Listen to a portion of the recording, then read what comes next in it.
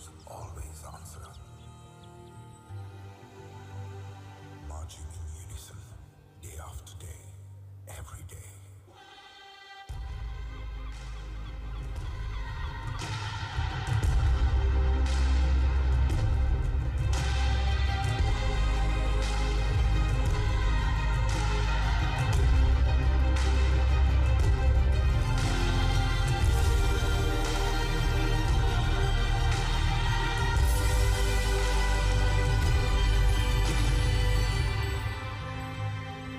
Hero Motor Cup, celebrating Earth Day every day.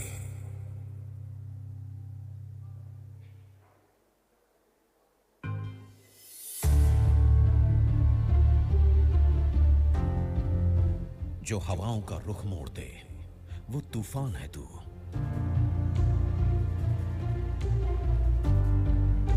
जो लोहे को पिघला दे वो आग है तू।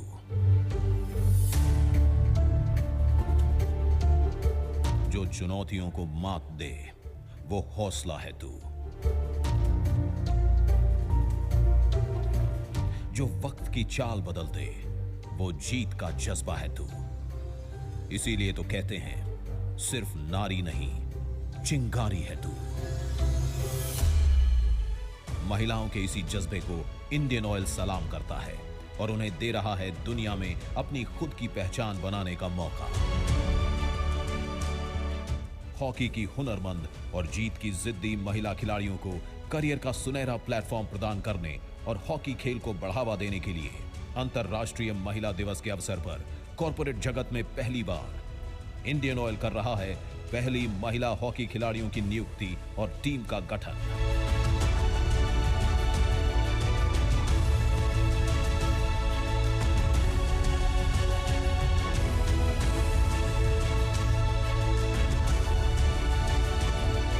जहां महिला हॉकी खिलाड़ियों को मिलेगा हॉकी खेलने के साथ साथ अपनी प्रतिभा दिखाने और आगे बढ़ने का मौका।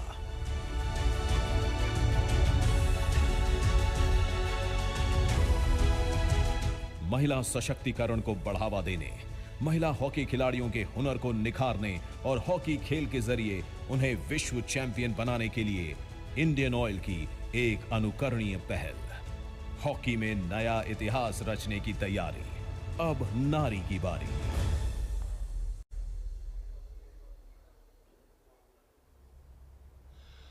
सूरज के जगने से पहले जगाती हूं इन्हें।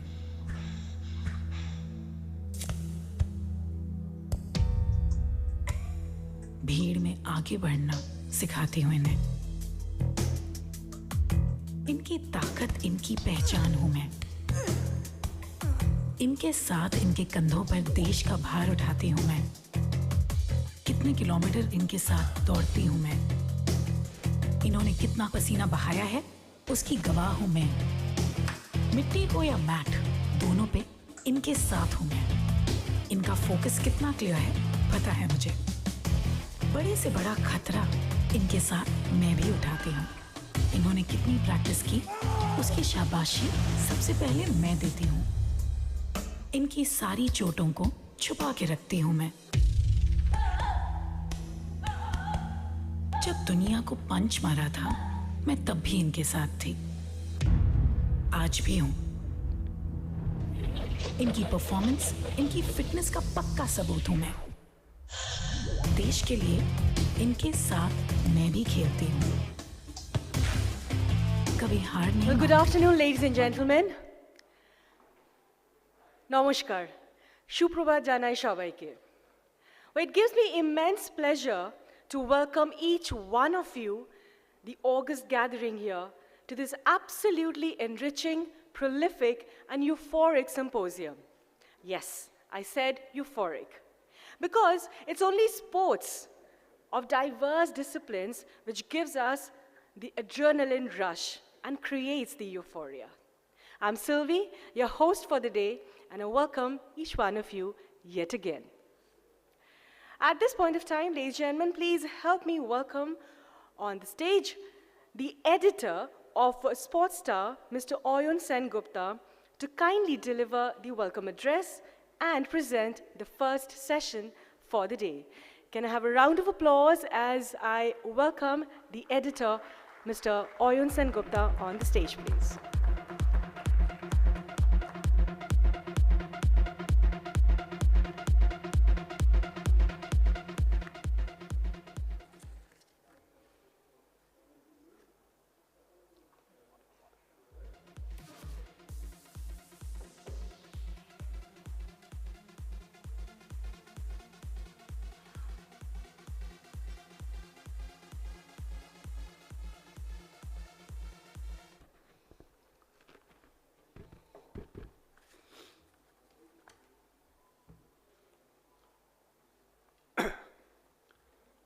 Friends, we at Sportstar and the Hindu are thrilled to be here in Kolkata, the Mecca of Indian football, and also the home to most knowledgeable sports fans in the country. On behalf of Sportstar and the Hindu group, I would like to welcome all of you to the first ever Sportstar East Conclave, Focus West Bengal. I welcome two of Bengal's greatest modern-day sporting heroes, Sourav Ganguly. A big round of applause for him. And Leander Paes, another round of applause for him as well. And one of the country's hockey greats, Gurbakh Singh. Please, a round of applause for him as well. A warm welcome to all the other luminaries from the world of sport, business, government, and our friends from the media. The Honorable Sports Minister of West Bengal, Shri Arup Biswas, was also supposed to join us, but unfortunately he could not be here because of some last-minute urgent change in his schedule. Sportstar, India's oldest sports magazine, will celebrate its 45th birthday in June 2023. And for more than 4 decades, we have been a fellow traveler of Indian sports, chronicling the joys and heartbreaks of our athletes. The Sportstar Conclave brings together prominent sports organizations, distinguished individuals from the sports fraternity, sports media experts, sports governing bodies, and representatives from the state government for dialogues on sports development. We hope these dialogues will act as a catalyst to propagate sports in India by creating framework for participation, potential, pathways, and performance. West Bengal has been blessed with a robust local league structure in multiple sports, and the Maidan, which is just a stone's throw away from here, continues to shape dreams of many budding athletes. Under the direction of the Honorable Chief Minister, Srimati Mamata Banerjee, the state government has initiated multiple grassroots sports schemes, which I am sure will bring rich dividends soon. We believe that the state and the region have a lot more to offer and can produce many more champions and help India in achieving its dream of becoming a sporting superpower. The civil society, the corporate world with their CSR initiatives, and the government need to work in tandem to achieve this. In this first ever Sportstar East Conclave, the 6th of Sportstar Conclave series, we would like to hear from all of you about your views and plans for the upliftment of sports in the region. I believe all of us together can ideate and understand the current sporting ecosystem in this part of India through the course of the day. We hope these conversations will also help in further improving the system and help us in producing champions in every sport. I'm looking forward to a fruitful day of dialogues, and I'm confident together we can make India a sporting nation to be reckoned with. I would also like to thank my colleagues in the editorial, event, circulation, and advertising team in Sportstar and the Hindu, and our knowledge partner Sportseed. Also a thank you to our partners. You have been long patrons of sports, and I hope you will continue to have your support. Now, I would request Sourav to come on stage so we can start the conversation.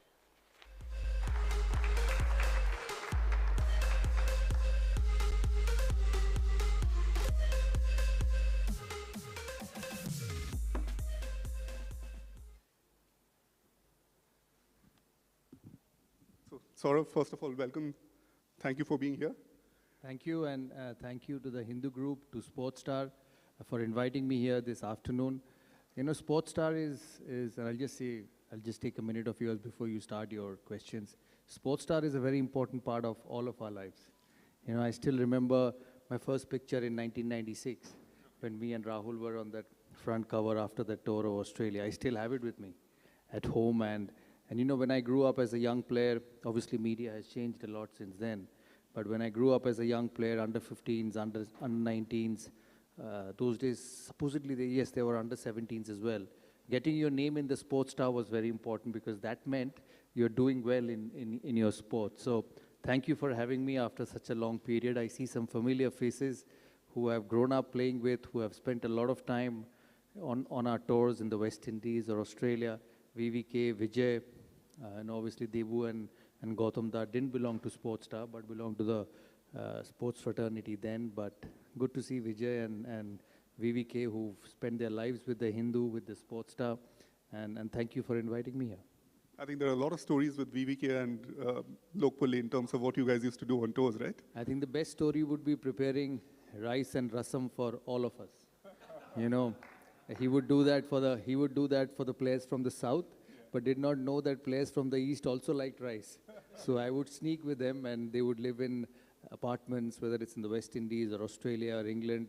There are 3 or 4 of them together, big apartments. Sometimes I think Devu also used to sneak in with them, if I remember correctly, in very other parts of the world. And as the game finished or on off days, we would call them up and say, "We coming?" And BV would be putting his camera aside. I didn't know whether your boss knew that he put his camera aside and was cooking rice and rasam. So he would keep it aside and cook for us. You know, the reason I say this is because, you know, times have changed since 1995, 1996. There was so much amount of trust and among journalists and players. You know, you could go and meet them openly. You could discuss, and you would still know that it would not be in the papers tomorrow morning. So that was the relationship we shared with so many of them, and it's so good to see all of them here again. Thank you so much. I think I want to ask you about the Maidan. I mean, the Maidan is right here, so I'm sure you would have played a lot of cricket there as well as a youngster. So tell us a bit about your favorite Maidan experience, and have things changed since you were playing in terms of the Maidan culture of Bengal? I think that's the culture which hasn't changed. Even before I played cricket, when I used to come with my dad was involved in the State Cricket Association, and I would come as a young boy to see cricket, to watch cricket in the Maidans, and it had a tremendous feeling in the winters. You know, winters in cricket was basically played in the winters in Calcutta. Would start in November, December, and go on till June. So as a young boy, I would come. I started playing cricket in the Aryans Club.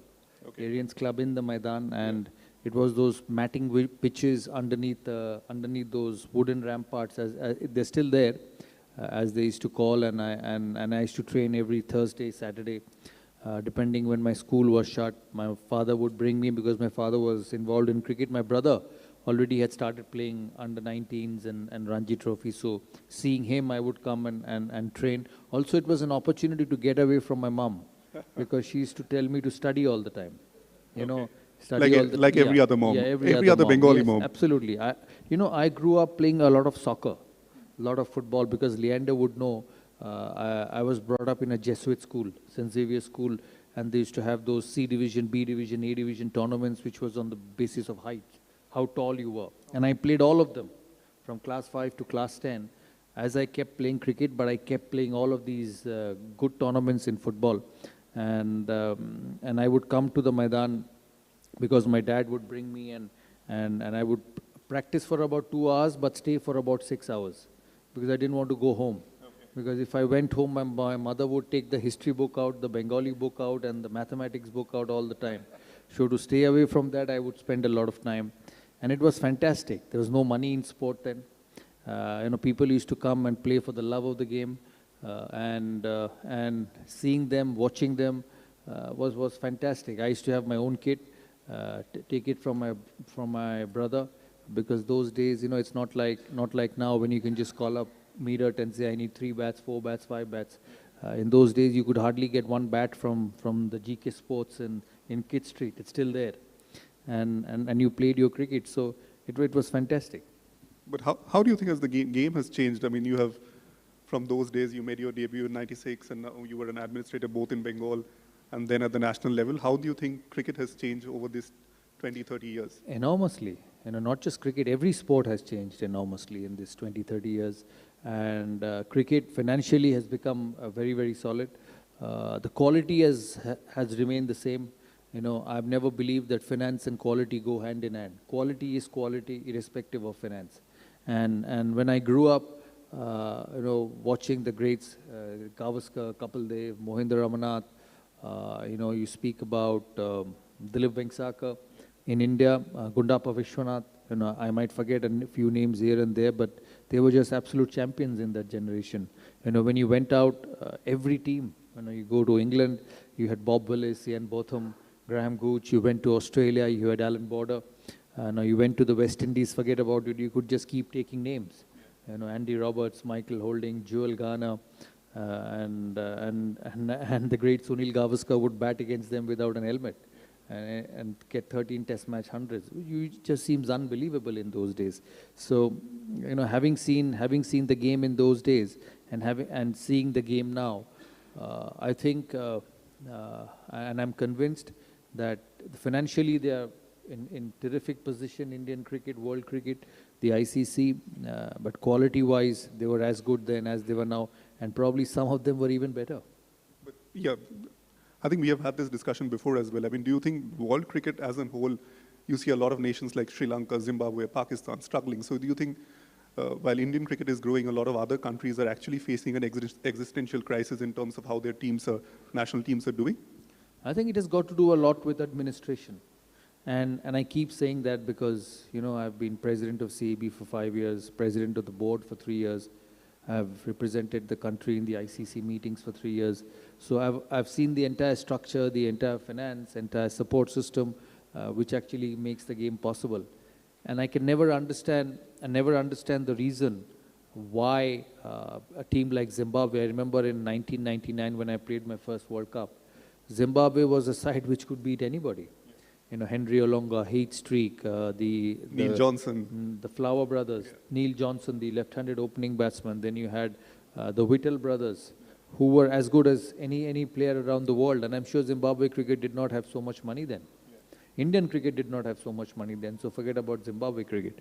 And the West Indies, in the days of Michael Holding, Andy Roberts, Jewel Garner, where was the money? So, or the great Kapil Dev, Gavaskar, even Sachin when he started, there wasn't. So I think the administration is very important.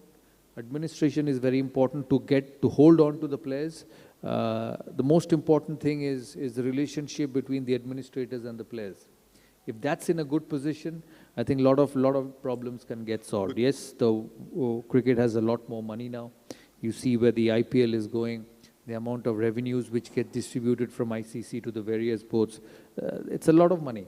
It's a lot of money. So I don't think it's related to money or anything. And I think that there is a need to hold on to players to play for the country.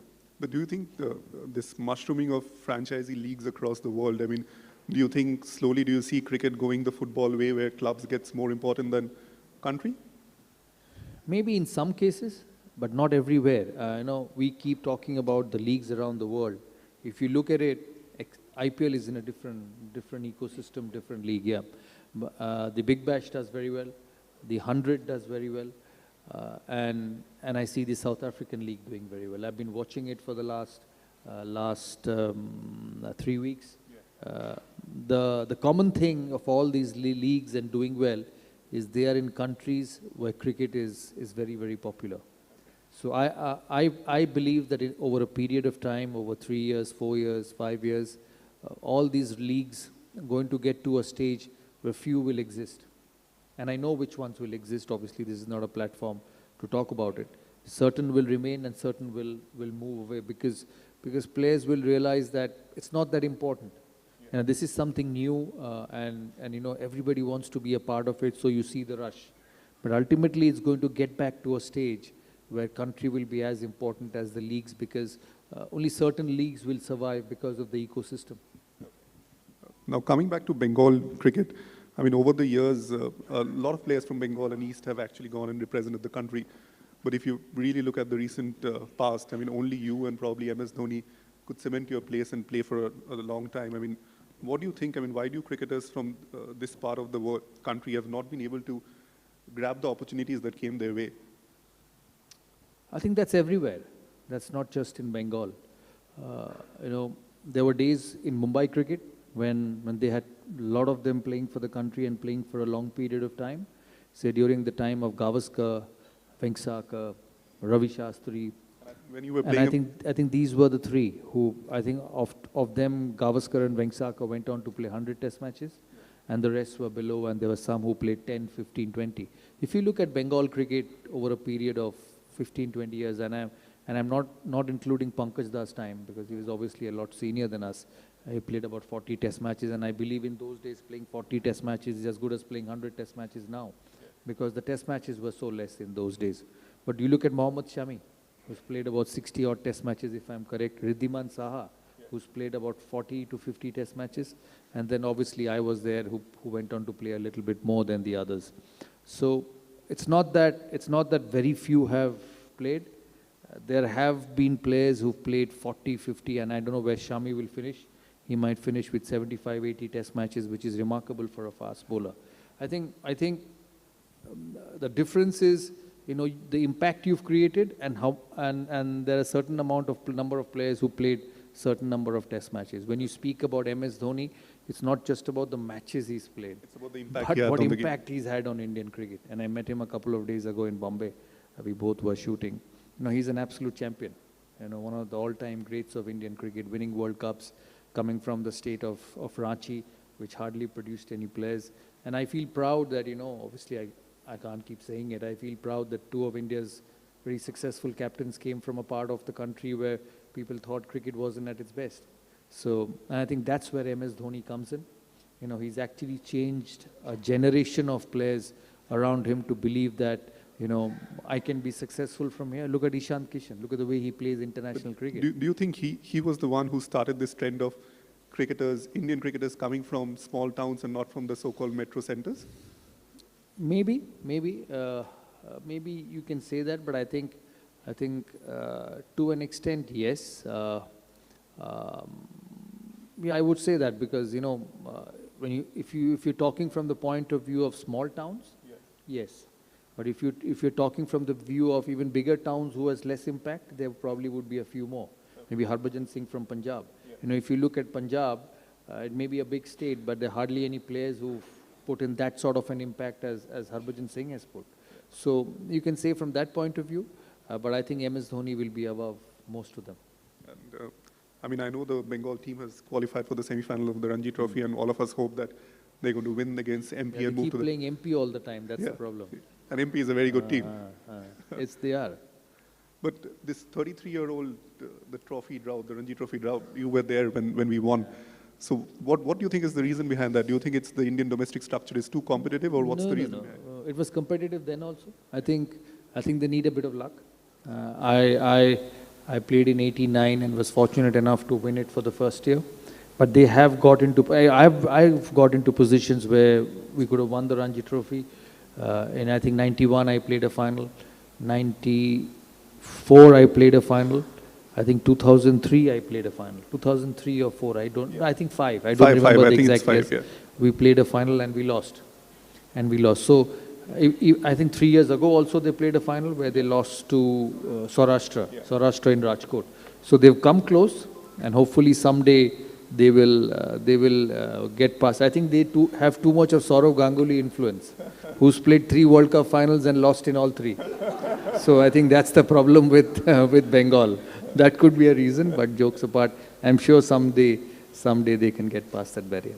And I think from 80s, we also saw this trend in Bengal cricket where you had Arun Lal, Shrikant Kalyani, Prashant Vaidya, all of them coming from outside and playing, and now you also have Mukesh and Shami, who you talked about. What's your take on that? Do you think this is helping Bengal cricket? But I think there's a difference to that and this. Okay. You know, when Prashant Vaidya and Chetan Sharma and Arun Lal and Ashok Malhotra came in, they were big names already. Yeah. You know, doing well for Delhi, Haryana, Vidarbha, and the northern part of the country. But when Shami and Mukesh came in, they were nothing. You know, Bengal got them when they were very young. You know, we have a system in the clubs where 3 players from outside can come and play. Yeah. So they came in that system as very young boys when there were no one. So you actually have to give credit to Bengal and CAB for nurturing them and making them up as a player. You look at Mukesh Kumar. You know, in 2014 when he came to Bengal, came from a very, very ordinary background, 13, 14-year-old boy, wanted to play the game but did not know what to do. So Bengal has actually helped him to become what he is. So there's a difference between that and this. That generation. Yeah, and I was president of the board for 3 years. I did not believe in this because I did not believe in Bengal, Bombay, Maharashtra, Vidarbha or Punjab. It was one country. When you go to England, you see the counties. You see Sussex, Essex, Middlesex. Somebody who's born in London and is supposed to play for Middlesex didn't get an opportunity and went on to play for Lancashire. You look at Josh Butler. He's actually a Somerset boy who plays for Lancashire. The only difference between India and England is they go by road, we take flights. So I don't believe in this. I don't believe in this outstation, not home. Home is India. So you can actually go around and play wherever you get an opportunity. And if you look at Bombay in the early days when they were very good, I'm sure a lot of players have come from Gujarat, a lot of players have come from Maharashtra, and it happens in other states also, which goes unnoticed. So there's a difference between Prashant and Chetan and Piggy and Ashok Malhotra and then these boys. Okay. And taking this to the IPL, I mean, when I think the first IPL started in 2008, you had this the local catchment area concept. But if you now look at the teams like KKR and all that, you don't really see any local players. Do you think it makes sense to bring that back to the IPL, that concept? As I said just now, everybody is local. Okay. When you're born in India, you're local. Whether you go to KKR, whether you go to Delhi or whether you go to Chennai, you just have to be good. You look at the English Premier League. Yeah. It's not that somebody from Manchester only plays for Manchester United or Manchester City. They have the majority of them coming from outside. But they still do have a lot of players who come from though they are not from Manchester, but they come from the junior system and where they grow up. So yeah, we also do it. Yeah. I think a lot of players also do it from the junior system and then grow up. But the auction process is a little bit different from how it is. Yeah. Whether it's in the EPL or whether it's in the Spanish league, you have transfers. You can hold on to your players, release on to your players. But here you have to go through the auction. Yeah. Every 3 years, except 4, everybody is back in the auction. But you do you cannot think retain 4. Do you think this also is a struggle for the franchisee owners in terms of creating a fan base and creating Yeah, it is. It is actually, so many times, like I was with Delhi in 2019 before I went on to become president. And now they had the auction last year when I was not a part of the squad. I could see that they wanted to hold on to Shekhar Dhawan. They wanted to hold on to Suresh Iyer, but could not hold on to them because of the auction dynamics. Only 4 could play. Yeah. So they decided the best 4 and then waited for them to go back to the auction and select them from the auction where somebody paid more and took them away. So it's always not the intention. It's also about the auction system. Do you think now the IPL is matured enough to actually move from the auction system and look into something like what you were talking about, European football, how it works? I don't know whether that's possible. I think the auction system also has its advantage. It maintains the balance among all the teams. Okay. Otherwise, if you're only relating it to money, some of them even can buy the IPL also. They are so rich. So I think the auction system actually maintains parity in making all the teams stronger, and I think that's going to continue. Okay. And when you were the CAB president, I mean, I think one of your vision was to build an international stadium in the state apart from Eden Gardens. I mean, what's the progress on that front? Yeah, we have land in Rajarat now. Honorable Chief Minister was very kind enough to give land to CAB. So we will build a small stadium. Yeah.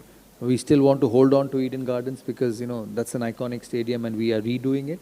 Okay. Our work will start after the World Cup in October where we'll try and get back to 100,000 capacity with new stands. Okay. We were 100,000 before, but with the 2011 World Cup, the bucket seats came in. Yeah. So a lot of seats got lost in that and we are about 70 now. Yeah. 70,000 now, but I can tell you during a match that 70 becomes 80 because a lot of people without tickets are also watching the game.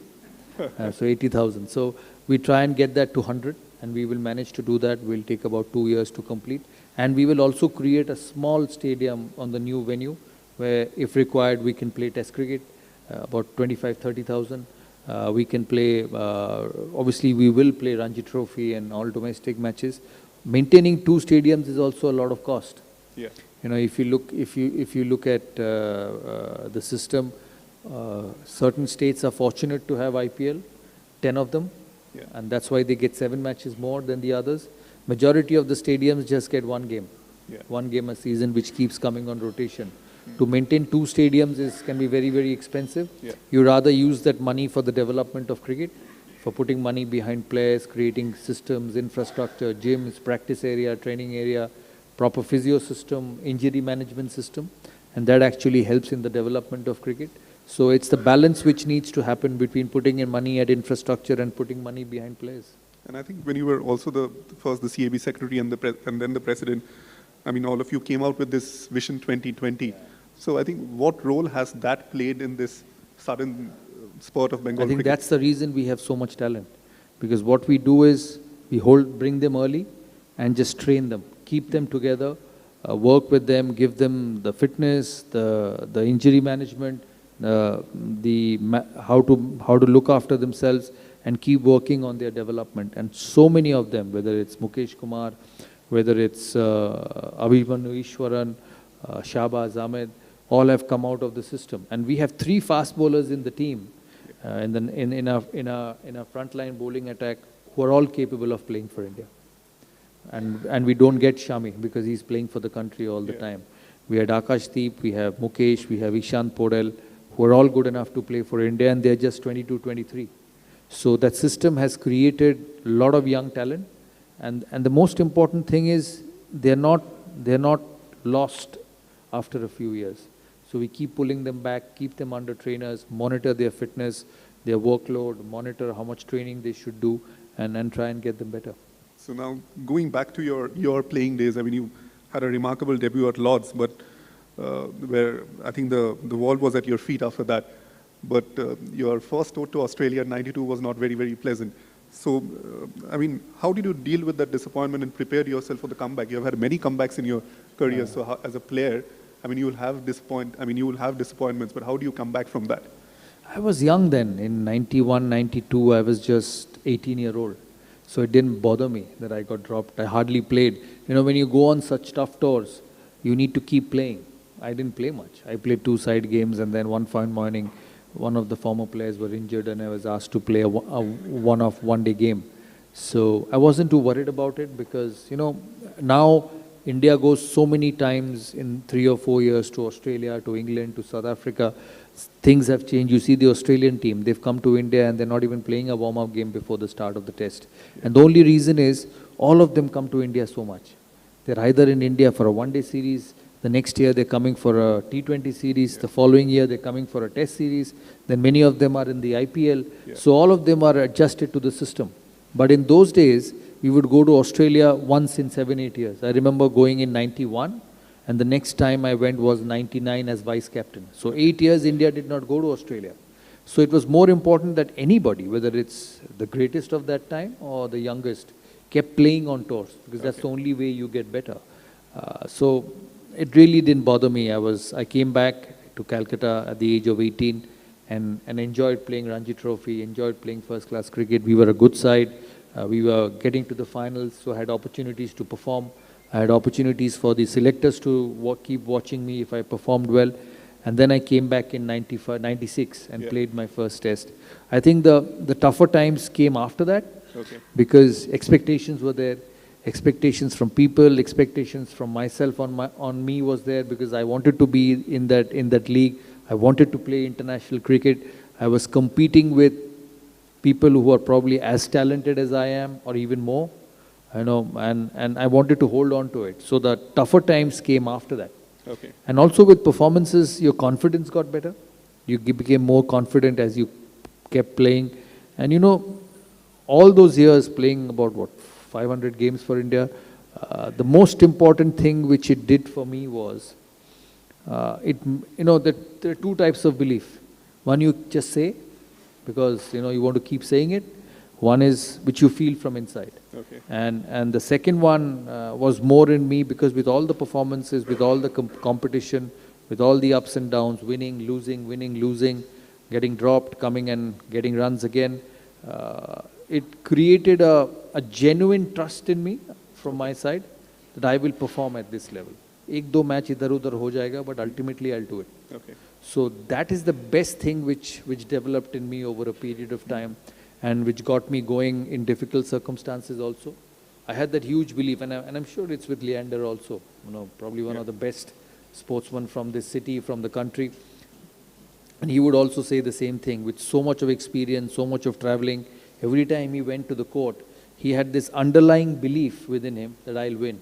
It's not that he was trying to make himself believe, it is he believed because of his experience over such a long period. Yeah. So, I mean, I think Titash is here and a lot of other young cricketers as well. I saw those in-swingers in South Africa. So, any advice for them, for young cricketers, both men and women? Just keep playing. Just keep playing, look after yourself. Cricket should be most important. Now the women's IPL is coming. I'm sure she'll be in some of the teams playing T20 cricket.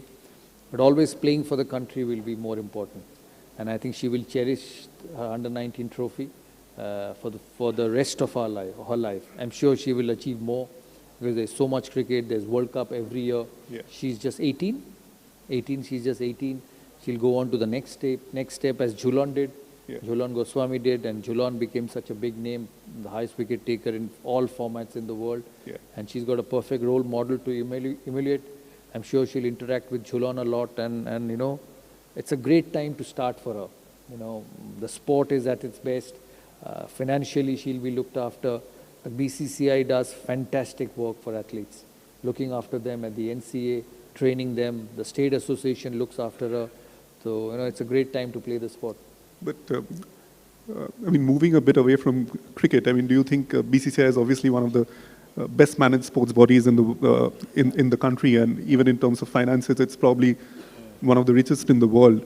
Do you think in any way the expertise that the BCCI has, is it possible for them to go and help other sports federation and other sports? I know there's a fund which is always every year given to other associations. I don't know whether they'll be allowed or not. Because you know, everybody wants to look after their own organization. BCCI has a lot of work, and I've been there for 3 years. It's a full-time job. It's a full-time honorary job. So you have to give all your time for 3 years, and it's not just the job; it's the repercussions of the job. And you have to look after that also, that everything is ready, spick and span, and at the best for the players. So it'll be very hard for anybody involved in BCCI to work in other organizations. Which was easier, to be the BCCI president or the Indian captain? I think BCCI president is easier. Okay. Easier because, you know, it's table work, and Indian captain was real life. Lot of big bats as well, right? Yeah, you had to play a Glenn McGrath, you had to play a Shane Warne, you had to play a Wasim Akram. So that wasn't easy. Okay. Maybe we can have 1 or 2 questions from the audience, if you have any, before we end this session. Yes, please. Yeah. Gentlemen, do we have a mic?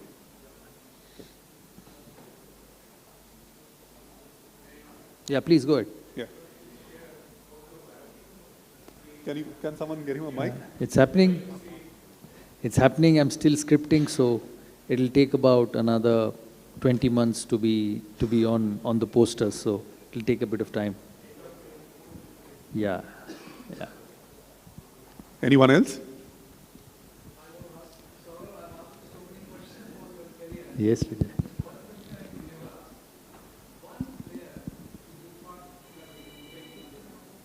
One player who should have become big and did not?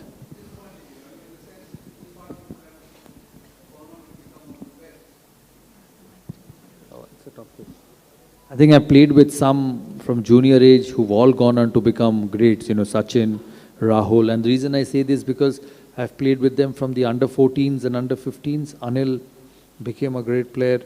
Srinath came in late. Harbhajan, I saw him at a very young age at 15, 16, and he went on to become one of the greats. So it's hard to say who would. Also, Vijay, you know, you've covered so much of cricket all your life. You've been a stalwart in journalism. It's also about opportunities. It's also about opportunities.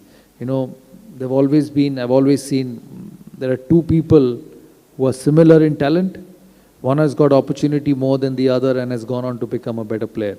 And I played in a generation from say 96 to 2011 where Sehwag, Rahul at 3, Sachin at 4, me at 5, Lakshman at 6, then MS came in, Harbhajan at 7. They all went on to play 100 test matches.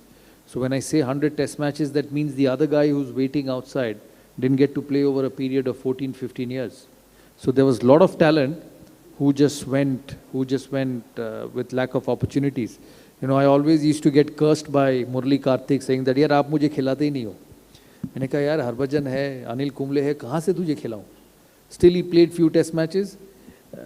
He understood that when I was not captain, when my captaincy term was over and somebody else became captain, he played even lesser. So one day I met him when we were both commentators. He said, I'm not angry on you anymore. I said, why? He said, because when you were not captain, I played even lesser.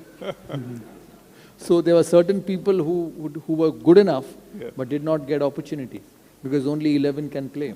Yeah. So it will be very hard for me to say during my generation. I think maybe Amal Mazumdar is one who scored tons of runs at Ranji Trophy and never played for India. Before my generation, there were many more. You know, when you look at Indian cricket, in that generation who have scored thousands of runs and never played. There was Rajinder Goyal, left-arm spinner from Punjab, got lost with Bishan Bedi, Chandrasekhar and Prasanna.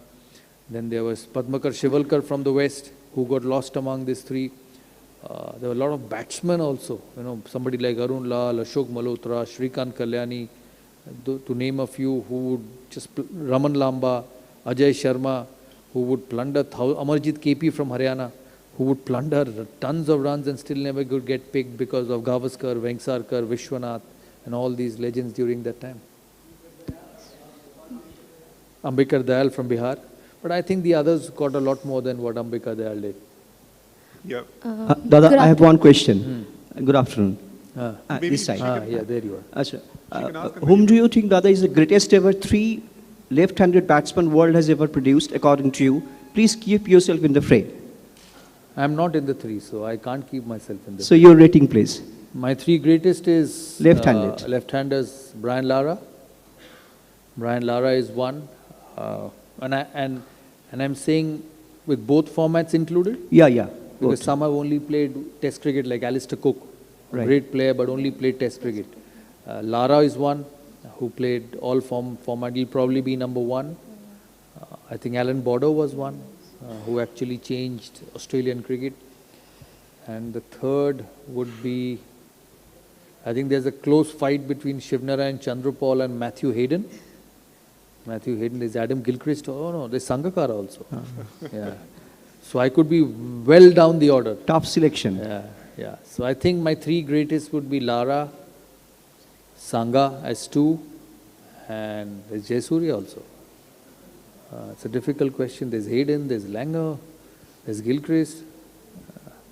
Three is difficult, probably he has to pick five. Okay, I'll still pick, I think, Lara, Sangakkara and Matthew Hayden. Thank you. Three of mine. Yeah, you can Three of mine. But according to us, you also.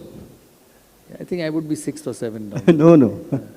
Good afternoon, sir. My name is Shrestha Paul from Loreto College. So my question is that over the years we have seen an evolution in the format of the sport, especially from shifting the importance and limelight from Test to ODI to T20. Even we have seen the evolution in the World Cups as well. Initially it was 60 over, then 50 over, and now it is T10 also. So what is your point of view in this? Is it affecting the sport, be it in a negative or a positive way? And No. how is it limiting? Is it even limiting a player to a particular format? No, I don't think so. I think people limit players. I always say that, say an X, and I've seen that closely with selections. He's a white ball player, he's a red ball player. I said, if you don't give him an opportunity, how do you decide that he's a red ball and a white ball player? So it doesn't work like that. I still feel Test cricket is the best. The Australia series is coming, 4 Test matches. It's going to be a fantastic series. To watch Pat Cummins and Virat Kohli and Rohit Sharma compete against each other. Nathan Lyon bowling to the players who play spin fantastically well. Ashwin bowling to some of the world-class Australian batsmen in Smith and Warner and all. So it's going to be a great series. And if you ask me, I've seen all formats, played all formats. I would still wake up and go watch Test cricket. The Ashes coming in England, a Lord's Test match, it stays packed and the quality is fantastic. Cricket looks the best in whites. Thank you. Thank you, sir. Last question from you. Don't worry, I can hear you.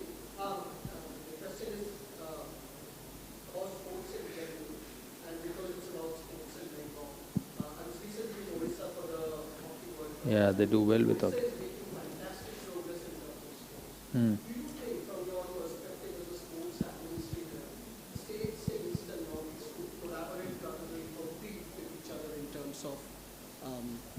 Putting the states on India's I sporting think map. amidst competition, they collaborate also. Obviously, I didn't see much of other sport. I'm not so, because I've not been deep into other sport, how it works. Leander will probably speak about tennis when he gets an opportunity. I think cricket, amidst the competition Bengal has with Bombay, or Bengal has with Karnataka, or MP has with Odisha, at the back end, they work together to make the sport a very popular one. At the end of the day, when you sit in that room and decide how's Ranji Trophy going to be, apart from Saurashtra being such a good Ranji Trophy side and trying to beat Bengal to win a Ranji Trophy, they put their heads together to see how Ranji Trophy can be better, how the players can be paid more, which has happened over a period of time. It happened last year where the fees have got 3 or 4 times more. How IPL can be done better amidst all the payments, how to make sure that the player payments are fine. There's always talk that they get paid enormously, but nobody does anything to reduce it, and that's the right way to go about it. Because I always say an athlete's life is short. They must make the most for 14, 15 years, whatever, and very few play for 14. Very few is a Leander Paes. You know, people who play 4, 5, 6 years and then just go away because of lack of talent. So amidst all this competition, there is, at least in cricket, there is a huge effort to make sure that the sport is healthy, which it is. Thank you so much, everyone. I think we are really running out of time, so we have to let Sourav go. Or you want to take one more question? Yeah, she has a question. Yeah, okay. Good afternoon, sir. I'm from Loreto College. I'm Swarnali. And it's just a very curious question that I have for you, that if you had been starting your career now as a bright-eyed, 10th standard, mischievous boy, would you still choose to become a cricketer? Yes, absolutely. Even more now. Why so? Like, if you know, you could because just if I don't get picked for India, I can still go and play IPL. Hit 4, 5, 6s, and then I'll be fine. I had to work very hard to make my money when I played for India. So, yeah. Thank you, sir. Thank you so much, Sourav, for being here. Thank you for having me. Thank you, Leander, for being here and listening to me. You know, you cannot get a better sports personality than Leander Paes in this country. So thank you for being here. Thank you. Thank you, Mr. Sengupta, for moderating the session. Thank you, Dada. We saw you getting nostalgic and elated when you were speaking about the era, the generation you belong, literally one of the golden spells of Indian cricket. And I'm sure all of us believe in that. Thank you for transcending us to that era. And to show you that love and respect which we have for you, we would love to present you with a little memento. And I would request Mr. Sengupta to kindly present the memento to our beloved Dada. Can I have a round of applause, everyone?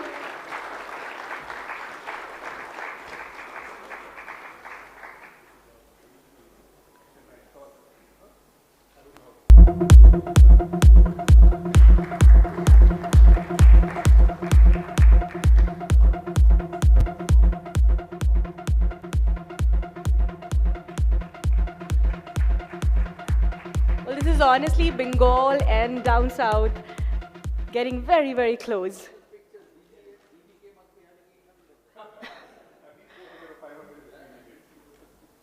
I would also request both the gentlemen to kindly stay back a little longer. And at this point of time, please help me welcome on stage our legendary Olympic hockey medalist, Mr. Gurbaksh Singh. I would request you, sir, to kindly join us on the stage. And this is going to be very, very special. In every Sportstar Conclave, we have honored an unsung hero, a personality who has made significant contributions to the discipline tirelessly. And one to the emerging hero or a promising talent, which we hope and look forward to continue bringing laurels for India in the future. For this, ladies and gentlemen, I would request all of you to kindly put your attention to the screen which we have over here.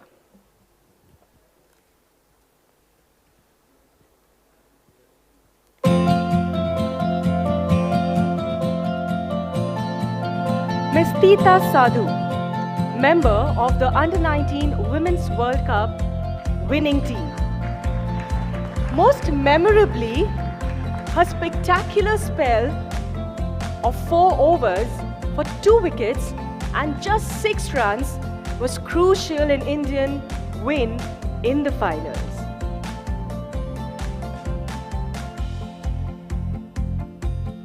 We hope to see her as not only as a promising talent for our country, but someone who shall be forming her own legacy in times to come.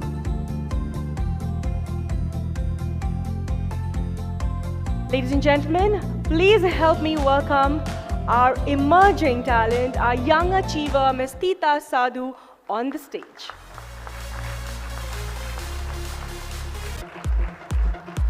And may I request all the 3 gentlemen to kindly present the Young Achievers Award to her.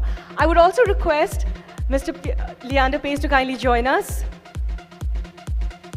And I'm sure the audience can do much better in giving a huge warm applause as we have the legendary sports people on the stage here.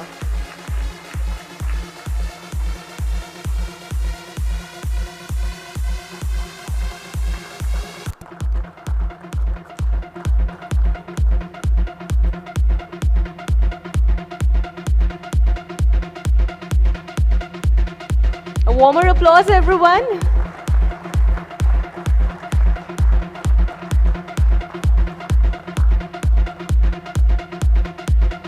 Ms. Titas, I would now request you to say a few words.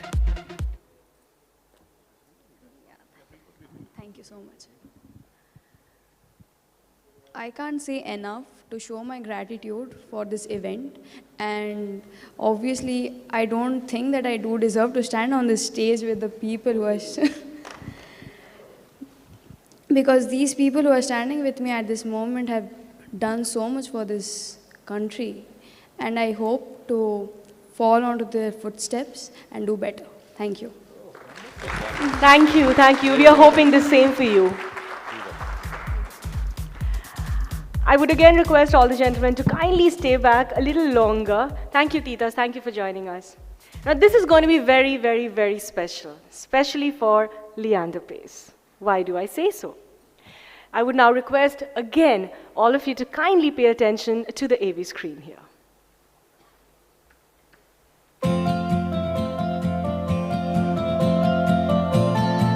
Being a doting father to Leander, who has won numerous laurels for the country, is just one side of his personality. He is an Olympian, a bronze medalist in hockey at the 1972 Munich Games. He has been a medical consultant with India's Davis Cup teams, BCCI, and others. He has also worked closely with the Asian Cricket Council and the Indian Rugby Football Union.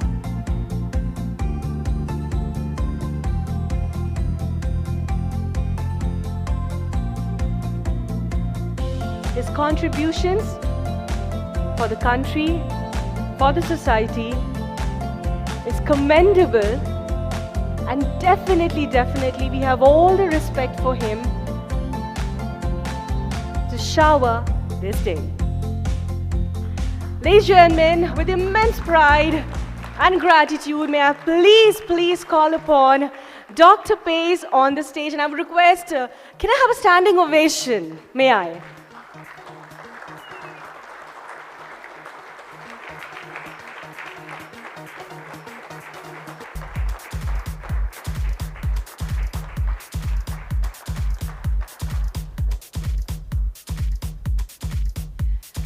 Thank you, ladies and gentlemen. Kindly be seated.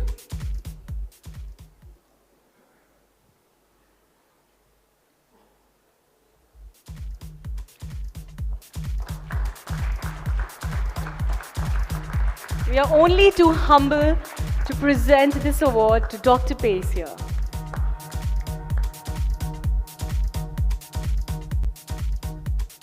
And I'm sure my audience can do much better in showering all the love and respect which we have in our hearts for him.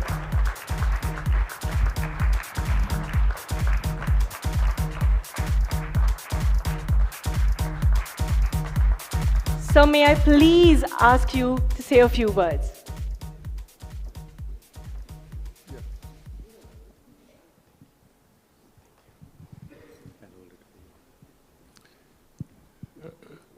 I want to thank the... Sorry, I have a lag between my speech and my talk. I'd like to thank the Hindu for arranging this event. To give you how important a role the Hindu plays, Leander was playing football in Assam at the age of 12, and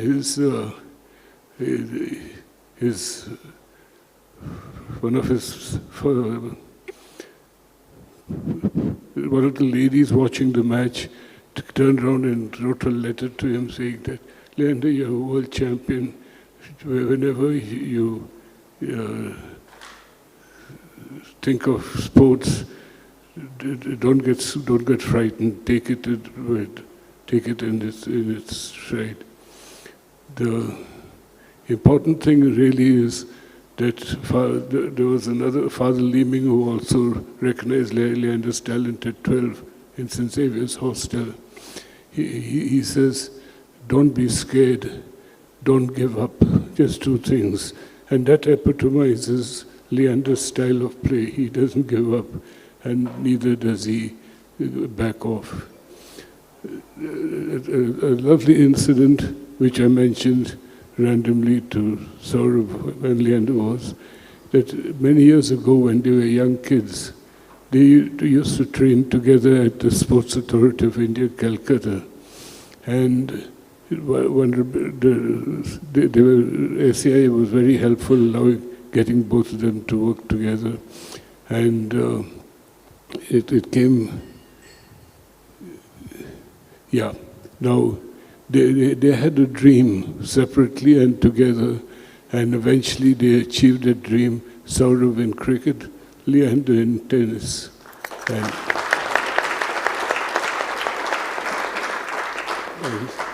so a dream starts with the first step.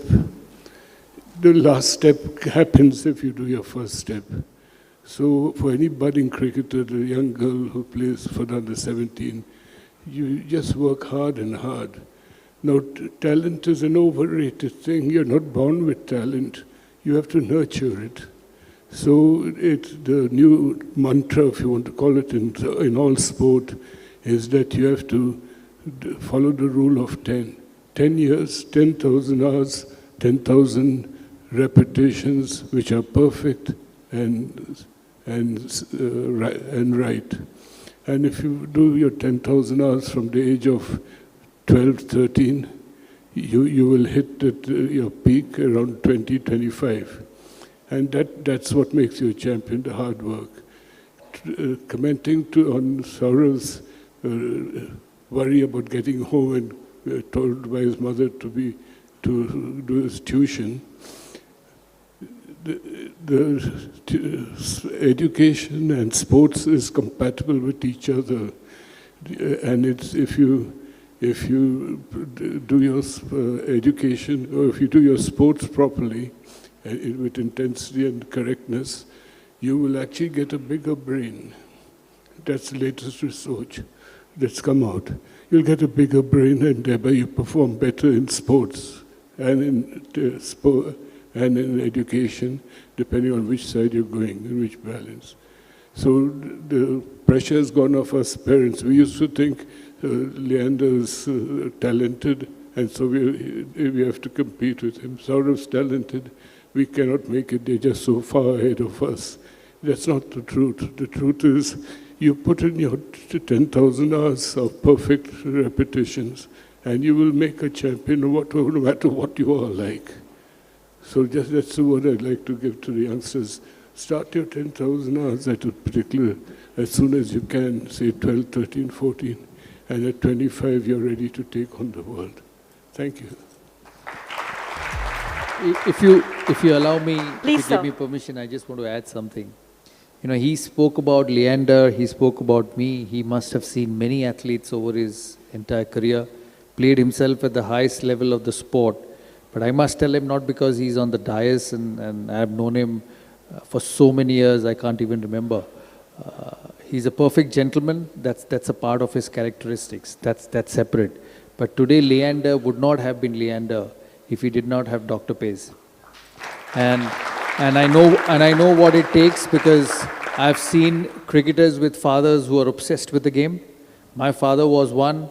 I've seen Rahul Dravid's father who was obsessed with the game, and I say that, you know, I used to see test matches in Bangalore where I think there was a strict no-no from him for his dad to come and watch cricket, a test match in Bangalore. And I remember one day when I got out for 0 and I was so frustrated with myself that I came down of the stadium and I was walking around and I saw Rahul's father sitting in one corner at the least possible ticket stand in that stadium.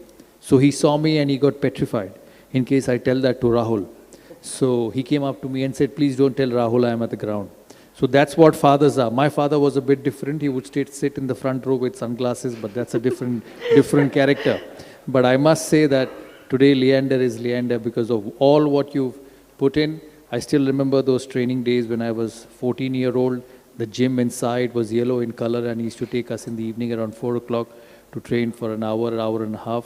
So, you know, along with the wonderful career Leander has had, you've had a great career too, and we are so proud to be here on the stage with you, Dr. Paes.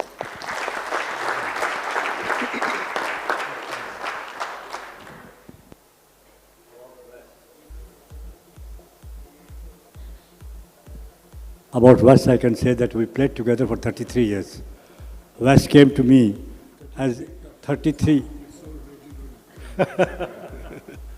But he came to me as a 16-year-old boy. I have documented it, that he was as good as Ajit Singh when they both started.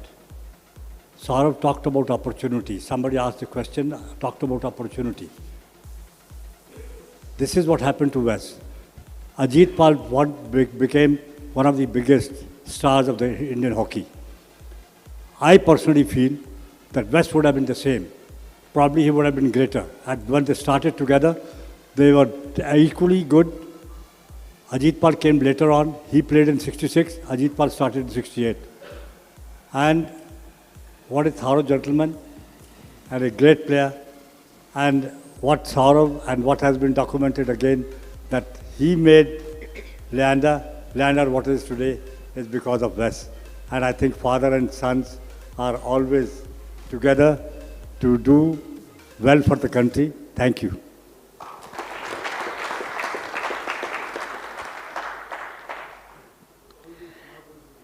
Thank you, gentlemen. All we fathers like to believe that we made the individual, we made the father, the son or daughter. But it's not true. What is true is that you can teach them, you can put them through the rule of 10, you can do whatever you want, but the player must put in the effort. He has to face the anxiety, the loneliness of being a champion. And so that's the player, if he doesn't have it, we are all wasting our time as such. So Leander and even Sourav, he had so many issues in cricket at that time. Now it's all settled down. Cricket is run beautifully. But you face a lot of doubts, you face a lot of loneliness, and it's left up to you as a player to face that all. You take a horse to the water, but you can't make him drink. He has to do it himself. Yes, so that's it. So I'm proud of Leander, proud of what he's achieved. And indirectly, I'm proud of Sourav and Gurbuxh because we spent time together trying to be champions.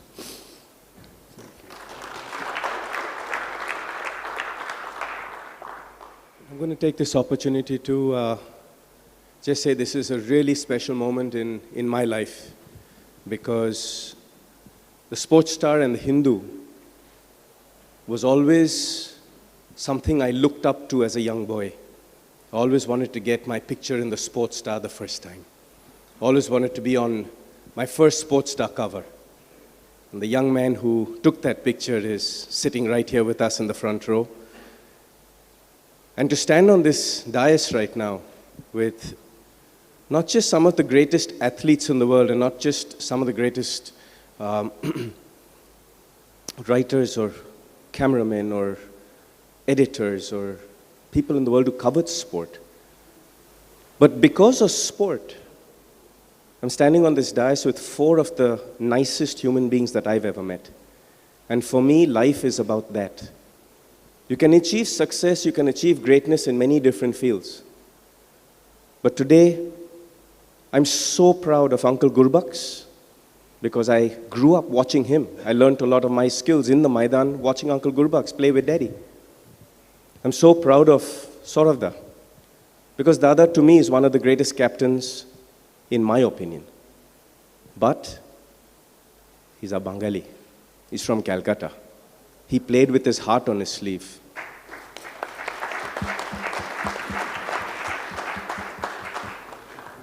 And the way that he conducted himself is not just a great champion, but also a fantastic human being. For me, I'd like to say thank you to Sportstar, to Hindu, to Ion, to your whole team for making this so special for Baba. Because to be here with Dad on this stage, with Sportstar, with Hindu, with Uncle Gurbaks, with Sourav, with Ion, is something I'm never going to forget. So I humbly bow my head and I say thank you very much.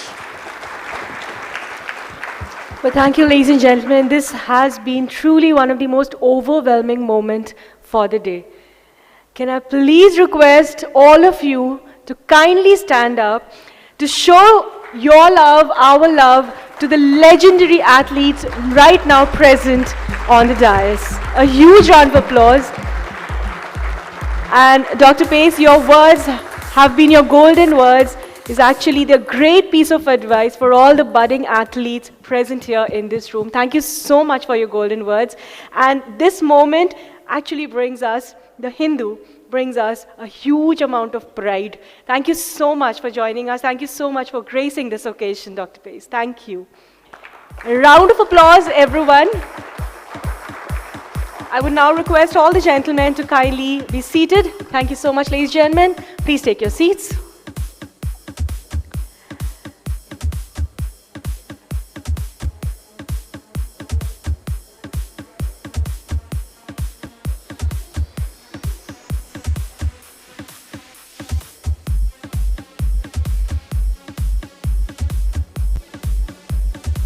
With this humbling experience in our hearts, let us move forward to the next session.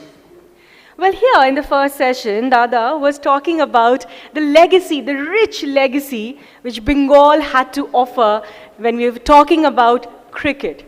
And the entire nation is all mad about cricket. We all are, right?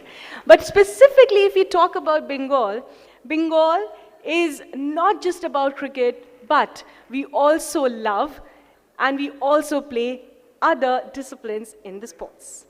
For this, ladies and gentlemen, we're going to be having our next session where we shall be talking about sports, what can be achieved and how it can be achieved.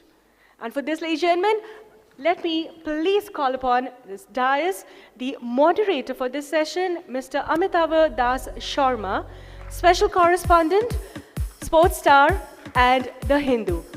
So can I please have you on the dais, please?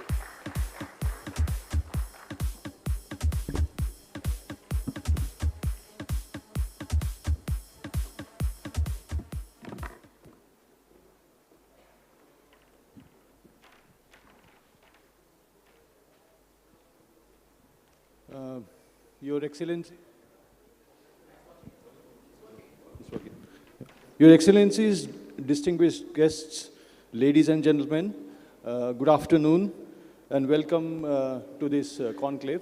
First, let me start the meeting by saying that we are really grateful for you to have turned up here in such a big number and all the luminaries of sports who are present here.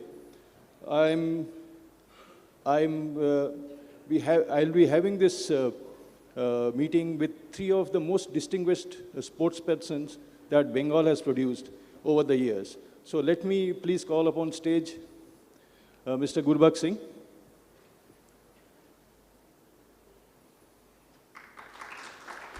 Mr. Gurbakh Singh is the owner of 2 Olympic medals and Asian Games medal. He is an administrator par excellence. He has seen enough of Bengal hockey as an administrator, and he has worn many hats. So, Gurbakh, please welcome to this session. Next, I would call upon stage Dola Banerjee, an Olympian and administrator, and one of the best archers the country has ever seen.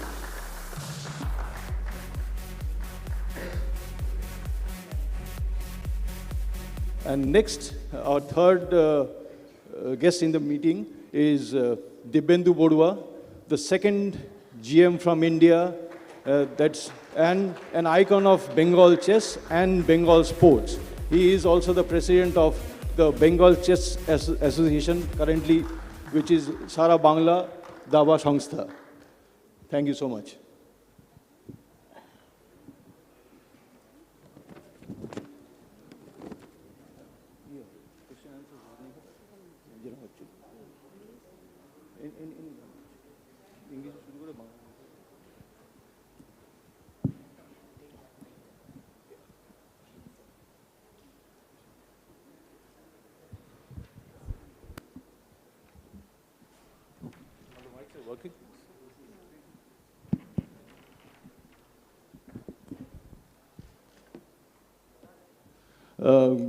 Gurbakh, you being the senior among all of us, my first question goes to you.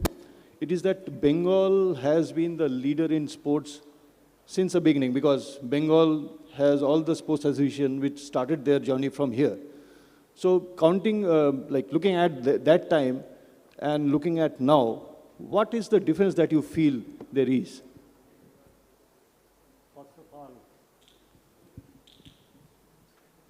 First of all, I must thank Sportstar for arranging this for the first time, I think, over here in the East Eastern Zone, this particular seminar. And I think it's very, very important for us to recall and retrospect into what has happened to our Bengal sports.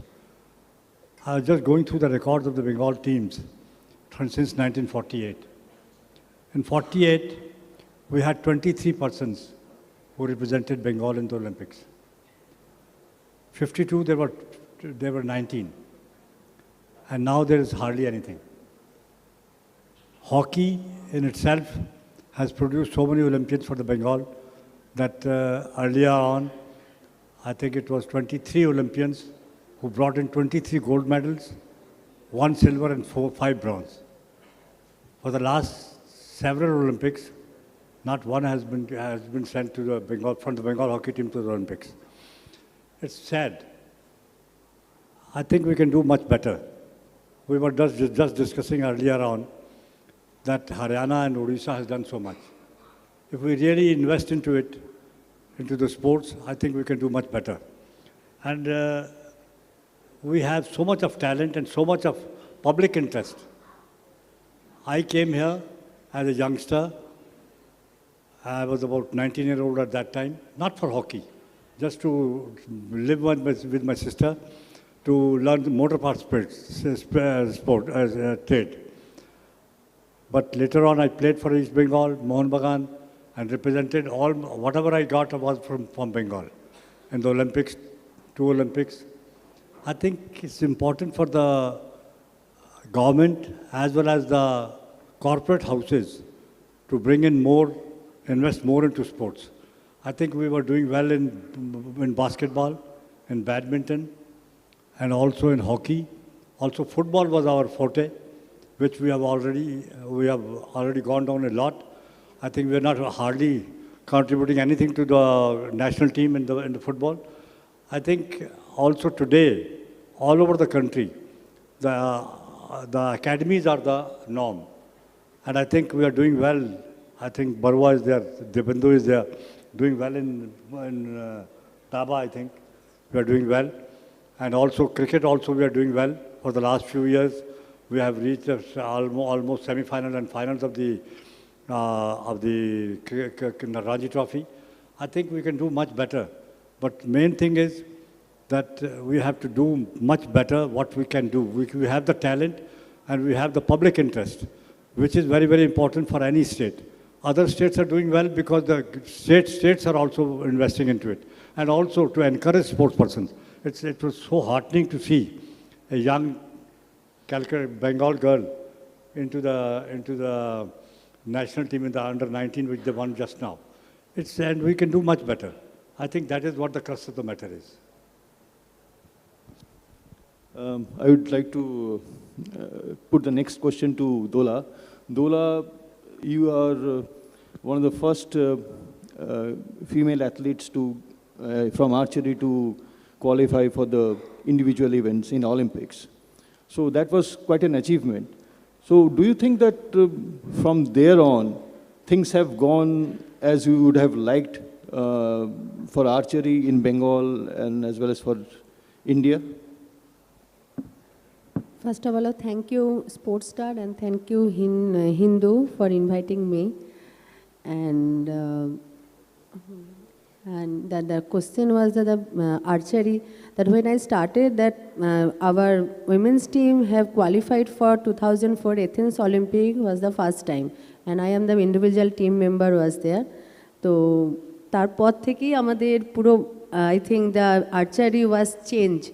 কেন তারপরে আমাদের continue next we have going to Beijing Olympic 2008 and দুটো অলিম্পিকেই আমরা quarter ফাইনালে হেরে যাই and just 1 point and 2 point তো সেটা একটা খুবই খারাপ ছিল আমাদের জন্য কেননা আমরা এত ফাইট করেছিলাম সেখানে সেই জায়গায় পৌঁছানোর জন্য তো আফটার অল যখন আমরা সেখানে হেরে যাই বাট সকলে আমাদের খুব অ্যাপ্রিসিয়েট করেছিল যে ফার্স্ট টাইম উমেন্স টিম সেখানে কোয়ালিফাই করেছিল এবং সেখানে উমেন্স টিম একটা জানতে পেরেছিল যে আর্চারিতে মেয়েদের টিমও কোয়ালিফাই করতে পারে বিফোর দ্যাট দ্য লিম্বারাম সাঙ্গা Lalremsanga and the men's team was qualified তো তারপর নেক্সট জেনারেশন আমাদের আর্চারি স্টার্ট করে এবং they are doing very well right now বেঙ্গলে আর্চারির ব্যাপারে হোয়াট অ্যাবাউট দ্যাট তোমার কি মনে হয় এখন যে ইকোসিস্টেমটা আছে ওটা কি ঠিক আছে বেঙ্গলি আর্চারি এখন যেটা চলছে আই থিঙ্ক কেননা অলরেডি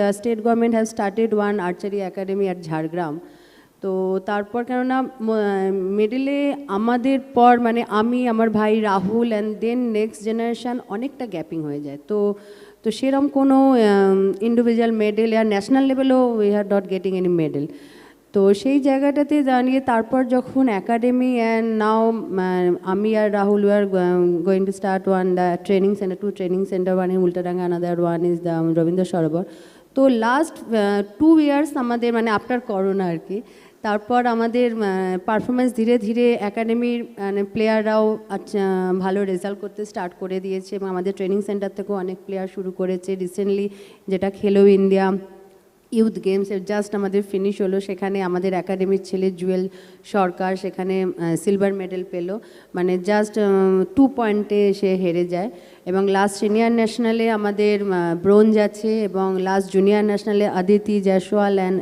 জুয়েল দুজনেই সেখানে গোল্ড মেডেল নেয় তো আবার ধীরে ধীরে আর্চারিটা একটা জায়গাতে আসছে কেননা এখন যে স্ট্যান্ডার্ড পৌঁছে গেছে যে কোনো স্পোর্টস নট অনলি আর্চারি তো সেখানে অনেক এফোর্ট দিতে হচ্ছে অনেক টাইম দিতে হচ্ছে তার সাপোর্টিং স্টাফের অনেক দরকার বেসিক্যালি আমাদের গেম যেহেতু একটা ইকুইপমেন্ট ফ্যাক্টর আছে সেখানে ইকুইপমেন্ট ফ্যাসিলিটিটা পাওয়া খুব ইম্পর্টেন্ট বিকজ আমরা ট্যালেন্টেড হলেও যদি ইকুইপমেন্ট সেই টাইমে যদি আমরা সাপোর্ট না পাই তো সেই এজটা যখন সে বেরিয়ে যায় তো সেখানে সেইটা প্রবলেমটা চলে আসে উইদাউট রিকমেন্ড সে কোনো পারফরমেন্স করতে পারে না তো অনেক স্টেটেই এখন আমাদের স্টেটে এবং বিভিন্ন স্টেটে প্রচুর একাডেমি হয়েছে সেটা কিছু গভর্নমেন্ট কিছু প্রাইভেট একাডেমি এবং গভর্নমেন্টের সাপোর্টও অনেকটা ইনক্রিজ করা হচ্ছে যে সময় আমরা স্টার্ট করেছিলাম সেরকম ওইরকম সাপোর্ট ছিল না বাট এখন গ্রাসরুট লেভেলে খেলো ইন্ডিয়া স্কিমেতে প্রচুর সাপোর্ট পাচ্ছে মানে যারা একদম জুনিয়র প্লেয়াররা যেখানে তাদের সেই স্কোরটা অ্যাচিভ করতে অনেক ইজি যেটা আমরা হয়তো অ্যাচিভ করেছিলাম 5-6 ইয়ার্স প্র্যাকটিসের পরে তারা কিন্তু এখন 2-3 ইয়ার্সেই সেই স্কোরটা অ্যাচিভ করে নিতে পারছে তো এটা একটা গুড পয়েন্ট যে মানে প্লেয়াররা ধীরে ধীরে মানে ভালো স্কোর করছে এবং নাম্বার অফ প্লেয়ার্স অনেক ইমপ্রুভ করে গেছে, সেখানে বেঙ্গলেও হয়েছে এবং ওভারঅল ইন্ডিয়াতেও কিন্তু নাম্বার অফ প্লেয়ার্স অনেক ইমপ্রুভ করেছে। আমাদের জানুয়ারিতে এখানে এশিয়ান গেমসের একটা ওপেন ট্রায়াল হয় আর্চারিতে সাইতে, তো সেখানে টোটাল পার্টিসিপেন্ট হয়েছিল, উইমেন সেকশানে পার্টিসিপেট হয়ে গেছিল 250। সেখানে মানে সেইটা ভাবা, যেখানে আমাদের সময় হয়তো ম্যাক্সিমাম 40 কি 50 প্লেয়ার্স পার্টিসিপেট করতো মানে এতে কোনো সিলেকশন ট্রায়াল বা ন্যাশনালে, তো সেই জায়গায় এখন 250 একটা বিরাট achievement. So those are things that things are looking up, and we will be getting a champion from here very soon. I would like to ask Dibyendu the next question. Dibyendu, you have been associated with chess and with Bengal sports for a long time. So being the second grandmaster from Bengal, and Bengal has a lot of grandmasters now. So what do you think, that having grandmasters in good numbers is good enough, or you need something extra, or like we are entering into an age of super GMs? So is Bengal somewhere losing out to Tamil Nadu in producing good chess players? Yeah, very good afternoon to all of you. Yeah, I am in chess for last 50 years, and as you said that I was the first grandmaster from Bengal and second from India. That was in 1991. But now things have changed. It has progressed much. Still, we are lagging behind from Tamil Nadu and other states. Now we have got 10 grandmasters, the latest one in the 2022.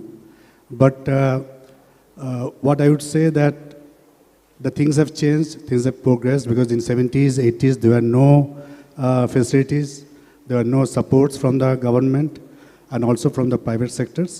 But all over India, it has changed because of the, we have got the iconic player, in any sports, any field, you need some icon to follow. So we have got 5 times world champion Viswanathan Anand. When he became grandmaster in 88, the things have changed, and the chess has become one of the very popular sports. And because of Anand, he is the 5 times world champion in all formats. Now we have got many talents, many young players who have achieved grandmaster's title, and as well as they have won the Commonwealth Championship and the Asian Championship and the World Championship age group tournaments. But what I personally feel is that, see, I am representing Bengal since 78 in the national and the international field. But till 2011, there were no a single line of appreciation or the recognition from the government, the earlier government. Okay, once that this Trinamool, they became the power due to our Honorable Chief Minister, they have started award-giving ceremony as the central government has, like Khel Samman, then Banglar Gaurav, and so on. It is not the money, it is the recognition, because, you know, at the end of the day, we all the performers, we all the players, we, after the performance, we just want one line of appreciation that, yes, you have done well. So that gives us motivation, that gives us, you know, to do well in future. Like Titaji was here, so you have felicitated her. So definitely that will, in front of all the legendary players, Sourav, Leander, and Guru Baksar. So that will definitely give her motivation to do well in future. So I think it is not about that the particular sports, it is about the government involvement. Like in last few years, our state government has come forward to start the archery academy, then table tennis academy, then they have started also football, I think. So I personally believe that we have talents, we have potentials, and Bengal is one of the, you know, in terms of support, in terms of popularity, in terms of appreciation, all the passion and enthusiasm, Bengal is #1 in the country.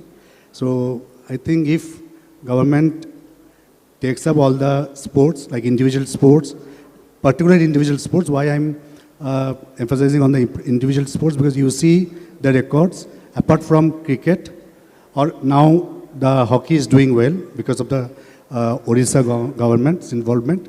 Apart from the team event, I mean cricket, It is all the results are coming in the individual sports. So all the Olympic gold medals and or whatever medals we have got, it is in the individual sports. So I think it is a high time that the government should step forward and they should select the individual sports and support. And of course, they can give one sports to one industry or multinational companies that, okay, you take up this sport. So that, it will give proper infrastructure, proper support, so that we can have more number of international players from Bengal. Taking up from where you left off, it is, the talk has been about support, about development and infrastructure. So I would like to ask Dola and Gurbaxda, do you think that enough is being done in Bengal, because we're talking about Bengal now, to encourage or rather give them support in the right manner so that we get champions out of here? Are we some way losing out the focus in like giving only awards and not doing enough for the development of the sport? I think talking about hockey, can you imagine that we talk about hockey, Indian hockey going down? Because for 40 years, at least not 40, I can say about 25, 30 years, we had no astroturfs in the country, hardly any astroturfs.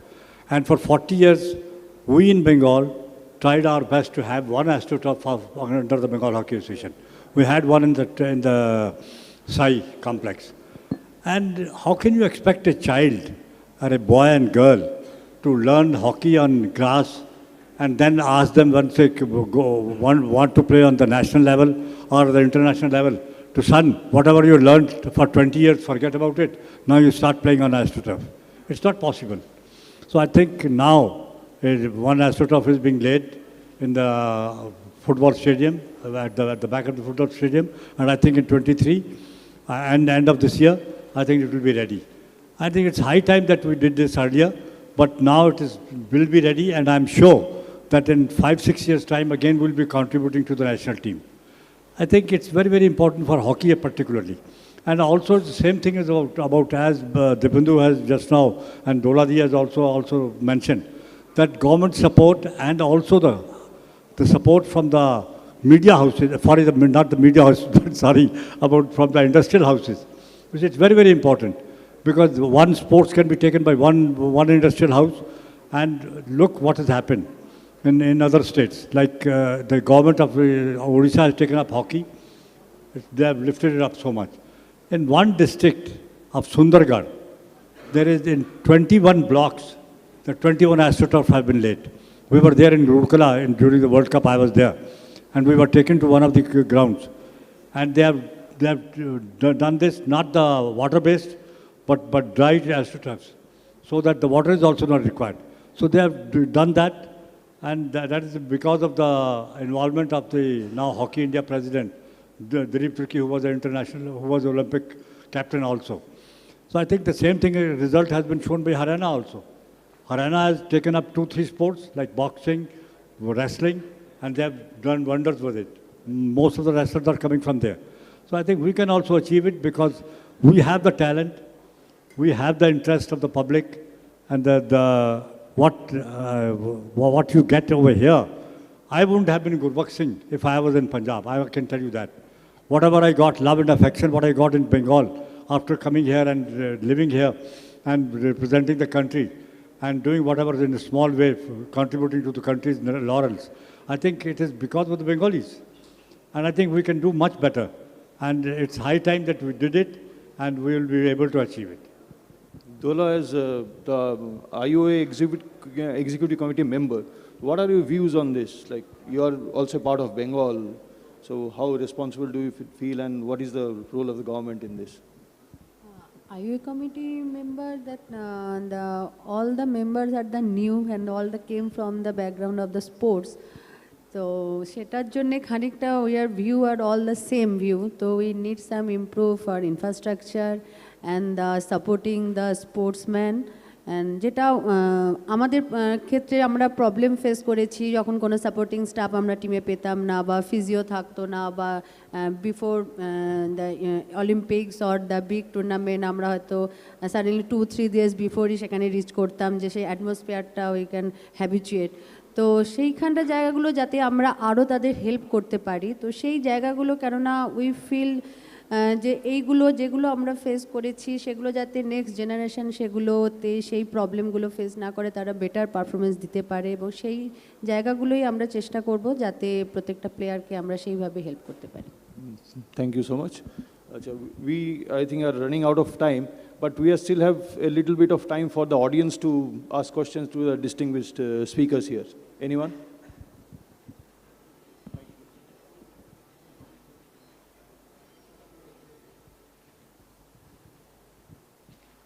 Please introduce yourself and then ask the question. Good afternoon to one and all present here. I am Husnal from Loreto College. My question is towards Mr. Gurbaksh Singh. Sir, in a way, in India, there are all of these old sayings that, you know, padhoge likhoge, banoge nawab, kheloge kudoge, hoge kharab. And also, you know, a lot of parents, because of that, they are very fearful when it comes to their children taking up any career choices which are not academically oriented, which are basically like secure, you know. So is there any way that, you know, more security can be brought into these kind of career choices? Can sports be taken as a livelihood? That is her question. Sir, basically, yes. Not many sports. Yes, sir. Cricket can look after itself, and I think today cricket is can become a career for the youngsters. Hockey in India, at the highest level, it is self-sufficient and the players are getting good jobs. You see, but other sports I'm not very sure. Every sports in India, at the highest level, like football, like even badminton, the players, if you reach that level, I think you can look after yourself, you will be happy. Happily, you can live your life. But what is required today is at the grassroots level. At that level, you see the parents are investing into the children and also overlooking, avoiding that, okay, if he's not studying, doesn't matter, let him be a cricketer, let him be a hockey player. I think that is very, very sad affair, because side by side you have to do. And why we lose the talent? Most of the talent we lose at the age when your children are coming to the class 9 and 10. Because then the parents are thinking of, do they have to decide whether he has to take up a career as a sports person, or he has to become an engineer or a doctor. You see, let's also understand that very few, so far, very few sports persons have been coming from the lower middle class. It has been the middle class which has been providing. Now, fortunately, from the villages also, from the lower middle class also, a lot of sports persons are coming, which were not bothered about education. But the educated persons in the cities, now the more of the 90% of the sports person will lose at that level, because there is no security in sports. I think it's very, very important that security should be given. Like in Europe, you are not bothered. The children are, if he's a good sports person, even if he becomes a plumber later on in life, he can live a good life. He's got respect in the society. But in India, unless you are well off, you see, you require a house, you require a car, you require to give education. When in our time, West will say, because in our time when I joined customs, Kolkata customs, my pay was 240 rupees. Engineers used to get 400 rupees. So, but later on, you see today, lot of states, if you once you represent the country, like Punjab, like Haryana, like UP, they are giving state job as a DYSP. But when you already achieved something. But what is required is at the lower level, when you are playing at that level. You see, when you're starting off. So we have to invest a lot of money into that level. Khelo India is a good start. Let's hope that it can bring in a lot of sports persons. But security is still not there. security is what is most needed by the parents to bring more sports person into the children into sports. Thank you. Thank you, sir. Anyone else? Yeah.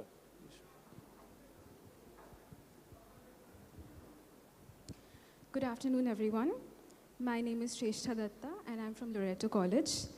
Today, my question is for Dola ma'am, and I would like to ask you that how would you encourage children, especially girls, in West Bengal to get involved in sports, despite the stigma that still kind of lingers around the women in sports?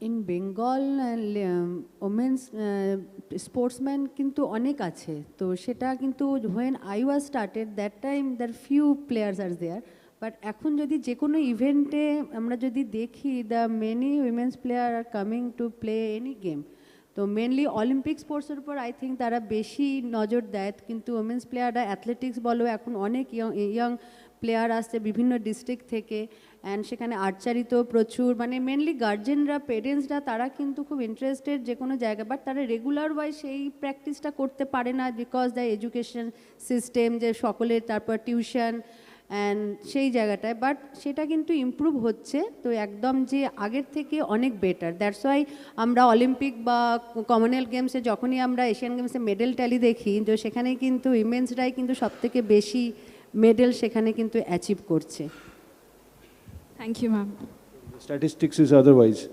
Anyone asking question to Dibyenduda? Yeah, I'm from Loreto College also. My name is Jasmita Majumdar. And my question is to Dola ma'am, is regarding archery, shooting, এগুলো তো well equipped games.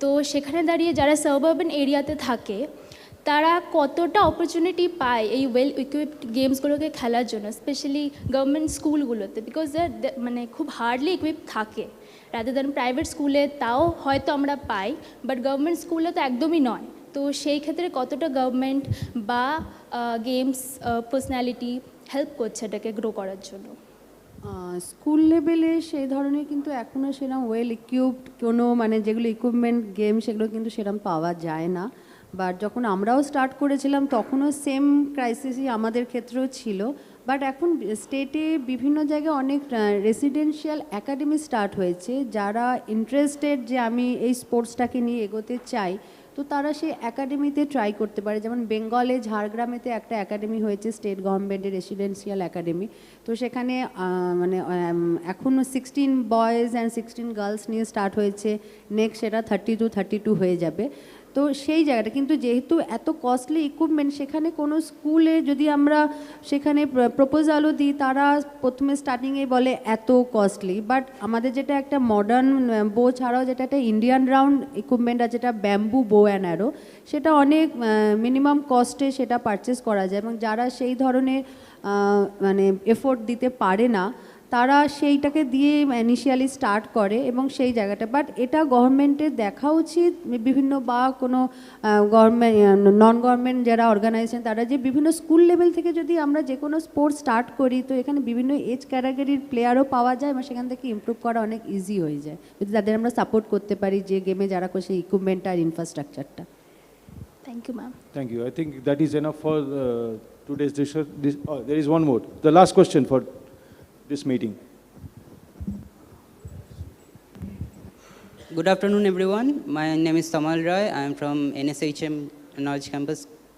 And my question is to Gurbas sir. What related to Olympians means when India goes to Olympics means what stops countries like India to get the success rate as compared to countries like China and USA?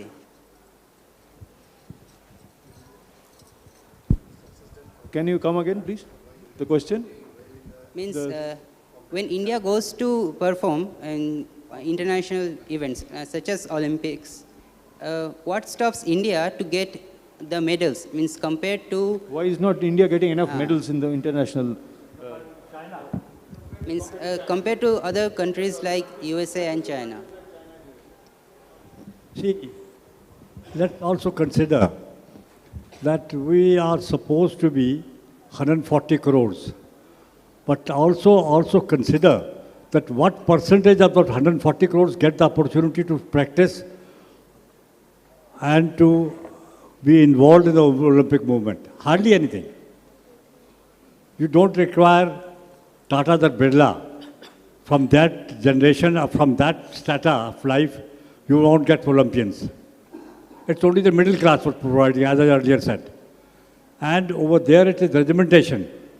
So I do not know exactly how China has been able to produce so many. They are more than us, no doubt, in quantity. But also they must be involving more than us also, much more, and giving more facilities. You see, it's the facilities which is required, infrastructure which is required at the junior level, at the sub-junior level. You see, so it's very, very important. And you have to take up. We try to take our, every state is very happy and their self-glory, and you see that to take once a person has achieved something in the Olympics or in the World Cup or in an event, you see they want to give them awards. At that time, it is also, you see, the Chief Minister, please don't take it politically. If the Chief Minister or the big persons coming and handing over 1 crore or 50 lakhs, I think 1 crore, if they want to give to that person, I'm happy. But also invest 1 crore also into the sub-junior level. The state which gives 100 crores during the last Olympics, after the last Olympics, Punjab and Haryana, gave, I think, 100 crores rupees to their sports persons. I would have been happy. With 100 crores, they should have also announced that 100 crores we are also putting in the school level and at the sub-junior level to produce more Olympians. And out of 100 Olympians, you'll get 1 champion. You see, it's the hundreds. It's not that every Olympian which you produce, to be Olympian is credited enough. You see, it's to be proud enough that you're an Olympian. But at the same time, to become a champion, it's something extra. And that God gives you. You have to make an extra effort. So I think it's very, very important.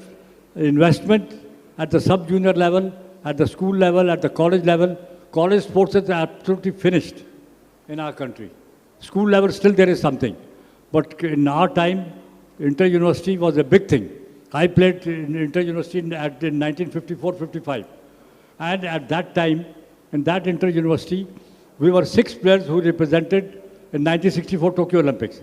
Pritipal, Joginder Singh, myself, Ali Said, Mohinder Lal, you see, Dharam. 6 players were there in the 64 Olympic hockey team, which had played against inter-university during 1954-55. 10 years after that, we all represented. So today, from university, there's hardly anything coming up.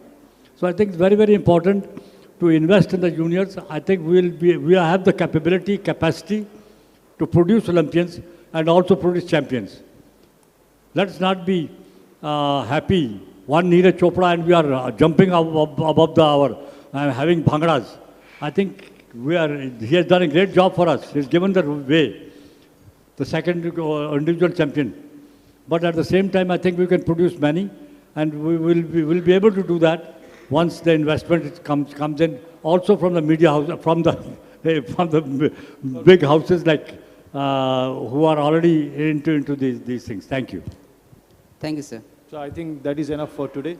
I thank our enlightened panel for coming over here, taking the time out of the busy schedule and joining us for the discussion. Thank you so much, everyone.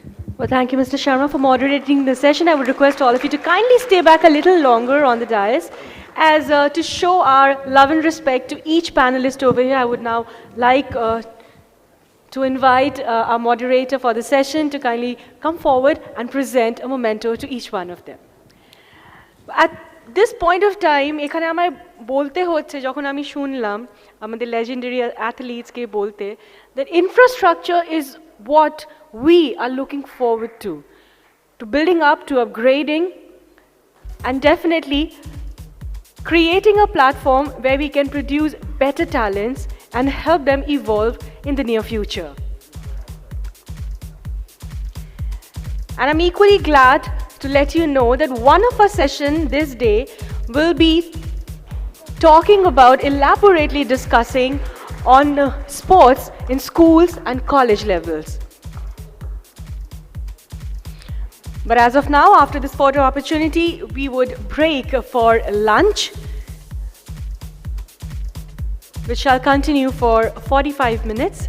So we're going to take a breather for 45 minutes and break in for lunch. And I would request all of you to kindly join me back over here for more deliberate sessions coming over.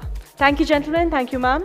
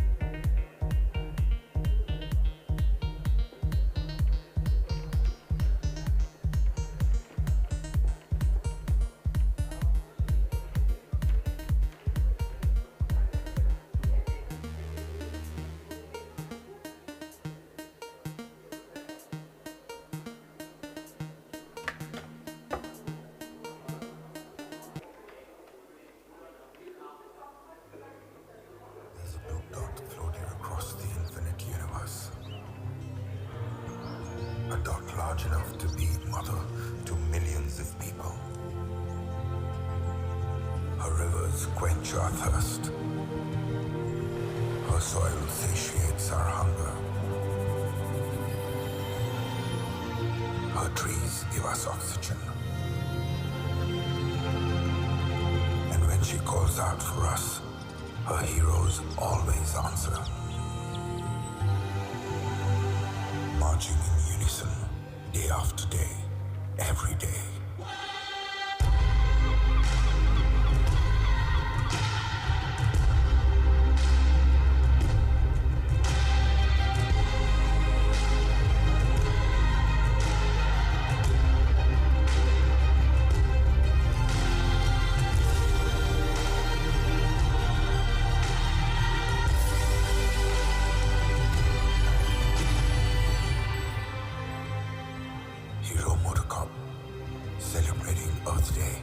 every day.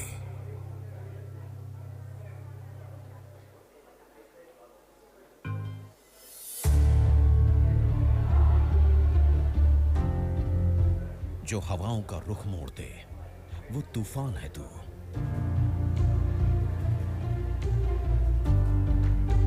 जो लोहे को पिघला दे वो आग है तू।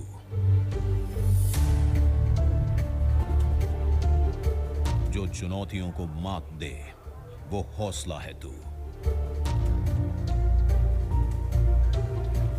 जो वक्त की चाल बदल दे वो जीत का जज्बा है तू। इसीलिए तो कहते हैं सिर्फ नारी नहीं चिंगारी है तू। महिलाओं के इसी जज्बे को इंडियन ऑयल सलाम करता है और उन्हें दे रहा है दुनिया में अपनी खुद की पहचान बनाने का मौका। हॉकी की हुनरमंद और जीत की जिद्दी महिला खिलाड़ियों को करियर का सुनहरा प्लेटफॉर्म प्रदान करने और हॉकी खेल को बढ़ावा देने के लिए अंतर्राष्ट्रीय महिला दिवस के अवसर पर कॉर्पोरेट जगत में पहली बार इंडियन ऑयल कर रहा है पहली महिला हॉकी खिलाड़ियों की नियुक्ति और टीम का गठन।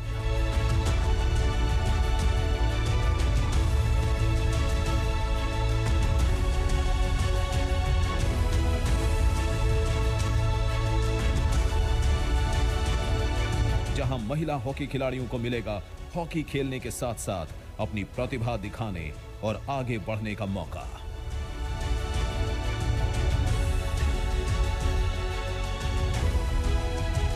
महिला सशक्तिकरण को बढ़ावा देने, महिला हॉकी खिलाड़ियों के हुनर को निखारने और हॉकी खेल के जरिए उन्हें विश्व चैंपियन बनाने के लिए इंडियन ऑयल की एक अनुकरणीय पहल।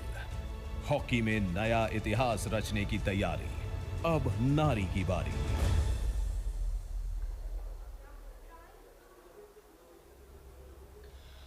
सूरज के जगने से पहले जगाती हूं इन्हें।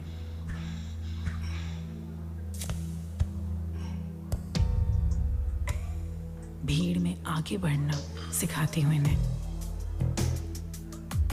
इनकी ताकत, इनकी पहचान हूं मैं।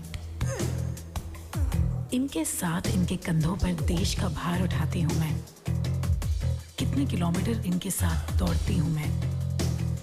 इन्होंने कितना पसीना बहाया है उसकी गवाह हूं मैं। मिट्टी हो या मैट, दोनों पे इनके साथ हूं मैं। इनका फोकस कितना क्लियर है पता है मुझे। बड़े से बड़ा खतरा इनके साथ मैं भी उठाती हूँ। इन्होंने कितनी प्रैक्टिस की उसकी शाबाशी सबसे पहले मैं देती हूँ। इनकी सारी चोटों को छुपा के रखती हूँ मैं। जब दुनिया को पंच मारा था मैं तब भी इनके साथ थी, आज भी हूँ। इनकी परफॉर्मेंस, इनकी फिटनेस का पक्का सबूत हूँ मैं। देश के लिए इनके साथ मैं भी खेलती हूँ। कभी हार नहीं मानती और ना मानने देती हूँ। अपने अपोनेंट को बखूबी पहचानती हूँ मैं। नेशनल एंथम पे सीना तान के खड़ी होती हूँ मैं। कश्मीर से कन्याकुमारी तक, कच्छ से कोहिमा तक, सालों से देश की सेवा में खड़ी हूँ मैं। ये सिर्फ स्पोर्ट्स की जर्सी नहीं, देश की वर्दी है। Pinnacle Infotech is the global leader in providing BIM engineering and architectural services to the construction industry, spread across our 12 state-of-the-art global delivery centers in commitment to excellence. We construct certainty with technology. We offer BIM services across the entire project lifecycle. For more information, go to pinnacleinfotech.com. Pinnacle.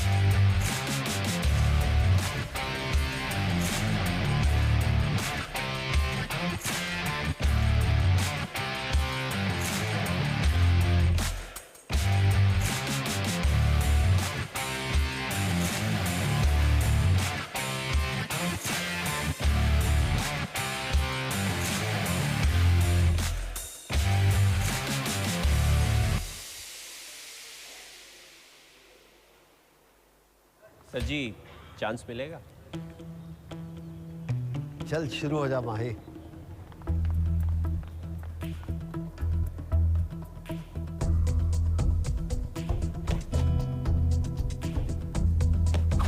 और चाहिए mister cool? पाजी over तो खत्म कीजिए।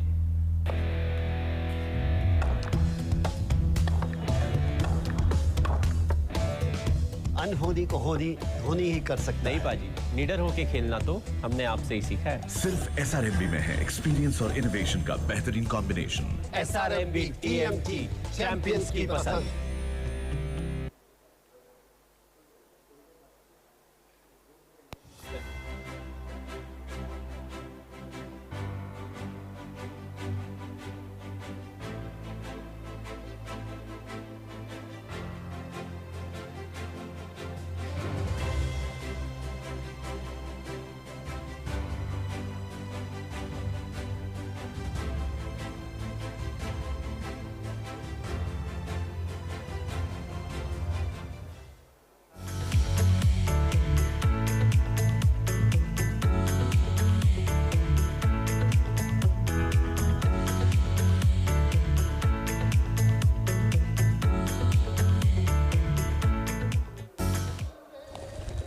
जम्मू में मेरे घर के पास एक नदी है। हम रोज शाम को जाके 4 लोग पत्थर फेंकते थे। मेरा पत्थर सबसे तेज और सबसे दूर जाता था। वहीं से तो बना मैं फास्ट बॉलर। पड़ोस वाले चाचू कहते थे कि उमरान बेटा कभी बॉल स्लो मत डालना। और कुछ ही दिन में मेरे को अपनी मेहनत और अपनी किस्मत मेन टीम में ले आई। फास्ट मूविंग वर्ल्ड में वही आगे है जिसके पास है स्पीड।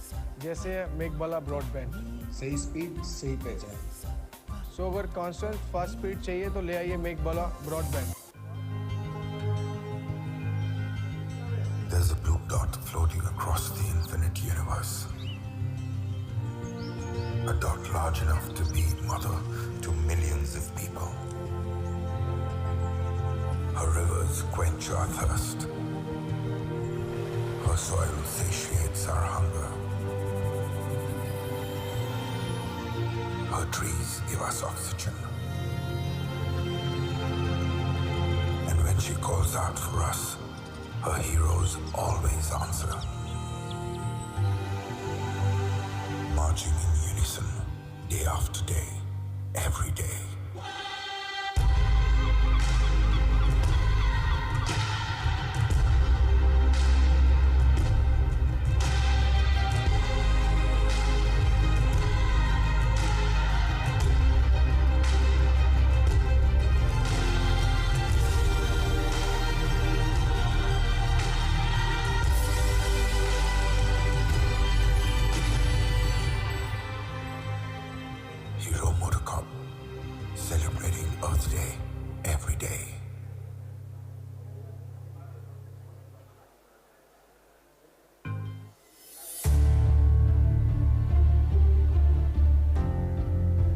जो हवाओं का रुख मोड़ दे वो तूफान है तू।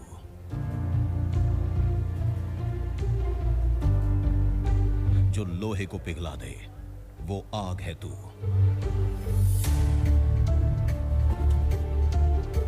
जो चुनौतियों को मात दे वो हौसला है तू। जो वक्त की चाल बदल दे वो जीत का जज्बा है तू। इसीलिए तो कहते हैं सिर्फ नारी नहीं चिंगारी है तू। महिलाओं के इसी जज्बे को इंडियन ऑयल सलाम करता है और उन्हें दे रहा है दुनिया में अपनी खुद की पहचान बनाने का मौका। हॉकी की हुनरमंद और जीत की जिद्दी महिला खिलाड़ियों को करियर का सुनहरा प्लेटफॉर्म प्रदान करने और हॉकी खेल को बढ़ावा देने के लिए अंतर्राष्ट्रीय महिला दिवस के अवसर पर कॉर्पोरेट जगत में पहली बार इंडियन ऑयल कर रहा है पहली महिला हॉकी खिलाड़ियों की नियुक्ति और टीम का गठन।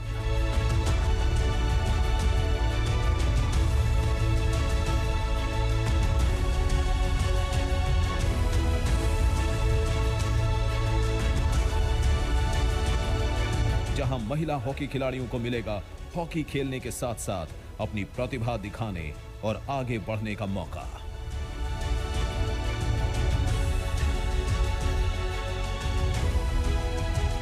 महिला सशक्तिकरण को बढ़ावा देने, महिला हॉकी खिलाड़ियों के हुनर को निखारने और हॉकी खेल के जरिए उन्हें विश्व चैंपियन बनाने के लिए इंडियन ऑयल की एक अनुकरणीय पहल।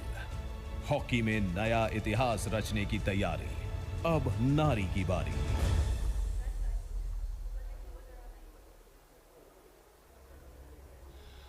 सूरज के जगने से पहले जगाती हूं इन्हें।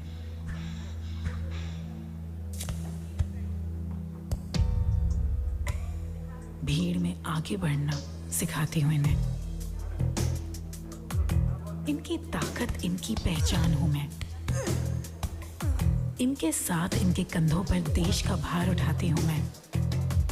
कितने किलोमीटर इनके साथ दौड़ती हूं मैं। इन्होंने कितना पसीना बहाया है उसकी गवाह हूं मैं। मिट्टी हो या मैट, दोनों पे इनके साथ हूं मैं। इनका फोकस कितना क्लियर है पता है मुझे। बड़े से बड़ा खतरा इनके साथ मैं भी उठाती हूँ। इन्होंने कितनी प्रैक्टिस की उसकी शाबाशी सबसे पहले मैं देती हूँ। इनकी सारी चोटों को छुपा के रखती हूँ मैं। जब दुनिया को पंच मारा था मैं तब भी इनके साथ थी, आज भी हूँ। इनकी परफॉर्मेंस, इनकी फिटनेस का पक्का सबूत हूँ मैं। देश के लिए इनके साथ मैं भी खेलती हूँ। कभी हार नहीं मानती और ना मानने देती हूँ। अपने अपोनेंट को बखूबी पहचानती हूँ मैं। नेशनल एंथम पे सीना तान के खड़ी होती हूँ मैं। कश्मीर से कन्याकुमारी तक, कच्छ से कोहिमा तक, सालों से देश की सेवा में खड़ी हूँ मैं। ये सिर्फ स्पोर्ट्स की जर्सी नहीं, देश की वर्दी है। Pinnacle Infotech is the global leader in providing BIM engineering and architectural services to the construction industry, spread across our 12 state-of-the-art global delivery centers in commitment to excellence. We construct certainty with technology. We offer BIM services across the entire project lifecycle. For more information, go to pinnacleinfotech.com. Pinnacle.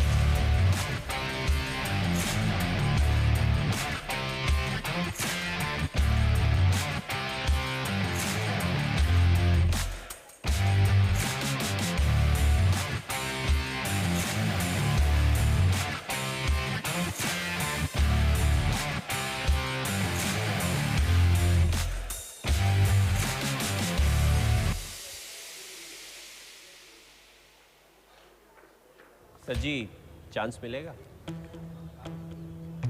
चल शुरू हो जा माही।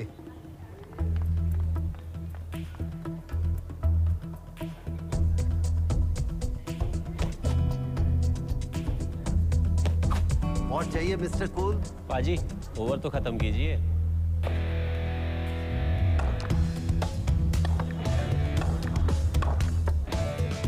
अनहोनी को होनी धोनी ही कर सकता नहीं पाजी, लीडर होके खेलना तो हमने आपसे ही सीखा है। सिर्फ SRMB में है एक्सपीरियंस और इनोवेशन का बेहतरीन कॉम्बिनेशन। SRMB TMT चैंपियंस की पसंद।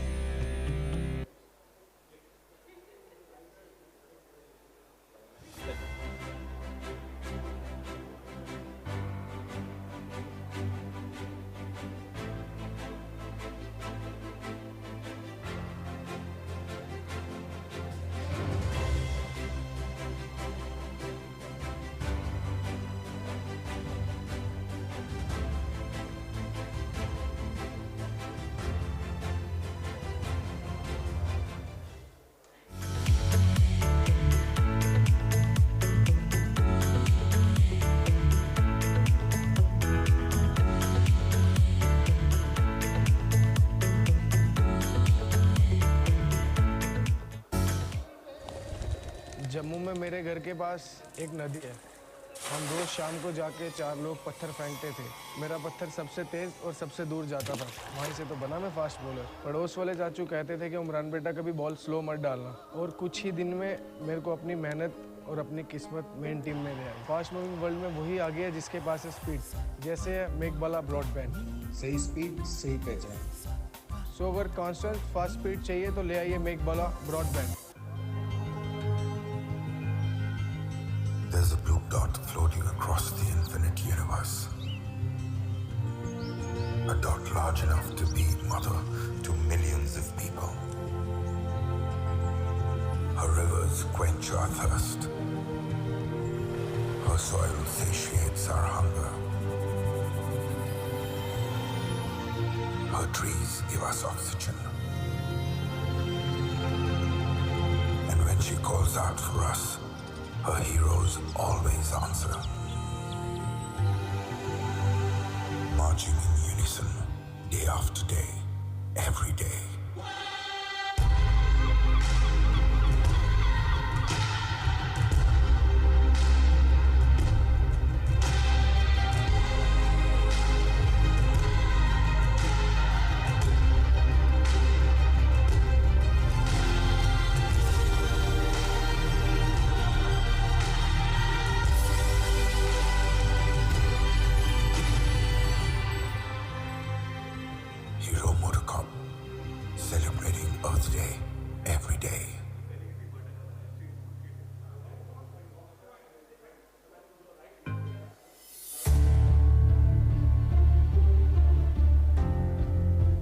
जो हवाओं का रुख मोड़ते वो तूफान है तू।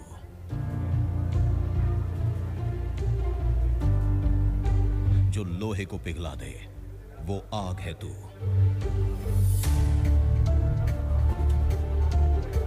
जो चुनौतियों को मात दे वो हौसला है तू। जो वक्त की चाल बदल दे वो जीत का जज्बा है तू। इसीलिए तो कहते हैं सिर्फ नारी नहीं चिंगारी है तू।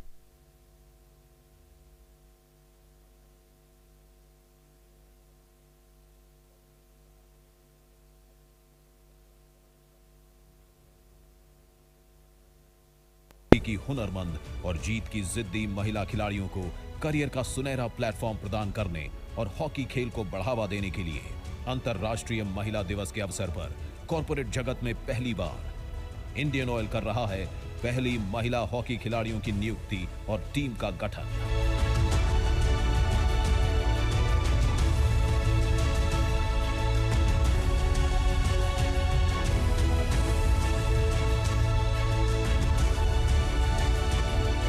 जहां महिला हॉकी खिलाड़ियों को मिलेगा हॉकी खेलने के साथ साथ अपनी प्रतिभा दिखाने और आगे बढ़ने का मौका।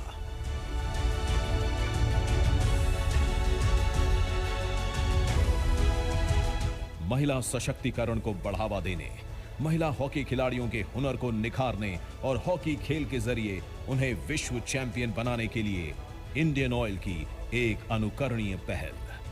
हॉकी में नया इतिहास रचने की तैयारी। अब नारी की बारी।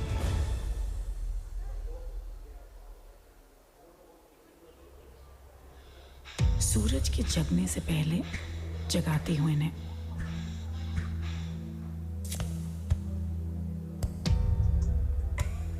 भीड़ में आगे बढ़ना सिखाती हूं इन्हें। इनकी ताकत, इनकी पहचान हूं मैं। इनके साथ, इनके कंधों पर देश का भार उठाती हूं मैं। कितने किलोमीटर इनके साथ दौड़ती हूं मैं। इन्होंने कितना पसीना बहाया है उसकी गवाह हूं मैं। मिट्टी हो या मैट, दोनों पे इनके साथ हूं मैं। इनका फोकस कितना क्लियर है पता है मुझे। बड़े से बड़ा खतरा इनके साथ मैं भी उठाती हूँ। इन्होंने कितनी प्रैक्टिस की उसकी शाबाशी सबसे पहले मैं देती हूँ। इनकी सारी चोटों को छुपा के रखती हूँ मैं। जब दुनिया को पंच मारा था मैं तब भी इनके साथ थी, आज भी हूँ। इनकी परफॉर्मेंस, इनकी फिटनेस का पक्का सबूत हूँ मैं। देश के लिए इनके साथ मैं भी खेलती हूँ। कभी हार नहीं मानती और ना मानने देती हूँ। अपने अपोनेंट को बखूबी पहचानती हूँ मैं। नेशनल एंथम पे सीना तान के खड़ी होती हूँ मैं। कश्मीर से कन्याकुमारी तक, कच्छ से कोहिमा तक, सालों से देश की सेवा में खड़ी हूँ मैं। ये सिर्फ स्पोर्ट्स की जर्सी नहीं, देश की वर्दी है। Pinnacle Infotech is the global leader in providing BIM engineering and architectural services to the construction industry, spread across our 12 state-of-the-art global delivery centers in commitment to excellence. We construct certainty with technology.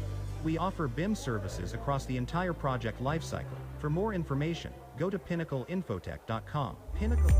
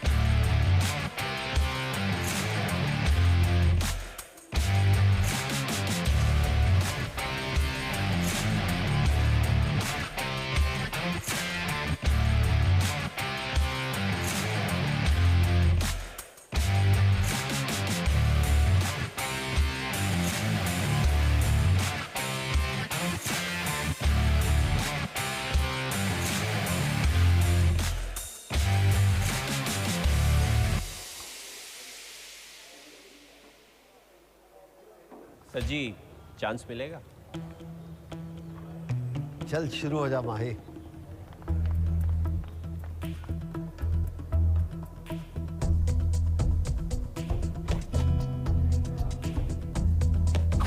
और चाहिए mister cool? पाजी, over तो खत्म कीजिए।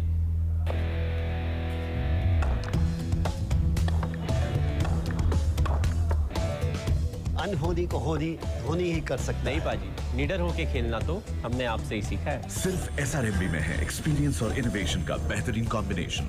SRMB TMT champions की पसंद।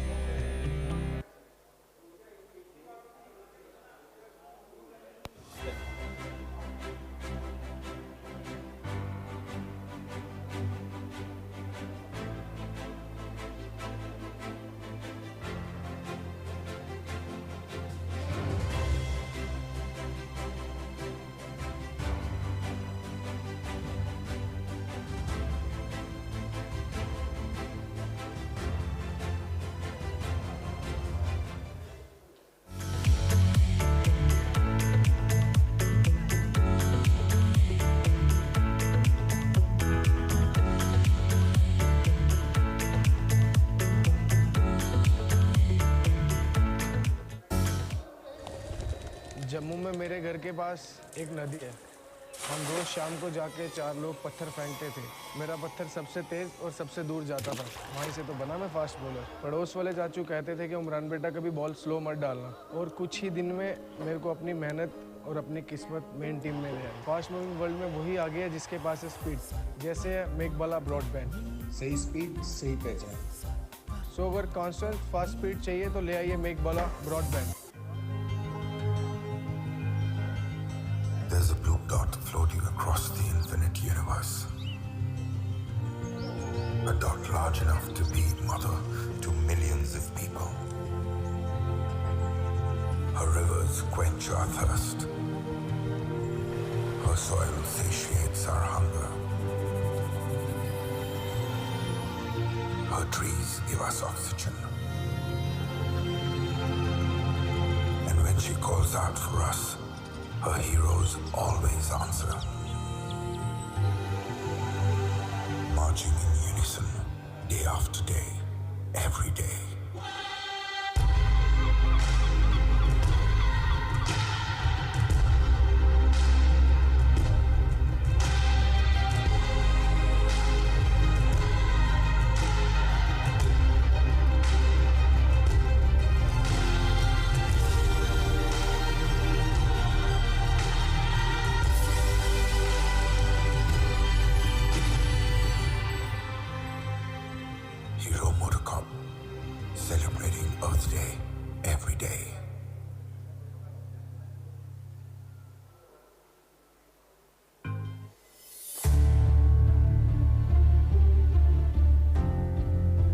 जो हवाओं का रुख मोड़ दे वो तूफान है तू।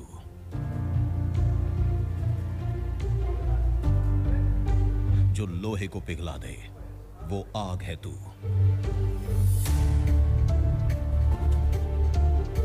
जो चुनौतियों को मात दे वो हौसला है तू। जो वक्त की चाल बदल दे वो जीत का जज्बा है तू। इसीलिए तो कहते हैं सिर्फ नारी नहीं चिंगारी है तू। महिलाओं के इसी जज्बे को इंडियन ऑयल सलाम करता है और उन्हें दे रहा है दुनिया में अपनी खुद की पहचान बनाने का मौका। हॉकी की हुनरमंद और जीत की जिद्दी महिला खिलाड़ियों को करियर का सुनहरा प्लेटफॉर्म प्रदान करने और हॉकी खेल को बढ़ावा देने के लिए अंतर्राष्ट्रीय महिला दिवस के अवसर पर कॉर्पोरेट जगत में पहली बार इंडियन ऑयल कर रहा है पहली महिला हॉकी खिलाड़ियों की नियुक्ति और टीम का गठन।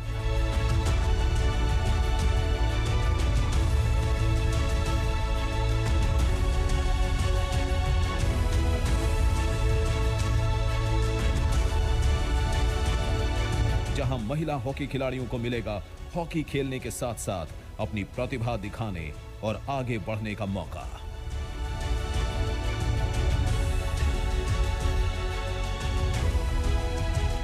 महिला सशक्तिकरण को बढ़ावा देने, महिला हॉकी खिलाड़ियों के हुनर को निखारने और हॉकी खेल के जरिए उन्हें विश्व चैंपियन बनाने के लिए इंडियन ऑयल की एक अनुकरणीय पहल। हॉकी में नया इतिहास रचने की तैयारी। अब नारी की बारी।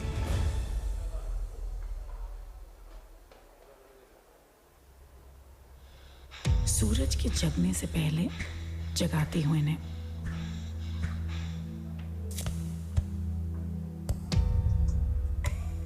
भीड़ में आगे बढ़ना सिखाती हूं इन्हें। इनकी ताकत, इनकी पहचान हूं मैं। इनके साथ, इनके कंधों पर देश का भार उठाती हूं मैं। कितने किलोमीटर इनके साथ दौड़ती हूं मैं। इन्होंने कितना पसीना बहाया है उसकी गवाह हूं मैं। मिट्टी हो या मैट, दोनों पे इनके साथ हूं मैं। इनका फोकस कितना क्लियर है पता है मुझे। बड़े से बड़ा खतरा इनके साथ मैं भी उठाती हूँ। इन्होंने कितनी प्रैक्टिस की उसकी शाबाशी सबसे पहले मैं देती हूँ। इनकी सारी चोटों को छुपा के रखती हूँ मैं। जब दुनिया को पंच मारा था मैं तब भी इनके साथ थी, आज भी हूँ। इनकी परफॉर्मेंस, इनकी फिटनेस का पक्का सबूत हूँ मैं। देश के लिए इनके साथ मैं भी खेलती हूँ। कभी हार नहीं मानती और ना मानने देती हूँ। अपने अपोनेंट को बखूबी पहचानती हूँ मैं। नेशनल एंथम पे सीना तान के खड़ी होती हूँ मैं। कश्मीर से कन्याकुमारी तक, कच्छ से कोहिमा तक, सालों से देश की सेवा में खड़ी हूँ मैं। ये सिर्फ स्पोर्ट्स की जर्सी नहीं, देश की वर्दी है। Pinnacle Infotech is the global leader in providing BIM engineering and architectural services to the construction industry, spread across our 12 state-of-the-art global delivery centers in commitment to excellence. We construct certainty with technology. We offer BIM services across the entire project lifecycle. For more information, go to pinnacleinfotech.com. Pinnacle.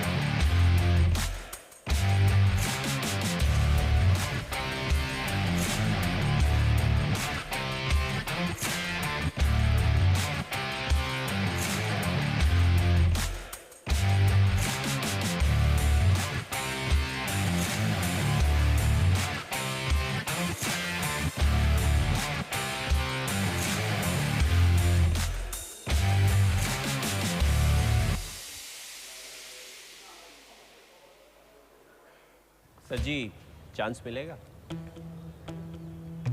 चल शुरू हो जा माही।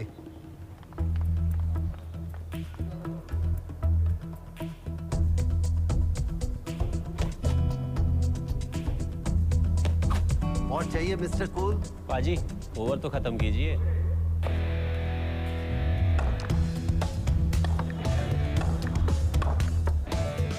अनहोनी को होनी धोनी ही कर सकता नहीं पाजी, लीडर होके खेलना तो हमने आपसे ही सीखा है। सिर्फ SRMB में है एक्सपीरियंस और इनोवेशन का बेहतरीन कॉम्बिनेशन।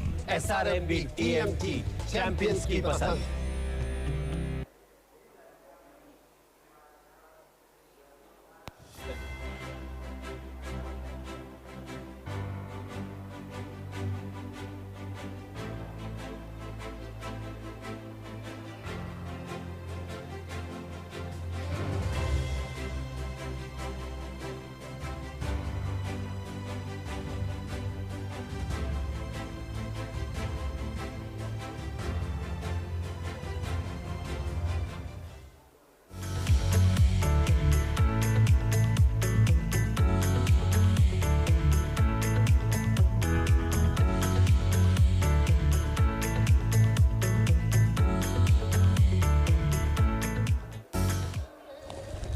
जम्मू में मेरे घर के पास एक नदी है। हम रोज शाम को जाके 4 लोग पत्थर फेंकते थे। मेरा पत्थर सबसे तेज और सबसे दूर जाता था। वहीं से तो बना मैं फास्ट बॉलर। पड़ोस वाले चाचू कहते थे कि उमरान बेटा कभी बॉल स्लो मत डालना। और कुछ ही दिन में मेरे को अपनी मेहनत और अपनी किस्मत मेन टीम में ले आई। फास्ट मूविंग वर्ल्ड में वही आगे है जिसके पास है स्पीड। जैसे है मेघबाला ब्रॉडबैंड। सही स्पीड सही पहचान। सो अगर कॉन्स्टेंट फास्ट स्पीड चाहिए तो ले आइए Meghbala broadband. There's a blue dot floating across the infinite universe. A dot large enough to be mother to millions of people. Her rivers quench our thirst. Her soil satiates our hunger.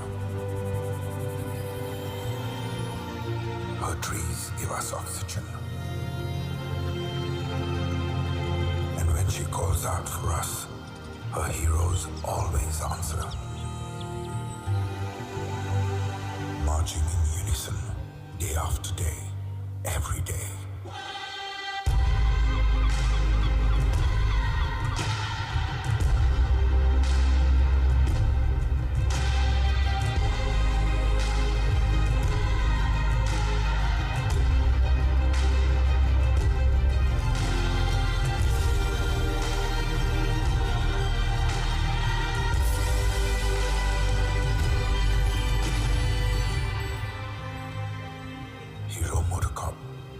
Celebrating Earth Day every day.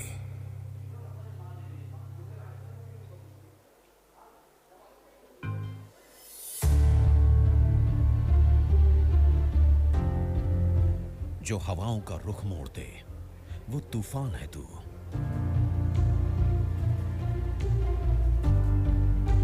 जो लोहे को पिघला दे वो आग है तू।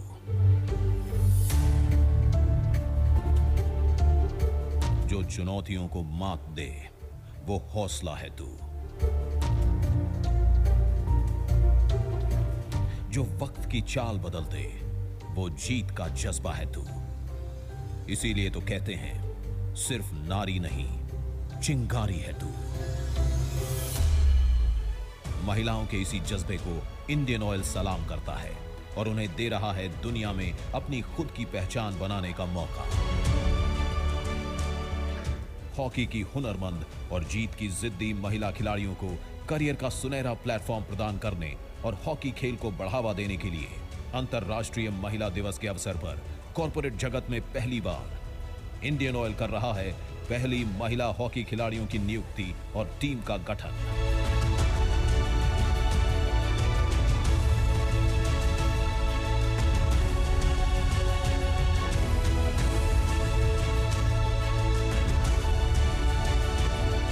जहां महिला हॉकी खिलाड़ियों को मिलेगा हॉकी खेलने के साथ साथ अपनी प्रतिभा दिखाने और आगे बढ़ने का मौका।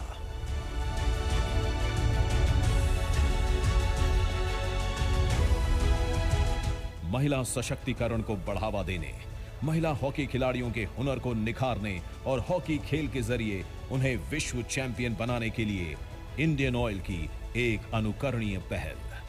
हॉकी में नया इतिहास रचने की तैयारी। अब नारी की बारी।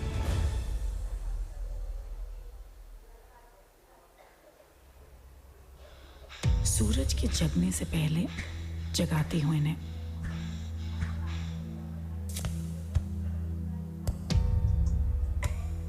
भीड़ में आगे बढ़ना सिखाती हूं इन्हें। इनकी ताकत, इनकी पहचान हूं मैं। इनके साथ, इनके कंधों पर देश का भार उठाती हूं मैं। कितने किलोमीटर इनके साथ दौड़ती हूं मैं। इन्होंने कितना पसीना बहाया है उसकी गवाह हूं मैं। मिट्टी हो या मैट, दोनों पे इनके साथ हूं मैं। इनका फोकस कितना क्लियर है पता है मुझे। बड़े से बड़ा खतरा इनके साथ मैं भी उठाती हूँ।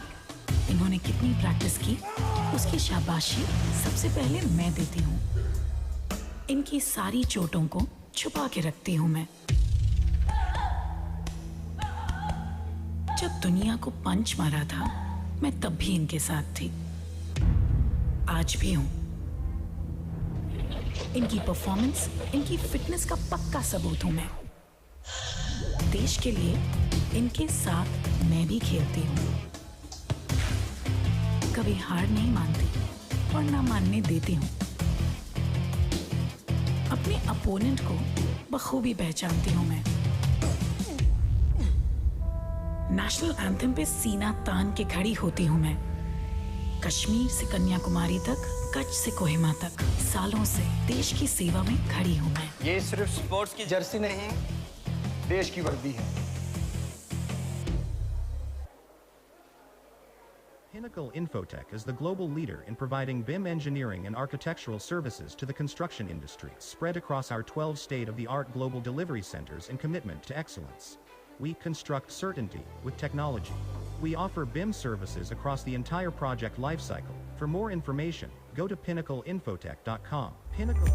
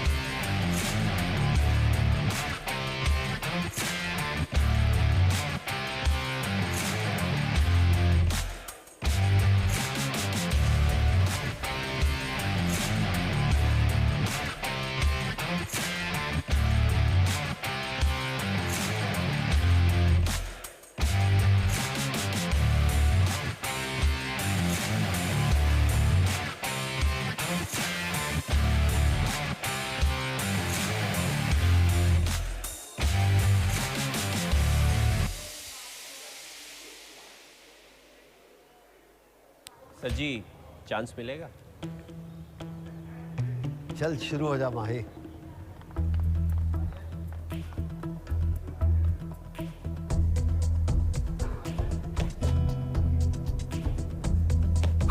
और चाहिए मिस्टर कूल? पाजी, ओवर तो खत्म कीजिए।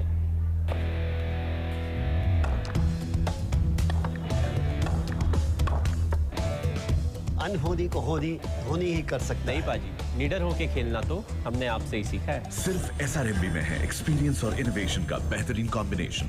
SRMB TMT चैंपियंस की पसंद।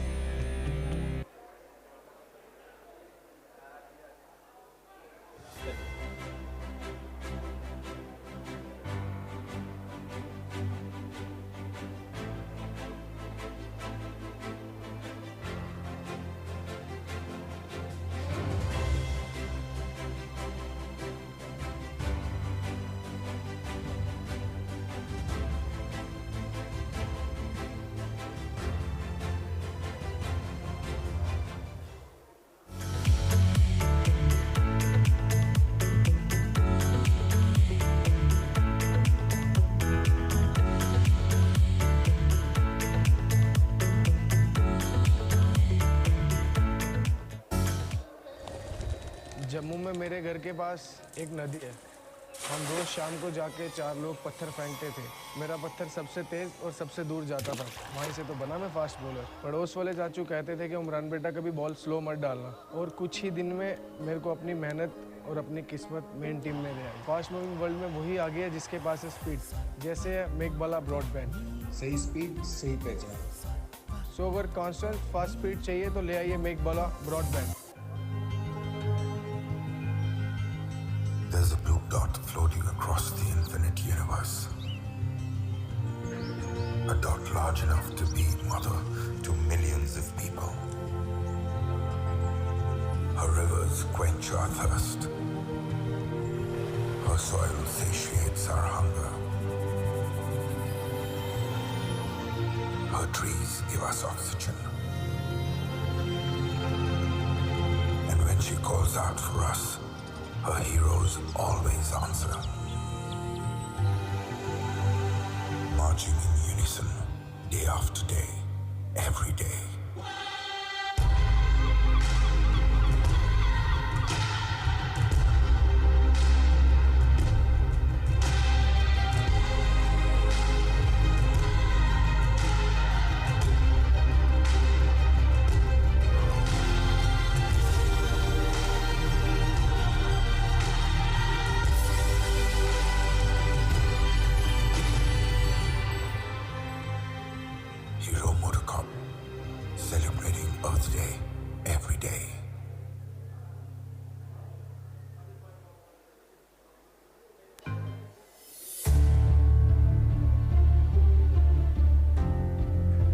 जो हवाओं का रुख मोड़ दे वो तूफान है तू।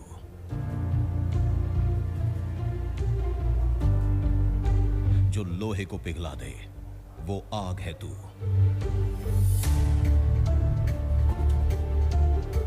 जो चुनौतियों को मात दे वो हौसला है तू। जो वक्त की चाल बदल दे वो जीत का जज्बा है तू। इसीलिए तो कहते हैं सिर्फ नारी नहीं चिंगारी है तू। महिलाओं के इसी जज्बे को इंडियन ऑयल सलाम करता है और उन्हें दे रहा है दुनिया में अपनी खुद की पहचान बनाने का मौका।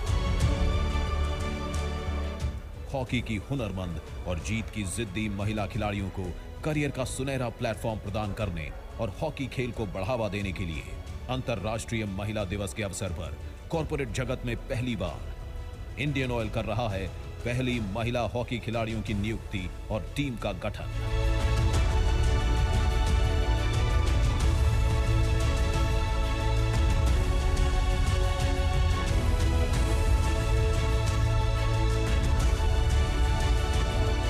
जहां महिला हॉकी खिलाड़ियों को मिलेगा हॉकी खेलने के साथ साथ अपनी प्रतिभा दिखाने और आगे बढ़ने का मौका।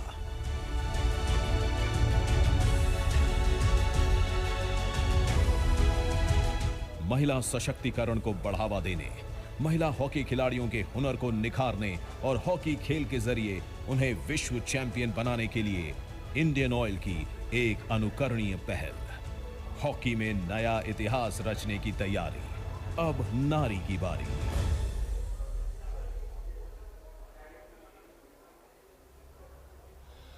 सूरज के जगने से पहले जगाती हूं इन्हें।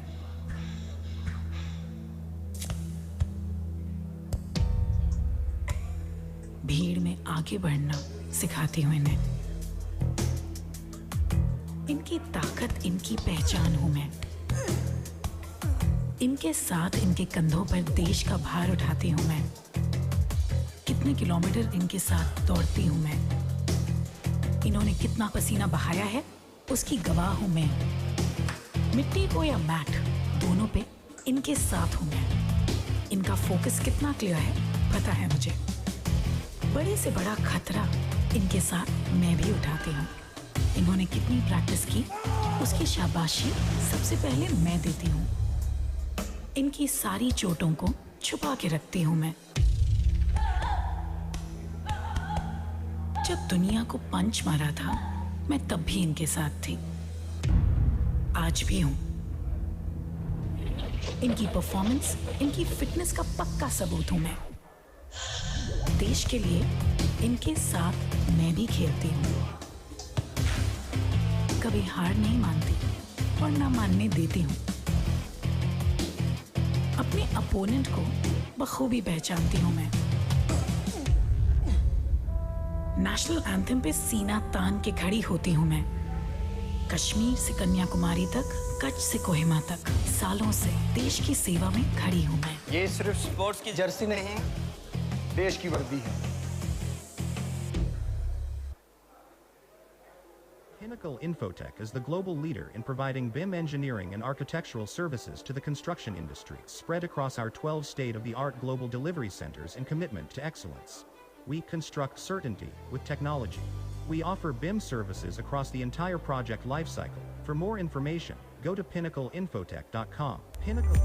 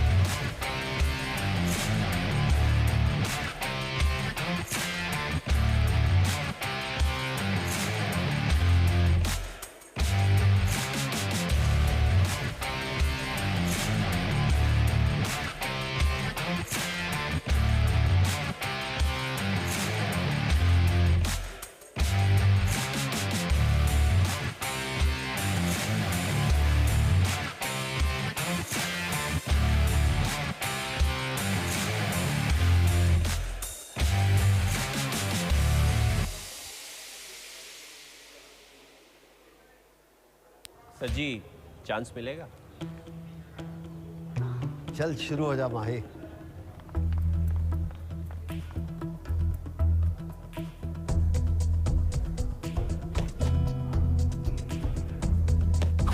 और चाहिए मिस्टर कूल?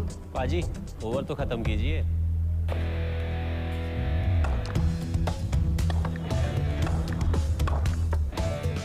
अनहोनी को होनी धोनी ही कर सकता नहीं पाजी, लीडर होके खेलना तो हमने आपसे ही सीखा है। सिर्फ SRMB में है एक्सपीरियंस और इनोवेशन का बेहतरीन कॉम्बिनेशन। SRMB TMT चैंपियंस की पसंद।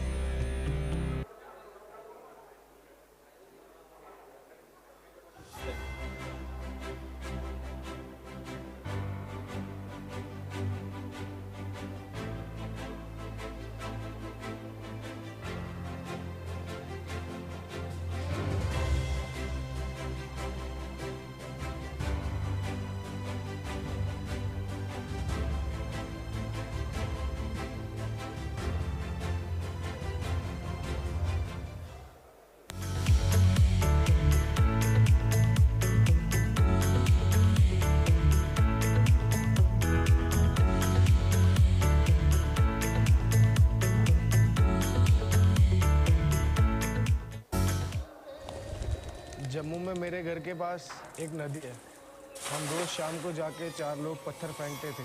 मेरा पत्थर सबसे तेज और सबसे दूर जाता था। वहीं से तो बना मैं फास्ट बॉलर। पड़ोस वाले चाचू कहते थे कि उमरान बेटा कभी बॉल स्लो मत डालना। और कुछ ही दिन में मेरे को अपनी मेहनत और अपनी किस्मत मेन टीम में ले आई। फास्ट मूविंग वर्ल्ड में वही आगे है जिसके पास है स्पीड। जैसे मेक वाला ब्रॉडबैंड। सही स्पीड सही पहचान। सो अगर कॉन्स्टेंट फास्ट स्पीड चाहिए तो ले आइए मेक वाला ब्रॉडबैंड।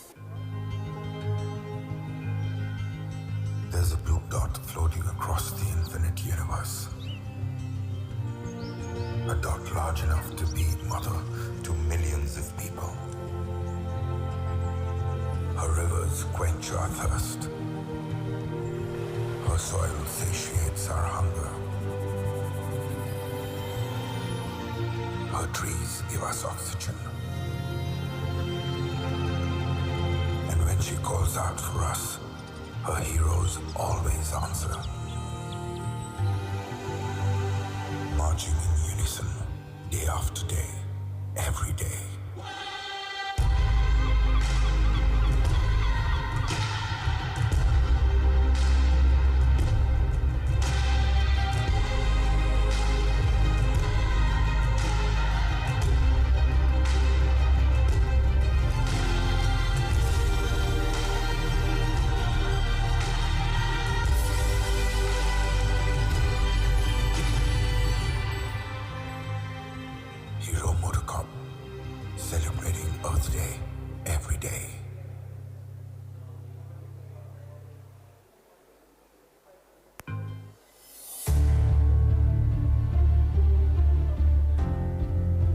जो हवाओं का रुख मोड़ दे वो तूफान है तू।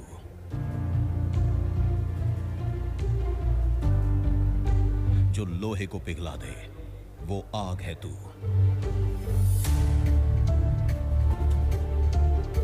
जो चुनौतियों को मात दे वो हौसला है तू। जो वक्त की चाल बदल दे वो जीत का जज्बा है तू। इसीलिए तो कहते हैं सिर्फ नारी नहीं चिंगारी है तू। महिलाओं के इसी जज्बे को इंडियन ऑयल सलाम करता है और उन्हें दे रहा है दुनिया में अपनी खुद की पहचान बनाने का मौका। हॉकी की हुनरमंद और जीत की जिद्दी महिला खिलाड़ियों को करियर का सुनहरा प्लेटफॉर्म प्रदान करने और हॉकी खेल को बढ़ावा देने के लिए अंतर्राष्ट्रीय महिला दिवस के अवसर पर कॉर्पोरेट जगत में पहली बार इंडियन ऑयल कर रहा है पहली महिला हॉकी खिलाड़ियों की नियुक्ति और टीम का गठन।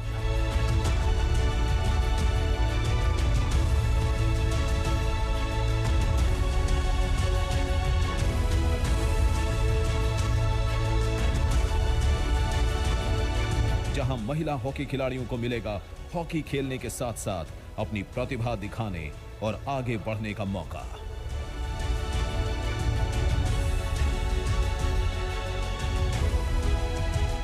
महिला सशक्तिकरण को बढ़ावा देने, महिला हॉकी खिलाड़ियों के हुनर को निखारने और हॉकी खेल के जरिए उन्हें विश्व चैंपियन बनाने के लिए इंडियन ऑयल की एक अनुकरणीय पहल। हॉकी में नया इतिहास रचने की तैयारी। अब नारी की बारी।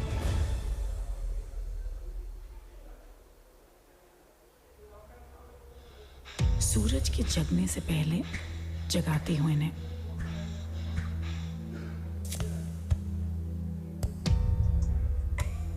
भीड़ में आगे बढ़ना सिखाती हूं इन्हें। इनकी ताकत, इनकी पहचान हूं मैं। इनके साथ, इनके कंधों पर देश का भार उठाती हूं मैं। कितने किलोमीटर इनके साथ दौड़ती हूं मैं। इन्होंने कितना पसीना बहाया है उसकी गवाह हूं मैं। मिट्टी हो या मैट, दोनों पे इनके साथ हूं मैं। इनका फोकस कितना क्लियर है पता है मुझे। बड़े से बड़ा खतरा इनके साथ मैं भी उठाती हूँ। इन्होंने कितनी प्रैक्टिस की उसकी शाबाशी सबसे पहले मैं देती हूँ। इनकी सारी चोटों को छुपा के रखती हूँ मैं। जब दुनिया को पंच मारा था मैं तब भी इनके साथ थी, आज भी हूँ। Welcome back, ladies and gentlemen. We're going to take a little longer to start the post-lunch sessions. We're waiting for the rest to arrive here and join us soon. আর কিছুক্ষণের মধ্যে আমাদের পোস্ট লাঞ্চ সেশনস শুরু হতে চলেছে। আমি সবাইকে অনুরোধ করব নিজ নিজ স্থানে বসে পড়ার জন্য।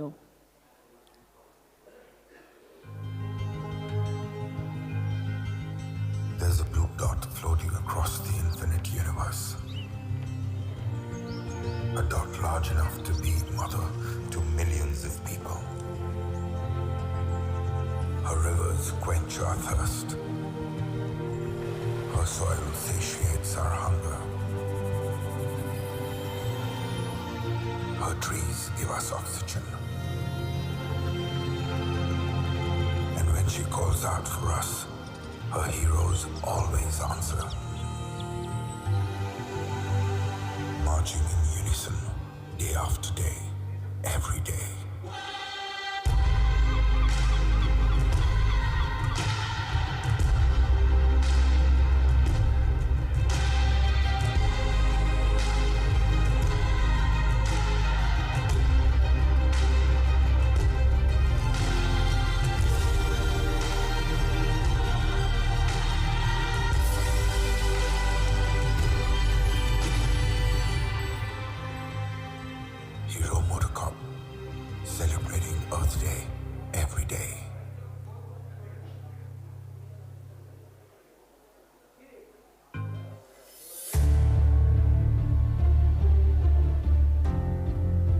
जो हवाओं का रुख मोड़ दे वो तूफान है तू।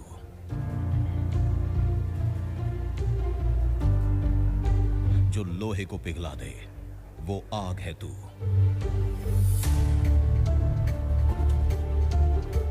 जो चुनौतियों को मात दे वो हौसला है तू।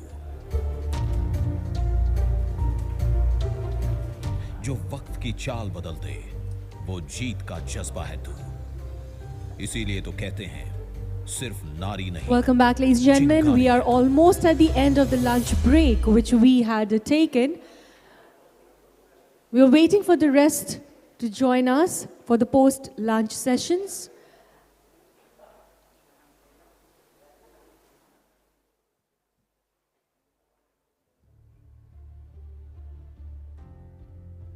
जो हवाओं का रुख मोड़ दे वो तूफान है तू।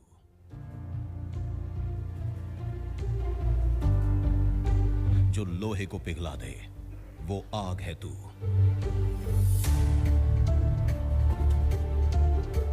जो चुनौतियों को मात दे वो हौसला है तू।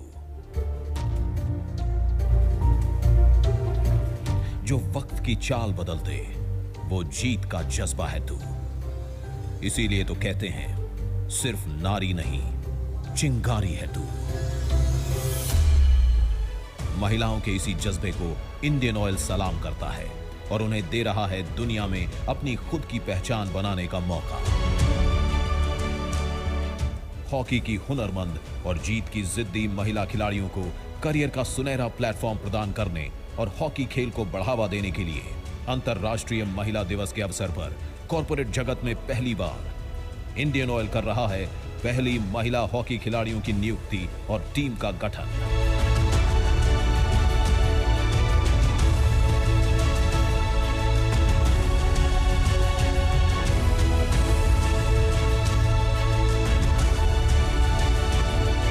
जहां महिला हॉकी खिलाड़ियों को मिलेगा हॉकी खेलने के साथ साथ अपनी प्रतिभा दिखाने और आगे बढ़ने का मौका।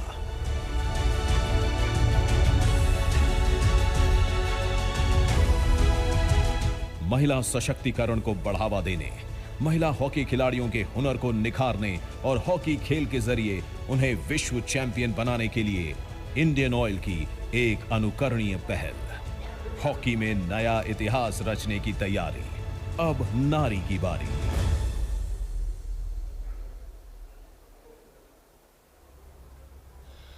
सूरज के जगने से पहले जगाती हूं इन्हें।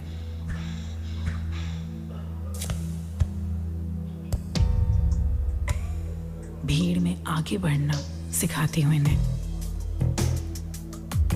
इनकी ताकत, इनकी पहचान हूं मैं। इनके साथ, इनके कंधों पर देश का भार उठाती हूं मैं। कितने किलोमीटर इनके साथ दौड़ती हूं मैं। इन्होंने कितना पसीना बहाया है उसकी गवाह हूं मैं। मिट्टी हो या मैट, दोनों पे इनके साथ हूं मैं। इनका फोकस कितना क्लियर है पता है मुझे। बड़े से बड़ा खतरा इनके साथ मैं भी उठाती हूँ। इन्होंने कितनी प्रैक्टिस की उसकी शाबाशी सबसे पहले मैं देती हूँ। इनकी सारी चोटों को छुपा के रखती हूँ मैं। जब दुनिया को पंच मारा था मैं तब भी इनके साथ थी, आज भी हूँ। इनकी परफॉर्मेंस, इनकी फिटनेस का पक्का सबूत हूँ मैं। देश के लिए इनके साथ मैं भी खेलती हूँ। कभी हार नहीं मानती और ना मानने देती हूँ। अपने अपोनेंट को बखूबी पहचानती हूँ मैं। नेशनल एंथम पे सीना तान के खड़ी होती हूँ मैं। कश्मीर से कन्याकुमारी तक, कच्छ से कोहिमा तक, सालों से देश की सेवा में खड़ी हूँ मैं। ये सिर्फ स्पोर्ट्स की जर्सी नहीं, देश की वर्दी है। Pinnacle Infotech is the global leader in providing BIM engineering and architectural services to the construction industry, spread across our 12 state-of-the-art global delivery centers in commitment to excellence. We construct certainty with technology. We offer BIM services across the entire project lifecycle. For more information, go to pinnacleinfotech.com. Pinnacle.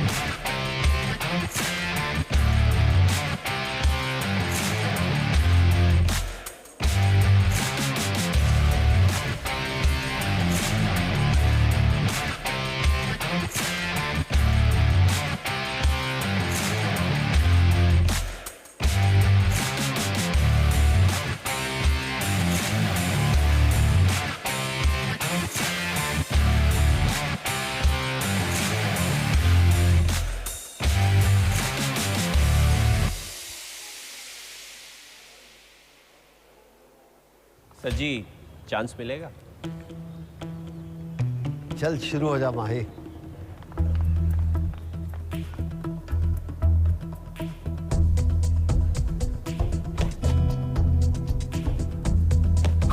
और चाहिए mister cool? पाजी over तो खत्म कीजिए।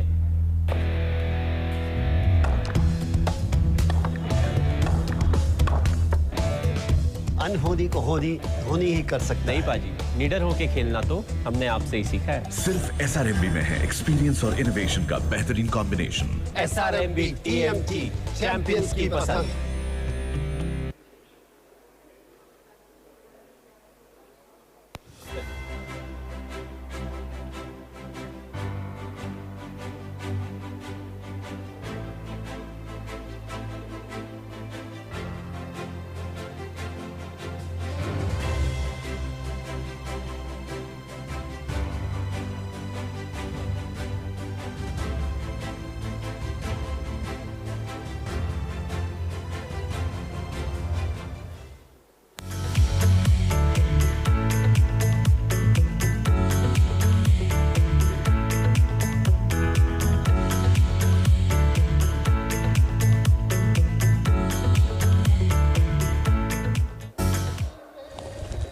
जम्मू में मेरे घर के पास एक नदी है। हम रोज शाम को जाके 4 लोग पत्थर फेंकते थे। मेरा पत्थर सबसे तेज और सबसे दूर जाता था। वहीं से तो बना मैं फास्ट बॉलर। पड़ोस वाले चाचू कहते थे कि उमरान बेटा कभी बॉल स्लो मत डालना। और कुछ ही दिन में मेरे को अपनी मेहनत और अपनी किस्मत मेन टीम में ले आई। फास्ट मूविंग वर्ल्ड में वही आ गया जिसके पास है स्पीड। जैसे मेक बाला ब्रॉडबैंड। सही स्पीड सही पहचान। सो अगर कॉन्स्टेंट फास्ट स्पीड चाहिए तो ले आइए make Bala broadband. There's a blue dot floating across the infinite universe. A dot large enough to be mother to millions of people. Her rivers quench our thirst. Her soil satiates our hunger. Her trees give us oxygen. And when she calls out for us, her heroes always answer. Marching in unison, day after day, every day.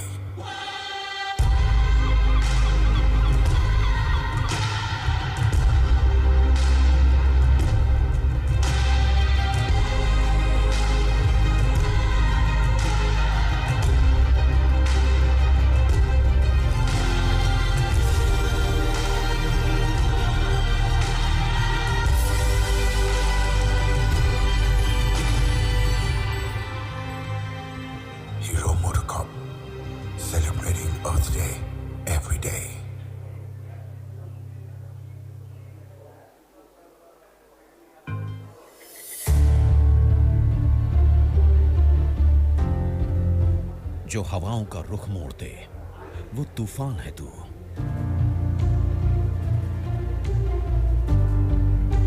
जो लोहे को पिघला दे वो आग है तू।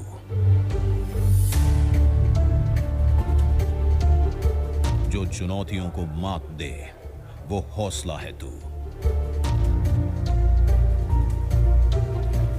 जो वक्त की चाल बदल दे वो जीत का जज्बा है तू। इसीलिए तो कहते हैं सिर्फ नारी नहीं चिंगारी है तू। महिलाओं के इसी जज्बे को इंडियन ऑयल सलाम करता है और उन्हें दे रहा है दुनिया में अपनी खुद की पहचान बनाने का मौका। हॉकी की हुनरमंद और जीत की जिद्दी महिला खिलाड़ियों को करियर का सुनहरा प्लेटफॉर्म प्रदान करने और हॉकी खेल को बढ़ावा देने के लिए अंतर्राष्ट्रीय महिला दिवस के अवसर पर कॉर्पोरेट जगत में पहली बार इंडियन ऑयल कर रहा है पहली महिला हॉकी खिलाड़ियों की नियुक्ति और टीम का गठन।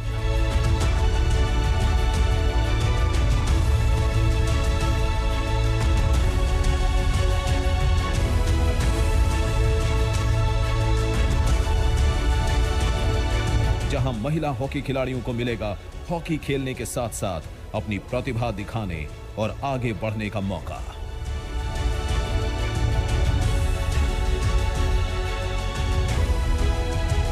महिला सशक्तिकरण को बढ़ावा देने महिला हॉकी खिलाड़ियों के हुनर को निखारने और हॉकी खेल के जरिए उन्हें विश्व चैंपियन बनाने के लिए इंडियन ऑयल की एक अनुकरणीय पहल। हॉकी में नया इतिहास रचने की तैयारी। अब नारी की बारी।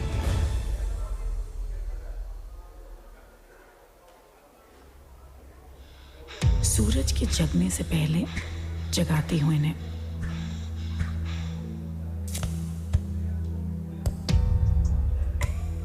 भीड़ में आगे बढ़ना सिखाती हूं इन्हें।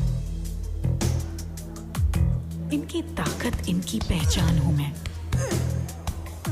इनके साथ, इनके कंधों पर देश का भार उठाती हूं मैं। कितने किलोमीटर इनके साथ दौड़ती हूं मैं। इन्होंने कितना पसीना बहाया है उसकी गवाह हूं मैं। मिट्टी हो या मैट, दोनों पे इनके साथ हूं मैं। इनका फोकस कितना क्लियर है पता है मुझे। बड़े से बड़ा खतरा इनके साथ मैं भी उठाती हूँ। इन्होंने कितनी प्रैक्टिस की उसकी शाबाशी सबसे पहले मैं देती हूँ। इनकी सारी चोटों को छुपा के रखती हूँ मैं। जब दुनिया को पंच मारा था मैं तब भी इनके साथ थी, आज भी हूं।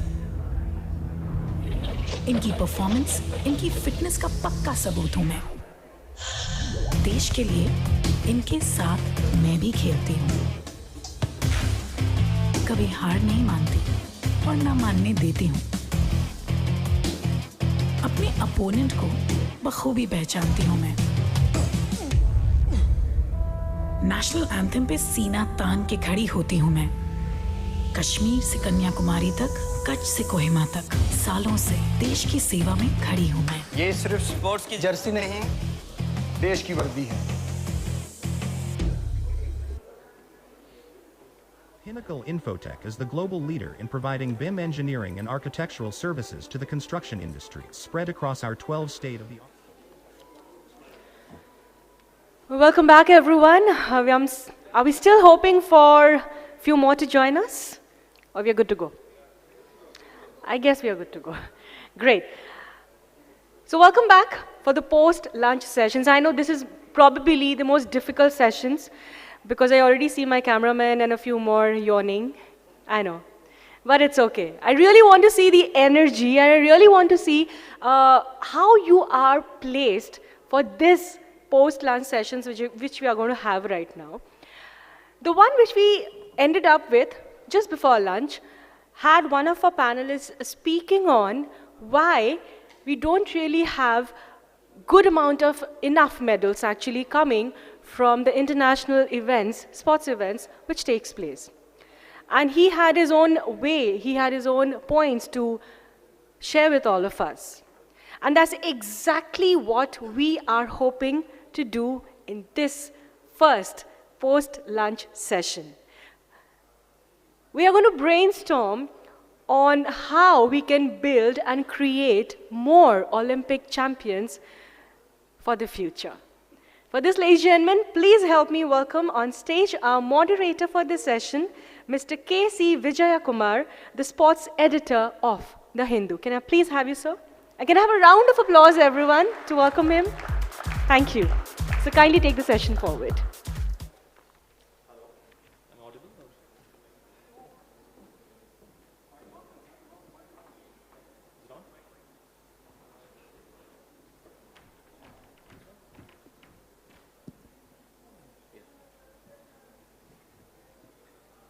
Post-lunch sessions are always difficult. I think Ayan and Sourav had the easier task of bowling in the morning session. A bit of swing and a bit of seam. Thanks, Oberoi. Great food. But a belly full of Marshal Joel isn't ideal for a post-lunch session. But I'm sure the guests I'm going to call upon the stage would cheer us up and probably help all of us stifle our yawns. As you rightly said, a lot of us are yawning and, in the siesta mood. It's a huge honor and privilege to welcome on stage one of India's greatest sportsmen. He's defined sport. He's been a cultural ambassador for the sport. He's an Olympian forever. And until an act of God intervened, COVID-19 pandemic, he probably would have played the last Olympics too. Ladies and gentlemen, Please give a huge round of applause to Leander Paes.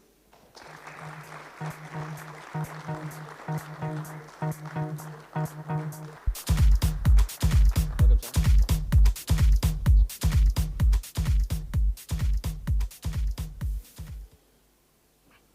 Good to go.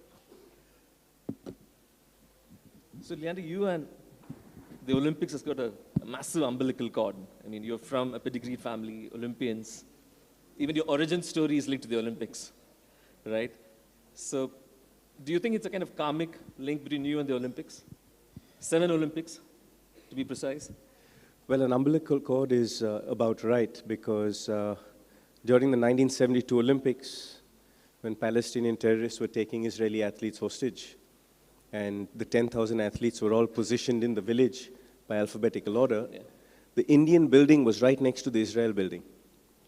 And the German army were in, they removed all the televisions, they removed all the newspapers, and I guess my parents had nothing else better to do because I was conceived at that Olympics. So it's quite an interesting thing, because coming from India, a country that is so rich in heritage, I feel like it's very important to recognize the legacy that one's born into. And I think that, especially coming from a state like West Bengal, where we are so rich in heritage and culture and history in every department of life, I was born into a legacy. So at one side there was tremendous pressure, but on the other side, the environment at home was so supportive and so wonderfully laid out to get me to understand. By the age of 6 or 7, I already knew the legacy I was born into and what I was on this planet for. What my purpose in life was about was written very early to me by my parents. Leander, people say, sportsmen thrive on adrenaline, and then they also say they thrive on the fact that they play for the country, they represent the country. But from whatever I have seen, you took it to a different level, in terms of playing for the country. I've seen him play in Bangalore, where if the energy levels drop, again, post-lunch session, it's probably a dead rubber, and Leander will just walk out, he'll hold a tricolor, he'll gee up the crowd, much before. Virat does this, cupping his fingers to the ears and geeing up the audience. I've seen him do that, kind of hypnotize the entire audience and get them into that zone, of being Indian and playing for India and the pride. How did that seep into you? Because that's part of your story. As about a 6, 7, 8-year-old, I was already ironing my parents' jerseys. So my mom's jersey number for India was light blue with navy blue collars and sleeves, and it was number 5. And Baba's playing jersey was navy blue with light blue collars and light blue sleeves. And his playing number was number 10. Because when Baba played for Mohun Bagan, his jersey number was number 10 also. Okay. So whether it was the maroon and green with the buttons down the middle, or whether it was playing for India, number 10 was his number. So I used to iron their jerseys, and my purpose of ironing their jerseys was to actually see what passion they had when they played for our people. Yeah. I think one of the great things that happened to me was that I was born in Kolkata, that I was brought up in Kolkata. Today we sit here in front of some of the greatest athletes we have in our country. Sir Jaideep Mukherjee is right here. Very, very close to his family, and so much respect for him because of the legacy that he has created. Yeah. I was lucky I had heroes to look up to. I had Naresh Kumar, I had Jaideep Mukherjee, I had Chuni Goswami. We had, to name some great athletes here. Yeah. You had Premjit Lal. In tennis, especially at South Club, when you just walk in there, and Jaideep sir's father was someone that I have tremendous respect for. Because he always used to give me 1 or 2 tips every day about either keeping my head still or about, my serve and my toss in the same position. And growing up in Calcutta, also playing in the Maidan, where Baba used to play at Mohun Bagan for so many years. I was just narrating a story that happened. I was about 8 years old, and Mohun Bagan was playing against another team, and a bit of a skirmish happened on the mat, on the field. and Dad being a doctor as well, he went to treat the patient. But when that skirmish happened, all the fans from the stadium just came down onto the field. And there was a Shombuda and a Lakhanda who used to look after the Mohun Bagan locker room, the tent. They realized that this little 7, 8-year-old kid was in that stadium. So they came running out to find me, and they found me hiding underneath the stands. And they caught me, and they put me on a mounted police's back, and they rode me all the way back to Park Circus. The city of joy, the people in Calcutta have a heart. We are very deep in culture and community. And I think that sport, just like music and the arts and literacy, unite us. Sports unite us. And today is very unique because you had on the stage earlier, I don't know how many Olympics all of us have played between Uncle Gurbaks and Dad and myself.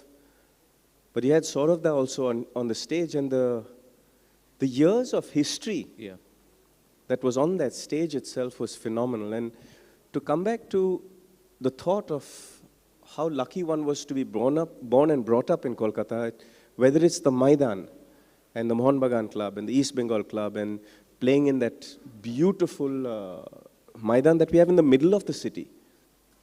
How many young kids have the opportunity to be members of clubs? It's expensive. How many young kids have an opportunity to go and play in a stadium? You don't get permission to go in.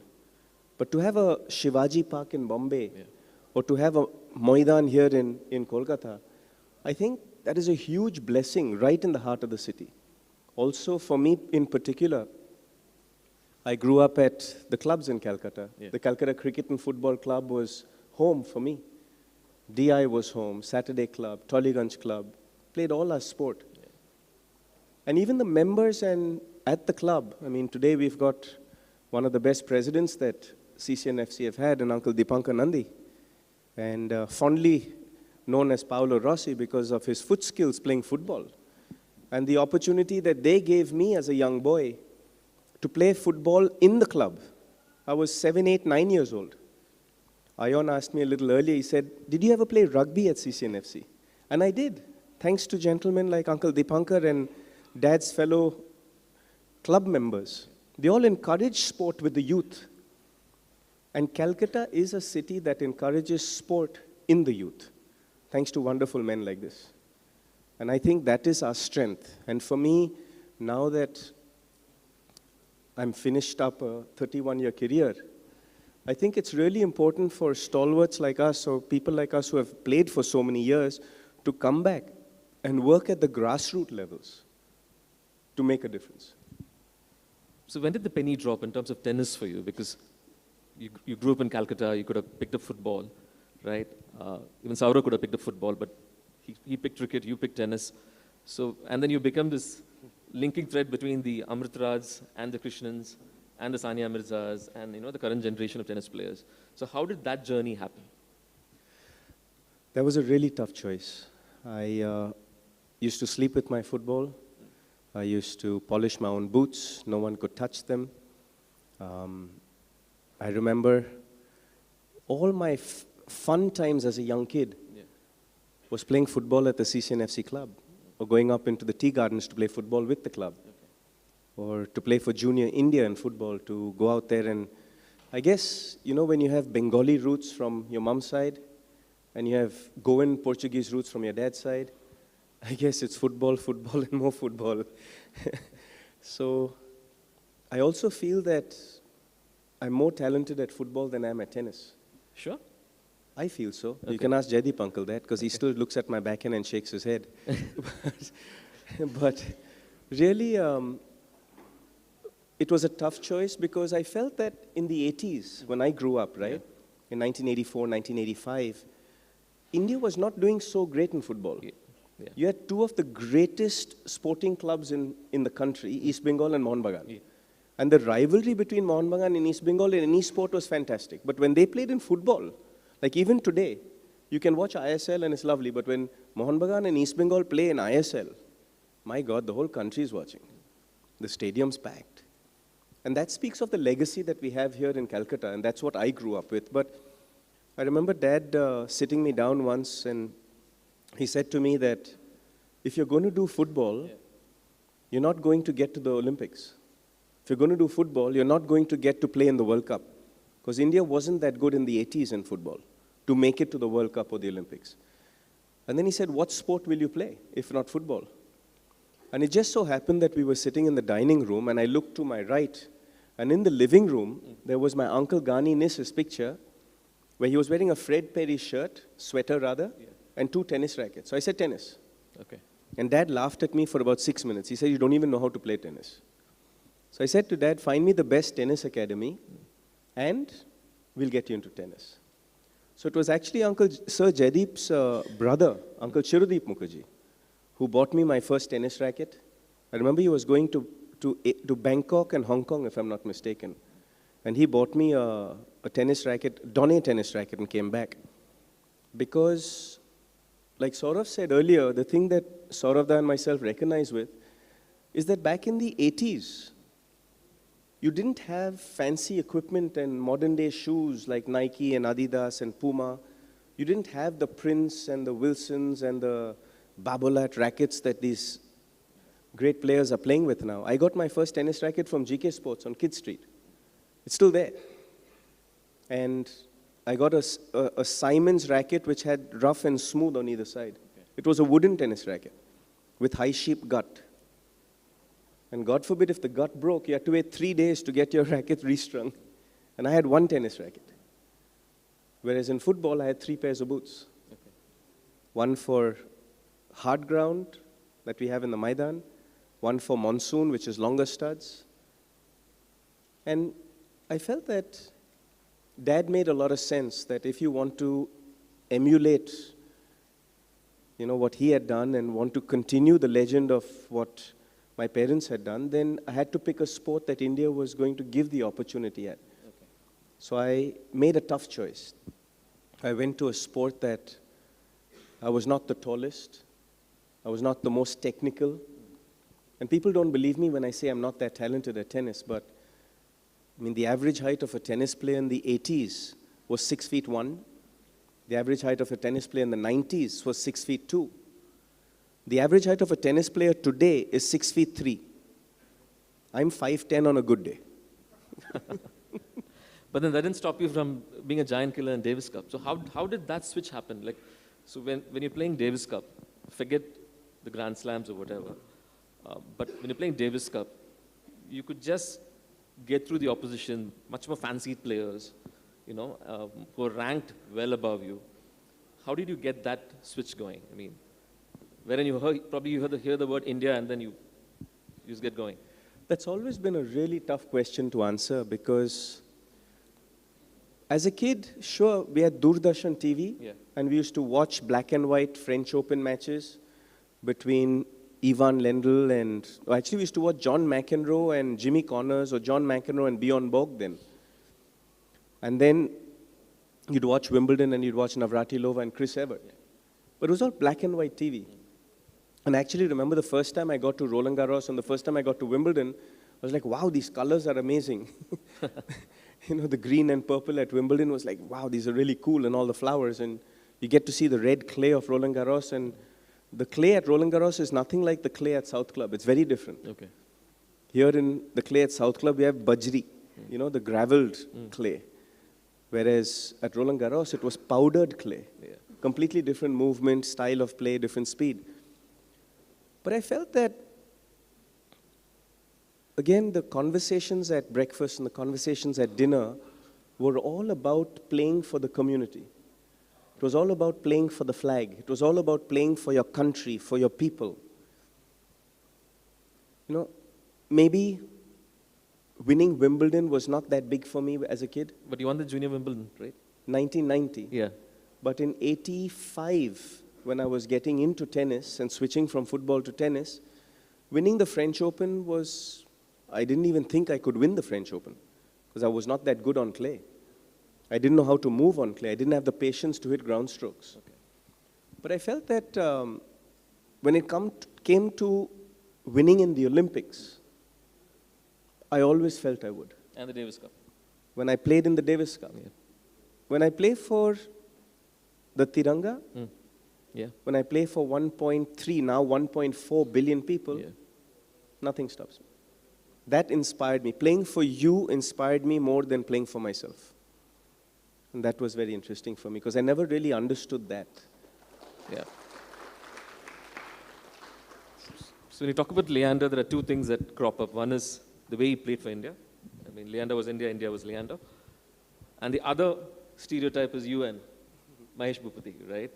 The up-down thing. What I remember the two of you is, besides the incredible tennis you guys played together, and the split, and the patch-up, and then the series and all that, was a soft drink ad you guys did together. I think in 97, 98. Yep, 7-Up, right?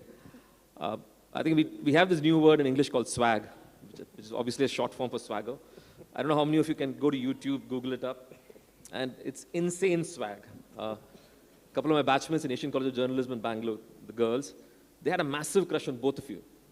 It had nothing to do with tennis, or the quality of tennis you guys played. It was about the way you and Hish grooved together in the ad. Could you say something about that ad? I mean, it was early days for commerce in tennis and brand endorsement, which is not, unlike what it is now. But what was those days like? I think at that point in the 90s, tennis was becoming more commercialized. And I think that when you look at Uncle Jaideep, you look at Premjit Lal, you look at Naresh Kumar, you look at even Zishan Ali, Vijay Anand, they did such an incredible job to pave the path for us. But really, there was no real corporate sponsorship, no real governmental support, no real association support for them to conduct a professional career. Yes, when they went to play for India, they were looked after. But other than that, the other 50 weeks of the year, there was no real corporatization in tennis at that point, not to a large scale. But then once I won that Olympic medal in '96 in Atlanta, then corporates came in. And interestingly enough, the first 5 of my 45 corporate endorsements that I had were all from Calcutta. Okay.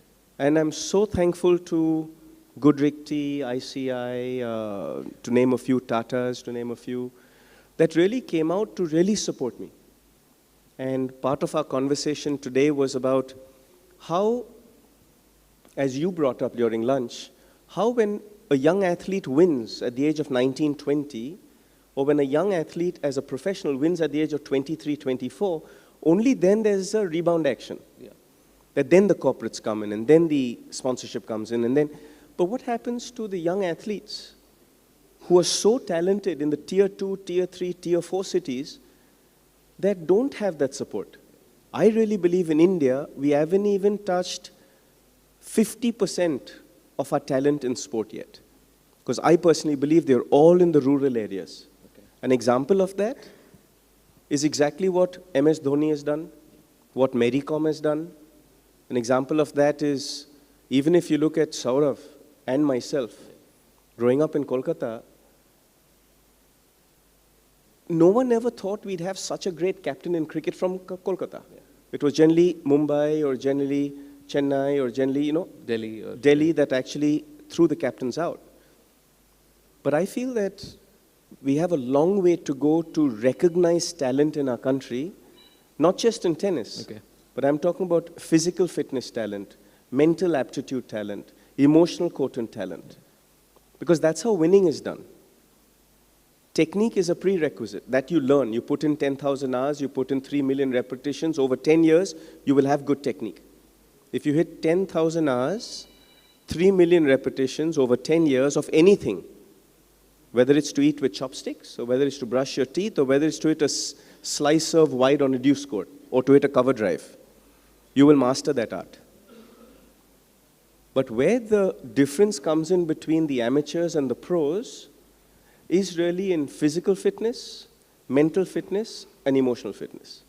And these are 3 areas that I feel have to grow in the grassroots. I really feel that in the grassroots, whether it's, we were talking about it earlier, right? Whether it's, the PT classes we did in school, 1, 2, 3, 4, 5, 6, 7. I mean, I don't know how you're going to win Olympic champions doing that. I really feel that eye-hand coordination, working with your diet, working with your sleep, working with your daily regimen, the environment that you grow up in, growing up in sports clubs. Yeah. Nowadays, again, you brought up a wonderful point that nowadays people are interested in building sports infrastructure because of the commerce and the money that's in that. Yeah. You have some great stadiums in our country, but 90% of the time those stadiums are empty. To fill up an Eden Garden Stadium 40 weeks a year or 50 weeks a year is damn tough. To get a ground like the CCNFC ground where you can churn out sports events is very tough. But I feel that's where the differential is. If you look at countries like China, in your housing community, you have playing fields. Okay.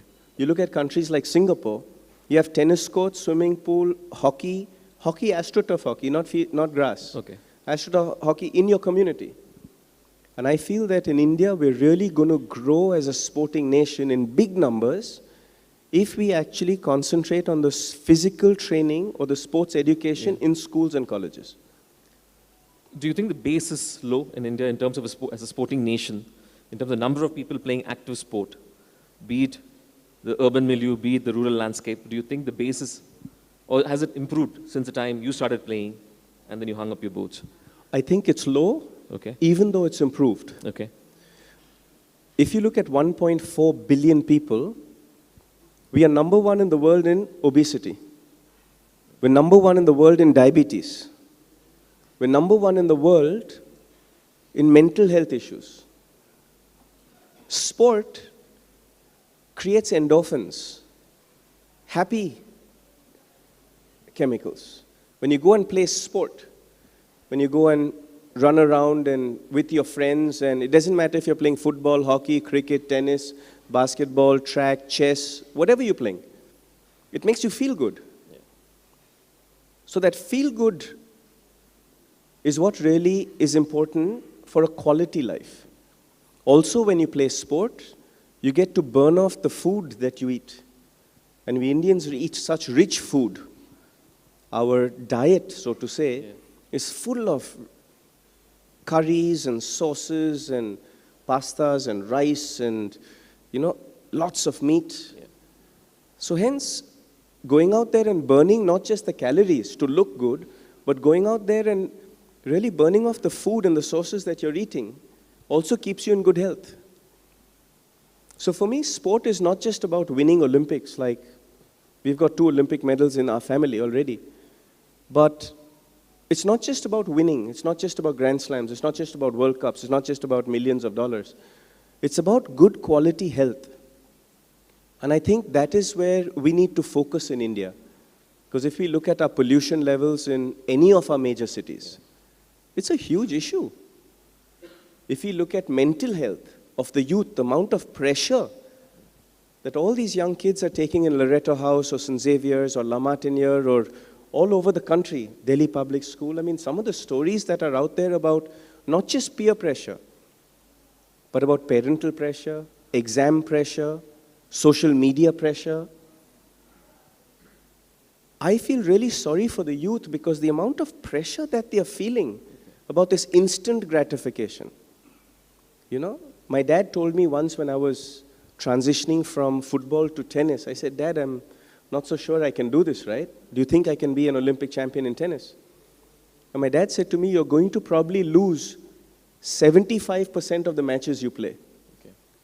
But if you win Wimbledon once, you're a hero. He said you can lose 51 weeks of the year. Yeah. But that 1 week that you win an Olympic medal, your whole career is made. My dad always has immense intuition, even though he doesn't trust it as much. Because my dad's the workhorse. He's the hard worker. He's the doctor of medicine. He's the doctor of science, of sport. I've seen him do incredible work at the National Cricket Academy in Bangalore. Yeah. It's like very quiet, silent, but does the work. Yeah. And when Dad said you're going to lose 75% of your matches, for you young kids out there, I have lost 74.3% of every tennis match I've played in my career. But yet, the other times that I won, you win 18 Grand Slams and make 36 Grand Slam finals and play 7 Olympics. So it's not about how you lose or win. It's about how you rebound from a loss, how you have a hardship in your life and come back from that. How maybe you only have 10 followers on social media on one of your posts, but don't worry about the person who has 5 million, because you can grow up to that. You don't worry about the exam that you failed in, because you can come back from that.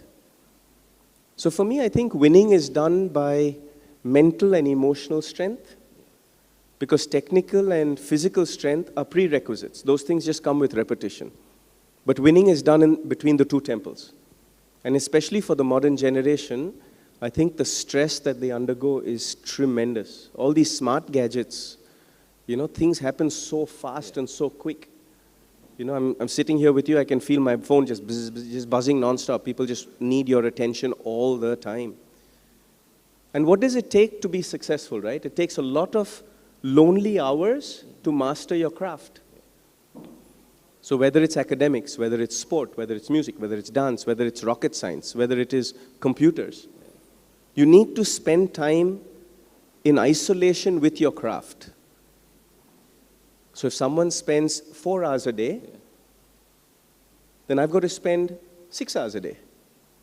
If someone spends 8 hours a day, and I want to be an Asian champion, if they're spending 6 hours, I may have to spend 8.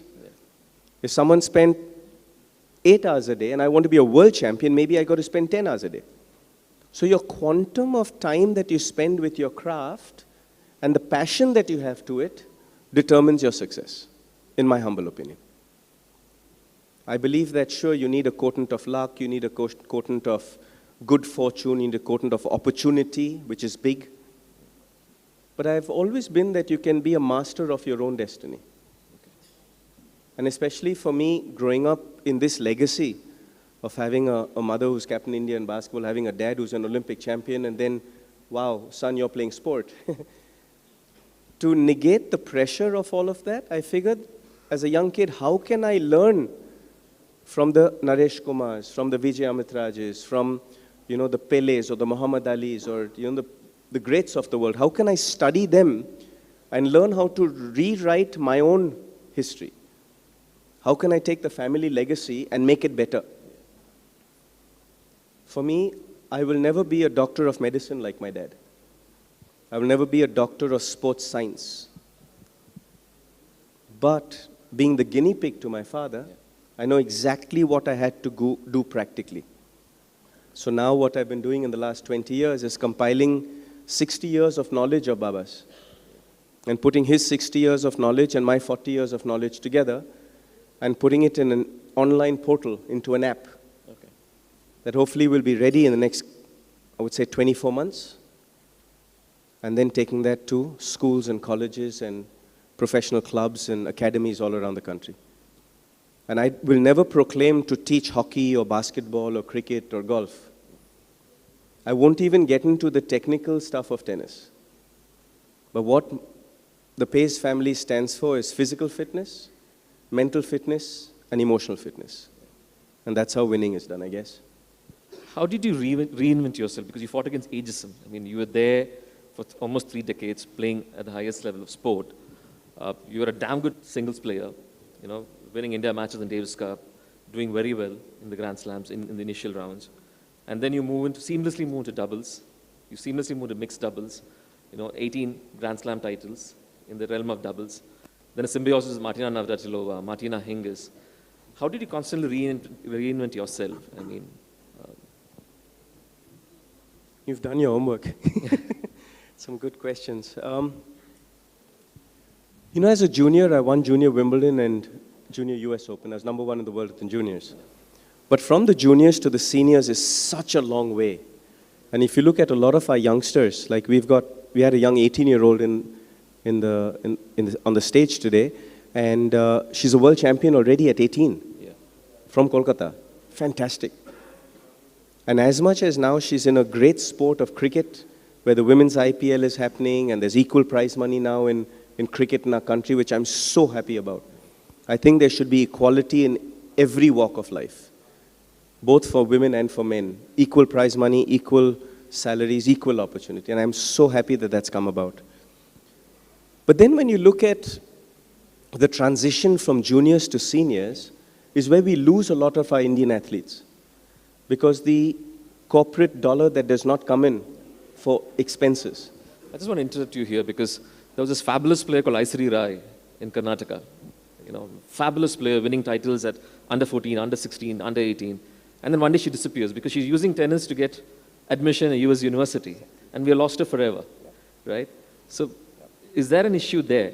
I mean, where someone takes up tennis as a recreational sport and because they don't see enough opportunities at the highest level, they use it to get admission in a university abroad, and that's about it, you know?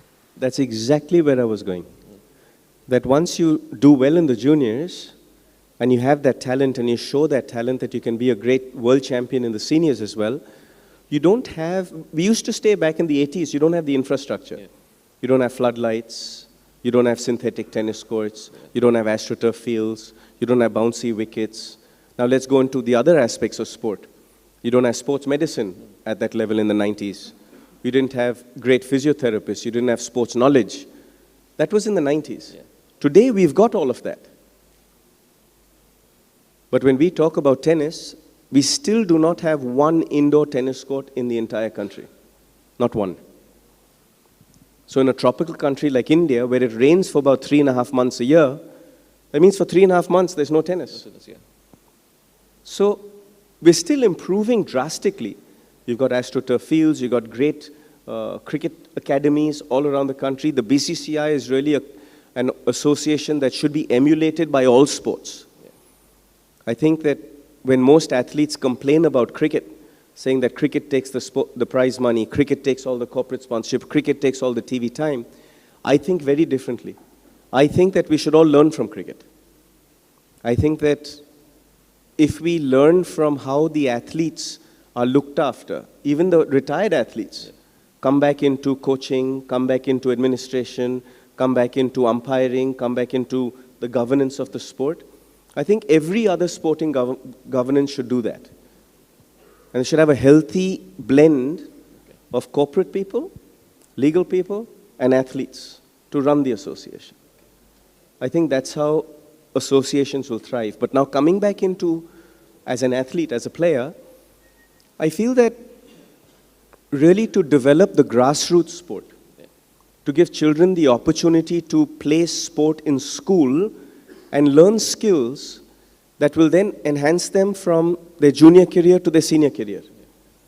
You know, how to manage their money, how to manage their daily fitness regimen. I was walking in here and a gentleman was asking me about how much fitness do you do even now? I mean, and for me, fitness is a lifestyle. It's a daily thing. Yes, sure, there was a lot of training going into specific tennis training, but fitness is just for good health. It's for releasing those endorphins, for being happy. So whether I go and play golf 4 times a week, or whether I'm in the gym every morning for an hour and a half, or even at night when most people are out having dinner and going out for a party, don't be surprised if you see me in the gym working out. Because I think it's just part of who I am and what I grew up with my parents. I mean, I still remember in the monsoon months running with Baba in the streets of Calcutta. We should run up and down Park Street, around the VM, Victoria Memorial, and back. And it became a lifestyle. And I think that's why one was possibly one of the fittest athletes in India or in the world. And at the same time, one was able to conduct a career over 31 years, over 3 decades. You know, so I think if you have certain amount of passion for your craft, if you have certain amount of, also you got to be a little eccentric, you got to be a little crazy to do it for this long, you know.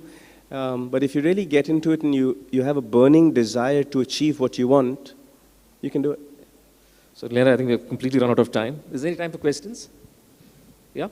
Maybe 2 questions? Yeah. Can someone give her the mic, please?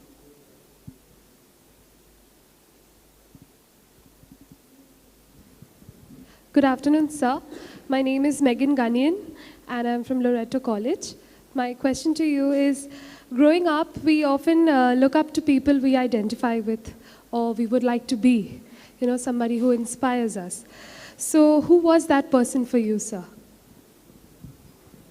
Good afternoon. If I had to choose one person, it would be my dad, be my father. Thank you, sir. My father epitomized what an athlete could be. He not only was an Olympic champion and played sport at a very high level in hockey, but he was just a good role model.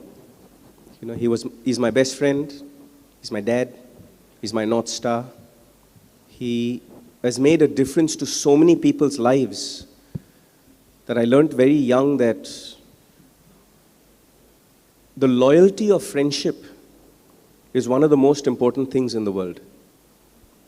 Being a good human being is more important than being a Wimbledon champion. Because there are quite a few Wimbledon champions over the years, but we don't necessarily remember them.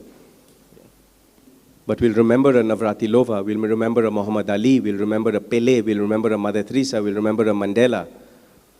Because these people went out and did something for humanity that was extraordinary. So for me, there are 3 athlete doctors in the whole planet. There was Socrates, the Brazilian footballer, who was a World Cup champion and a doctor. There was Sir Rick Charlesworth, the Dutch short corner specialist, also a champion and a doctor. And then there was Dr. Paes, my Baba.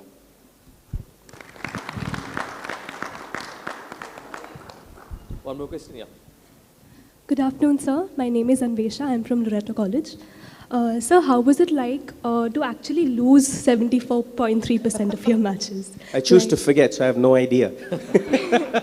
No, but to be more specific, how did you deal with those losses? Did you have to face external criticism? And if so, how did you grow from it? That's a great question.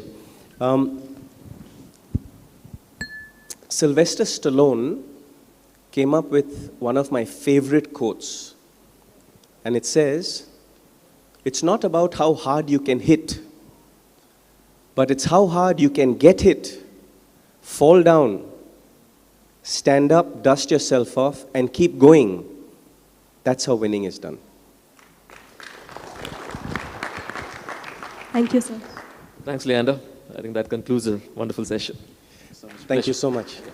To be honest, if we really had the time, we would have loved to hear a little more, but we're actually running short of time, and we loved each and every bit you spoke. And yes, all of us are now looking forward to the app which you spoke of. Quite inspiring and engaging, I'm sure it's going to be. First of all, best wishes from all of us, from the entire team. And to show you how much we love you and how much we respect you, I would like the moderator of the session to kindly step forward and present a memento to you. Can I please request all of you to put your hands together?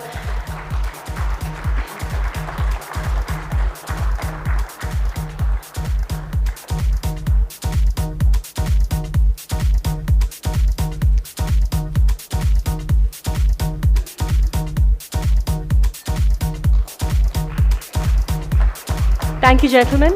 Thank you. If I can take one more minute, please. Please. I just want to, on behalf of my family, say a huge, heartfelt thank you to Sportstar and to the Hindu. Because growing up as a young boy, my ambitions were once to get my picture in the Sportstar.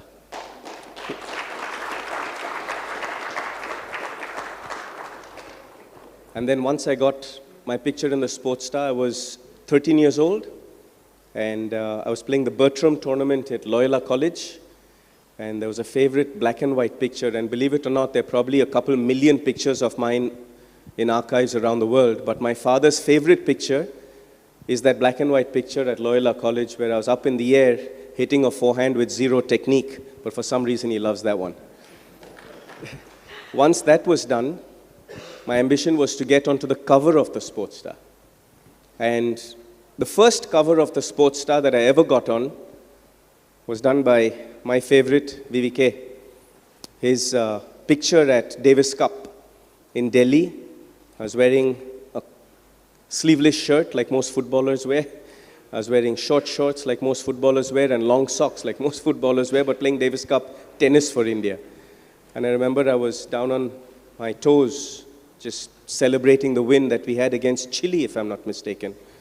And if you can please give VVK a big ovation for... He's just retired from his career and he's had such a wonderful career. And for me, he's always going to be my champion. Also to another someone that is very dear to my heart, to Ion, not just for your Bengali roots, but also for the passion that you have for sport. For the whole Sportstar team that all are behind you, and for the whole Hindu team, for every single one of you, I'd like to thank you for the years of friendship, loyalty, camaraderie, and I look forward to the next decade ahead where we can move Indian sport together through the grassroots level. So to the Sportstar and the Hindu, thank you so much for honoring my Baba today and for honoring me. God bless. Thank you, sir. Thank you for gracing us with your presence. Thank you so much. So with that, we're going to move forward to our next session. Amra pray ekhane shobai Bengali. And with a lot of pride, I can say that Bengalis are fanatic about football, aren't we? And especially when it comes to club football. The two teams which we have been supporting all these years, we are still hoping to do that, and the generations will do so in future.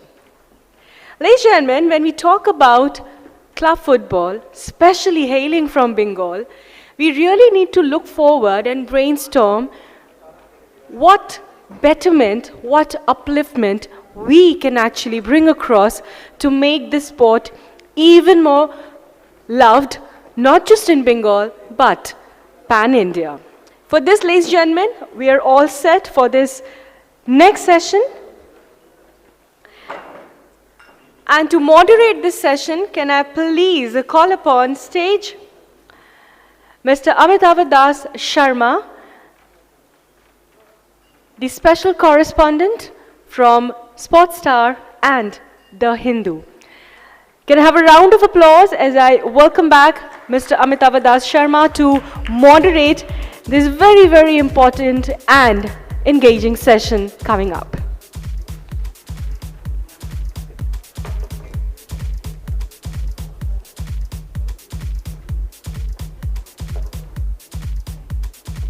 And trust me, we have some eminent panelists for this session and the ones coming up. So I would request all of you to stay tuned. And even though if it's again a post-lunch session, I'm also hoping you will be giving all ears to the sessions coming up.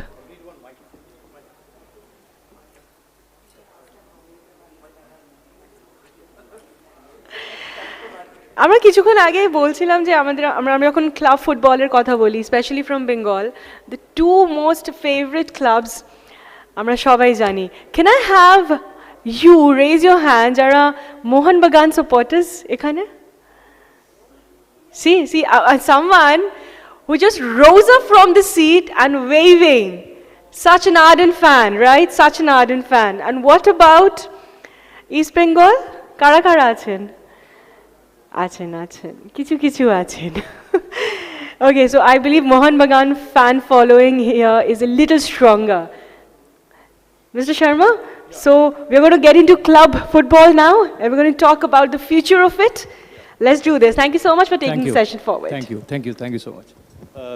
It is nice to be back again, and this time we have a league of extraordinary gentlemen who are sitting on top of club administration, and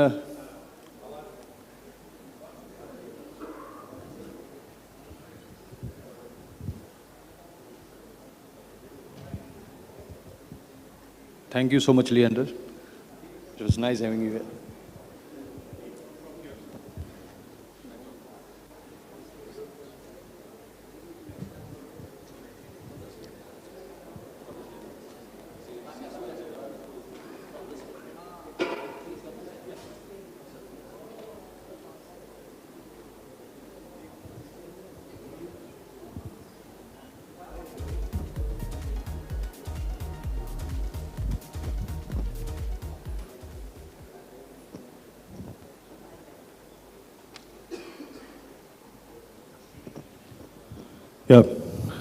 We are back again on our topic, which is from Maidan to ISL, road ahead for Kolkata football.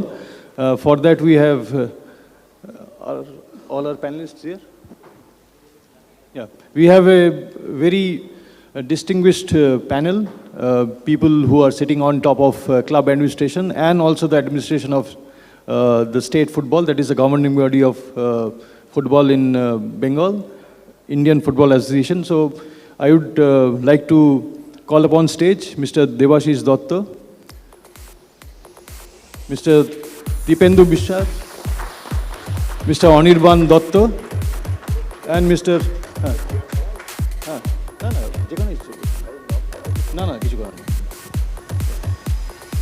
And Mr. Devabrata Sarkar, I think he'll join us.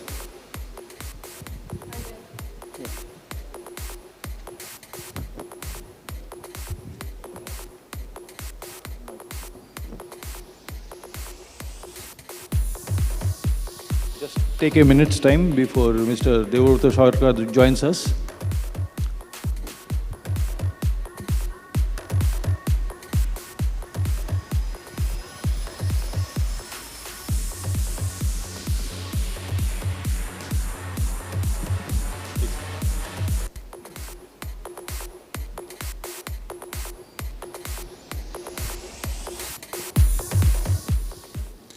So what we have is basically the cream of football administration in Bengal, and why not, also of India.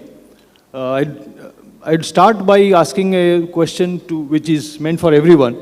You can take a turn to answer it. It is the common thing that we have been hearing so long in the discussion so far. It was mentioned by Sourav, it was mentioned by Mr. Gurbakh Singh, it was mentioned by even Leander Paes. It is about grassroots program.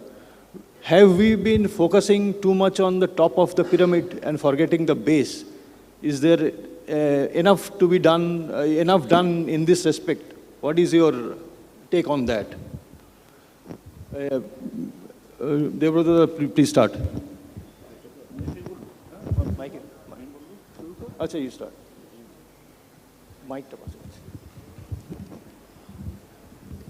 Well, I completely agree with the opinion that we have to get into the grassroots to develop our heroes, our players, and to do that, what I can tell you what I have done, we have been discussing for a long time, that we need to create opportunities for the young youth of the nation, or the youth of the state rather.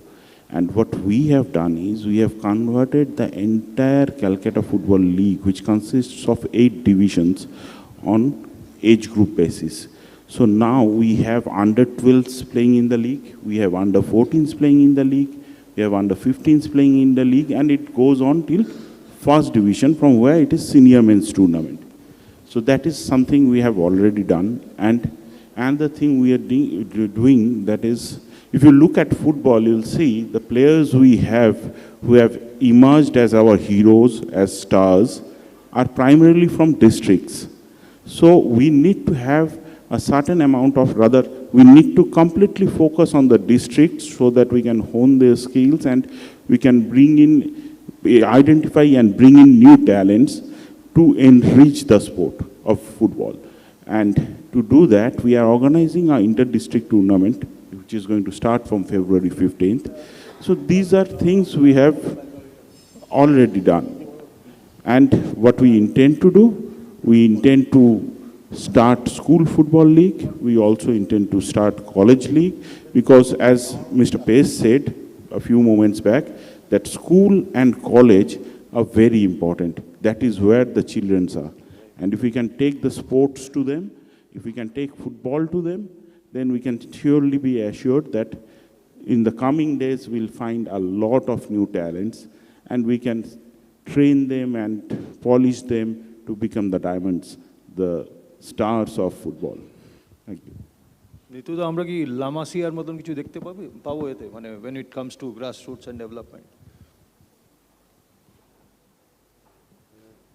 Hello, grassroot লেভেলে বিভিন্নভাবে আমরা চেষ্টা করছি, আপনারা জানেন হয়তো, আমরা প্রায় 8 ইয়ার্স ধরে একটা স্কুল চালাই আমাদের ক্লাবে।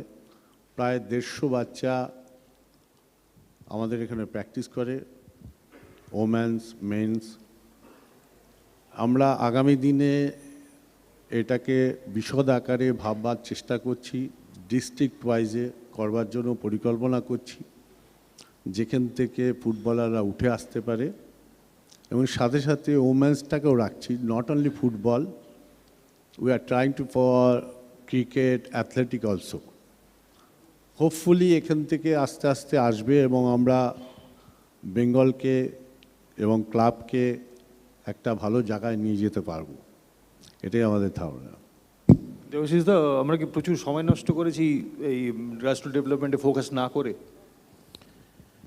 দেখুন, আমরা অ্যাকচুয়ালি সত্যি কথা বলতে সবাই ভয় পাই। অ্যাকচুয়ালি আমরা কিছুই করে উঠতে পারিনি, কেউ কিছুই করে উঠতে পারিনি। If you go to the practical situation, এটা খানিকটা চিকেন অ্যান্ড এগ স্টোরি। আজকে মিস্টার দত্ত, অনির্বাণ দত্ত বললেন যে আমরা এজ গ্রুপ ওয়াইজ লিগ করছি। আজকে মোহনবাগান একমাত্র বড় ক্লাব যারা নার্সারি লিগ খেলতো, আন্ডার-13। এখন নার্সারি লিগ বন্ধ হয়ে গেছে। আজকে আমি তো নিশ্চয়ই গিয়ে 5th ডিভিশনে ফুটবল খেলবো না, তাহলে আমার নার্সারি আমি যদি টিম বানাই, আজকে আমি আমার ইনভেস্টরের সঙ্গে রোজ কথা বলছি। আমাদের তখন ইনভেস্টরকে করার পেছনে একটা অন্যতম কারণ ছিল যাতে প্রপারলি ইউথ ডেভেলপমেন্ট করা হয়। শুধু আন্ডার-13 নয়, আন্ডার-13, আন্ডার-15, আন্ডার-18 3টে টিম করার। এবার তাদের বক্তব্য হচ্ছে আমরা টিম করলাম, খেলবো কোথায়? আইএসএল একটা শুরু করার কথা ভাবছে, এখনো শুরু হয়নি। আজকে আপনি বলুন, এই 6 বছর ধরে আইএসএল চলছে, 10টা ক্লাব বা ফ্র্যাঞ্চাইজি এখানে পার্টিসিপেট করছে। অ্যাভারেজে 40 থেকে 50 কোটি টাকার 50 crore ইনভেস্টমেন্ট হচ্ছে পার ফ্র্যাঞ্চাইজি। কারুর একটা ইউথ ডেভেলপমেন্ট নেই। যদি 10%ও তাদের ইউথ ডেভেলপমেন্টে লাগাতো, 5 কোটি টাকা লাগাতো, তাহলে 3টে টিমেও অনেক বেশি, আমি অ্যামাউন্ট বলছি, তার অনেক কম খরচা হতে পারত। কিন্তু একজনও কেউ করছে না। আমরা ফ্ল্যাশি প্লেয়ার আনবার চেষ্টা করছি, ফ্ল্যাশি কোচ, বড় প্লেয়ার বিদেশ থেকে আনবো, নামবে, চকচক করবে, ভালো। কিন্তু where is youth development? Nothing is happening. East Bengal ইস্টবেঙ্গলের মতো ছোটো করে চেষ্টা করছে, আমি হয়তো ছোটো করে চেষ্টা করছি, কিন্তু তাতে কিন্তু কিছু হবে না, এগোবে না। আমাদের যদি সিরিয়াসলি এগোতে হয়, তাহলে we have to think seriously. আজকে যদি আইএসএল, এফএসডিএল রুল করে, দেন ইউ হ্যাভ ম্যান্ডেটারি। এবং আমি একটা ইম্পর্টেন্ট কথা আমি অলরেডি বলেছি একটা জায়গায়, যে শুধু টিম করলে হবে না। আমি একটা আন্ডার-13 টিম করলাম, আন্ডার-15 করলাম, আন্ডার-18 করলাম, তাতে হবে না। এদের লিগ করতে হবে, এফএসডিএলকেই রান করতে হবে। এবং এই যে 4টে টিম থাকবে, আন্ডার-13, আন্ডার-15, আন্ডার-18 অ্যান্ড দ্য সিনিয়র টিম, এই 4টে টিমের 4টে লিগের পয়েন্ট অ্যাড করে তবেই আইএসএল চ্যাম্পিয়ন হবে। কারণ কি, যদি আমি সেটা না হয়, then I will not be interested. আমি অ্যাজ আ ইনভেস্টার, আমি একটা ঠিক আছে ম্যান্ডেটারি করা আছে, আমি একটা টিম বানিয়ে দিলাম, আমি ওটা হয়ে গেল আমার, এটাকে আমি খালি ফুলফিল করলাম ক্রাইটেরিয়াটাকে, but it is not fulfilling the criteria. তো এটাকে যদি আমাদের সত্যি কথা ওইভাবে আনতে হয়, তাহলে এই 4টে লিগের পয়েন্ট যোগ করে যদি আইএসএল চ্যাম্পিয়ন হয়, তখন every franchise will be serious, every investor will be serious, and definitely clubs. আমরা যেভাবে চিন্তা করি, নিতুদা যেভাবে চিন্তা করে, ডেফিনেটলি ফ্র্যাঞ্চাইজি ওনাররা সেভাবে চিন্তা করে না, কিন্তু তাদেরকে চিন্তা করাতে হবে। আজকে লিয়েন্ডার যেটা এতক্ষণ ধরে বলে গেল, লিয়েন্ডার কলকাতায় জন্মেছে বলে সে লিগাসিটা বুঝেছে, that helped him to grow in this stage. তো এই লিগাসিটাও প্রত্যেককে বুঝতে হবে, তবেই কিন্তু একটা ডেভেলপমেন্টের জায়গায় আসতে পারবে। আমরা এই করব ওই করব বলে খুব গ্রাসি পিকচার দিয়ে কোনো লাভ নেই। বাস্তবে কিন্তু এগোতে গেলে আমাদের প্র্যাকটিক্যালিটিতে আসতে হবে এবং সত্যি কথা কিছু করতে হবে, যেটা এখন হচ্ছে না। আমি একটু বলি, দেবা ঠিকই বলছে। আর একটু এটার সাথে আমরা স্পোর্টস মিনিস্টারের ওখানে বসে এই আলোচনাগুলো করেছিলাম যে ইউথ ডেভেলপমেন্টকে ডেভেলপ করবার জন্য, এই পয়েন্টটাকে ক্যারি আউট করার জন্য, কিন্তু আলটিমেটলি হয়নি। কিন্তু এখানে আমরা যারা বসে আছি, শুধু আমাদের এই ভাবনা দিয়ে কিন্তু ফুটবল কিংবা কোনো স্পোর্টসকে ডেভেলপ করা যাবে না। লিয়েন্ডার বলে গেল যে স্পন্সরদের এগিয়ে আসতে হবে, যারা তাদের ইচ্ছা শক্তিটা সবচেয়ে আসল। Without money you cannot develop anything. Similarly আমার ফেডারেশন এবং স্পন্সরদের ইচ্ছার উপরে কিন্তু নির্ভর করবে আগামী দিনে বিশেষ করে ফুটবলটা কোথায় যাবে। আমরা আগে যারা ক্লাব চালাতাম, ক্লাবের সাথে যুক্ত, এখানে বহু মানুষ বসে আছে, বহু প্রাক্তন খেলোয়াড়দের সঙ্গে চলাফেরা করেছে এবং প্রাক্তন অফিসিয়াল হিসাবে নিযুক্ত ছিল। তারা জানে এই তিনটি ক্লাবই চলতো অল্প বিস্তর সদস্যদের চাঁদা আর বাকি অফিসিয়ালদের ইমোশন, সেটাকে কেন্দ্র করে নিজেদের উদ্যোগে অর্থ জোগাড় করে চালাতো। সেখান থেকে হঠাৎ এক রাত্রে আমরা শুনতে পেলাম যে আইএসএল নামক একটা টুর্নামেন্ট তৈরি হবে, যেখানে ফ্র্যাঞ্চাইজি দিয়ে ইস্টবেঙ্গল মোহনবাগানকে খেলতে হবে। আচ্ছা, আপনারাই বলুন, ইস্টবেঙ্গল মোহনবাগান ফ্র্যাঞ্চাইজি দিয়ে খেলবে কেন? যারা 100 বছর ধরে ভারতীয় ফুটবলকে নার্স করে এসছে, তারা ফ্র্যাঞ্চাইজি দিয়ে খেলবে কেন? এটা কিন্তু আমরা দুটো ক্লাব প্রথম প্রতিবাদ করেছিলাম, মোহামেডানও যুক্ত হয়েছিল।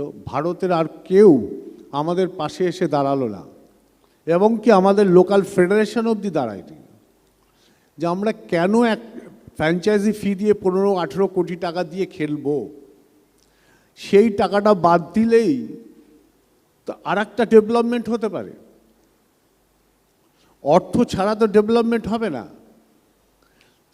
এই জন্য আমি পাশে আমাদের নিয়ম সংস্থার সম্পাদক রয়েছে অনির্বাণ, ওকে বলছি যে এই জিনিসগুলোর উপর নজর রেখে অল ইন্ডিয়ার সাথে কথা বলে, এফএসডিএলের সাথে কথা বলে এই রুলগুলো যদি চালু করা যায়, জুনিয়র ইউথ ডেভেলপমেন্ট মাস্ট, তাহলে হয়তো এখান থেকে হবে। পাশাপাশি ডিস্ট্রিক্ট লিগ চালু করতে হবে। এবং দেবাশিস যেটা বললো, টুর্নামেন্ট কোথায় খেলবো, কোথায়? আমরা একটা নিয়ম রক্ষার্থে কিংবা লাইসেন্সিং ক্রাইটেরিয়ায় 13 দেখাতে হবে, 14 দেখাতে হবে, সব রয়েছে, কিন্তু টুর্নামেন্ট নেই। টুর্নামেন্টটা হয় কীরকম জানেন?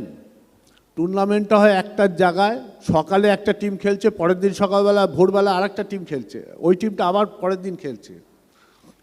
একটা টিমে রিকভারি সেশনটা অবধি দেয় না, এবং ট্রেনের ভাড়াটা দেয় সেকেন্ড ক্লাসের, সেখানে যেতে হয়।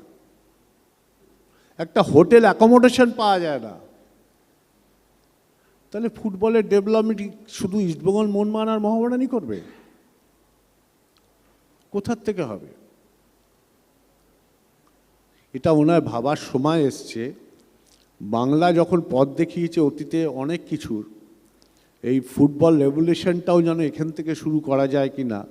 আইএফএ এই দায়িত্ব নিক, আমরা 3টে ক্লাব তাদের সাথে থাকব, যাতে ইউথ ডেভেলপমেন্ট হয়। আগামী দিনে আমরা আবার বাংলার সেই নেতৃত্ব দেখতে পারি। Thank you. আপনি কিছু বলবেন এতে? দীপুকে এই গ্রাসরুটসের ব্যাপারটা একবার জেনে নিয়ে তারপরে আপনার কাছে আসবো। Dipu, you come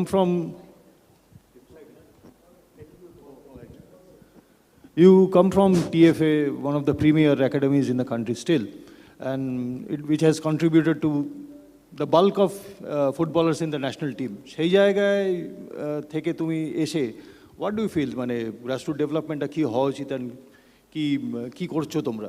What are you doing? দেখুন, আমি টাটা ফুটবল একাডেমি থেকে আমি গ্র্যাজুয়েট হয়ে আমি মোহনবাগানে প্রথম সাইন করি, পরে ইস্টবেঙ্গল মোহনবাগান মোহামেডান খেলি। বর্তমানে আমি মোহামেডানের ফুটবল সচিব। আমরা যে ইউথের একটা আমরা খুব ভালো করেছি, মানে আমাদের ইনভেস্টার তাতে সবচেয়ে বেশি ইন্টারেস্ট দেখিয়েছে। আমরা জয়দা এখানে আছে, অনির্বাণ দত্ত, ওনাকে বলেছিলাম যে আমরা আই লিগ খেলতে চাই আন্ডার-17, কিন্তু বাংলা থেকে শুধু 2টো টিমই যেতে পারবে, তাই মোহনবাগান ইস্টবেঙ্গল গেছিলো, আমরা যেতে পারিনি, খেলতে পারিনি নিয়মের কারণে। কিন্তু আমরা আন্ডার-17 টিম আমাদের আছে, আন্ডার-13 টিম আমাদের আছে, আন্ডার-15 টিম আমাদের আছে, এবং আমরা একটা রিজার্ভ টিম লাস্ট 2 মান্থ ধরে আমরা তার রিজার্ভ টিমের একটা নার্সারিং করছি, যেখান থেকে আমার সাথে আমরা একটা ইয়াং কোচকে নিয়েছি, তাকে নিয়ে রিজার্ভ টিমটা আমরা সারা গ্রাম বাংলার প্রতিটা জায়গায় যাচ্ছি। এবং তাছাড়াও আমরা টার্গেট নিয়েছি সন্তোষ ট্রফিকে, যে সন্তোষ ট্রফি 10 তারিখ থেকে শুরু হবে, সেখানে আমি এবং আমার কোচ যাবে, সেখান থেকে আমরা একটা প্ল্যানিং করেছি যে 17 থেকে 20 বছরের মধ্যে আমরা 15টা ছেলে নেব রিজার্ভ টিমে, আর 20 থেকে 22 বছরের 15টা ছেলে নেব। এই টিমটাই আগামী দিন মোহামেডানের হয়ে কলকাতা লিগ খেলবে, আগামী দিনে আইএফএ শিল্ড থেকে শুরু করে প্রতিটা টুর্নামেন্ট আমরা এই ছেলেদের দিয়ে খেলবো। এবং আমার মোহামেডানের আপনি গেলে দেখতে পাবেন আন্ডার-13, আন্ডার-15 এবং আন্ডার-17 3টে টিম তৈরি হয়ে আছে আমাদের, যারা ভারতবর্ষের যে কোনো টিমের সাথে এখন খেলার জায়গায় আছে। আমরা ইউথকে খুব জোর দিয়েছি, আমার ইনভেস্টার এবং আমরা ক্লাবের যারা অফিসিয়ালরা আছে তারা বলেছি যে আপনি দেখুন যারা আই লিগে বর্তমানে সাফল্য পাচ্ছে যে টিমগুলো আছে, রাউন্ড গ্লাস পাঞ্জাব এবং সিনিদি, তারা বেশি ভারতীয় খেলোয়াড়দেরকেই খেলাচ্ছে, বিদেশি খেলোয়াড় 3জন 4জন খেলছে ঠিকই, কিন্তু তার ডিফেন্স, তার অ্যাটাকিং লাইনে সব ভারতীয় ছেলেরা খেলছে, যারা কেউ নর্থ ইস্ট, কেউ পাঞ্জাব, কেউ কেরালা থেকে এসছে। তো আমরাও চাইছি যে মোহামেডান স্পোর্টিং ক্লাব আমাদের আগামী দিনে এই আমাদের যে রিজার্ভ টিম এবং এই 3টে টিমকে আমরা একসাথে করেছি, এবং আমাদের যে হেড কোচ এই 4টে টিমের দায়িত্ব তাকেই দিয়েছি। সে কিন্তু তার প্র্যাকটিস বাদ দিয়ে অন্য সময় আমাদের এই টিমগুলোর সাথে সে টাইম স্পেন্ড করছে, প্লেয়ারদের সাথে কথা বলছে, প্লেয়ারদের সাথে, যাতে এই একই সিস্টেমে আমরা চলি। আমার 13 টিম যে সিস্টেমে খেলবে, আমার সিনিয়র টিম সেই সিস্টেমেই ফুটবল খেলবে। আমার 17 টিম যে সিস্টেমে খেলবে, আমার সিনিয়র টিম একই সিস্টেমে খেলবে, আমার রিজার্ভ টিমও একইভাবে আমরা ফুটবলটা খেলবো। মানে আমার এর আগে যিনি হেড কোচ ছিলেন, রাশিয়ান কোচ আন্দ্রে চার্নিসভ, সে সেইভাবে আমাদের টিমটাকে রেডি করেছে। বর্তমানে কিবু ভিকুনা এসছে, সেও একইভাবে এই টিম 4টে টিমের সাথে সে যোগাযোগ রাখছে। আমরা ইউথকে কেন জোর দিয়েছি, দেখুন বাঙালি ফুটবলার কমে যাচ্ছে, আমরা বাংলার ছেলেদেরকে আগে প্রমোট করার চেষ্টা করছি। আমার টিমে কেরালার 2জন খেলোয়াড় থাকবে, নর্থ ইস্টের 2জন থাকবে এবং পাঞ্জাবেরও 2জন প্লেয়ার থাকবে, কিন্তু বেশি খেলোয়াড়রা বাংলার থাকবে। এটা আমরা এর মধ্যে আমরা স্কাউট করা শুরু করেছি।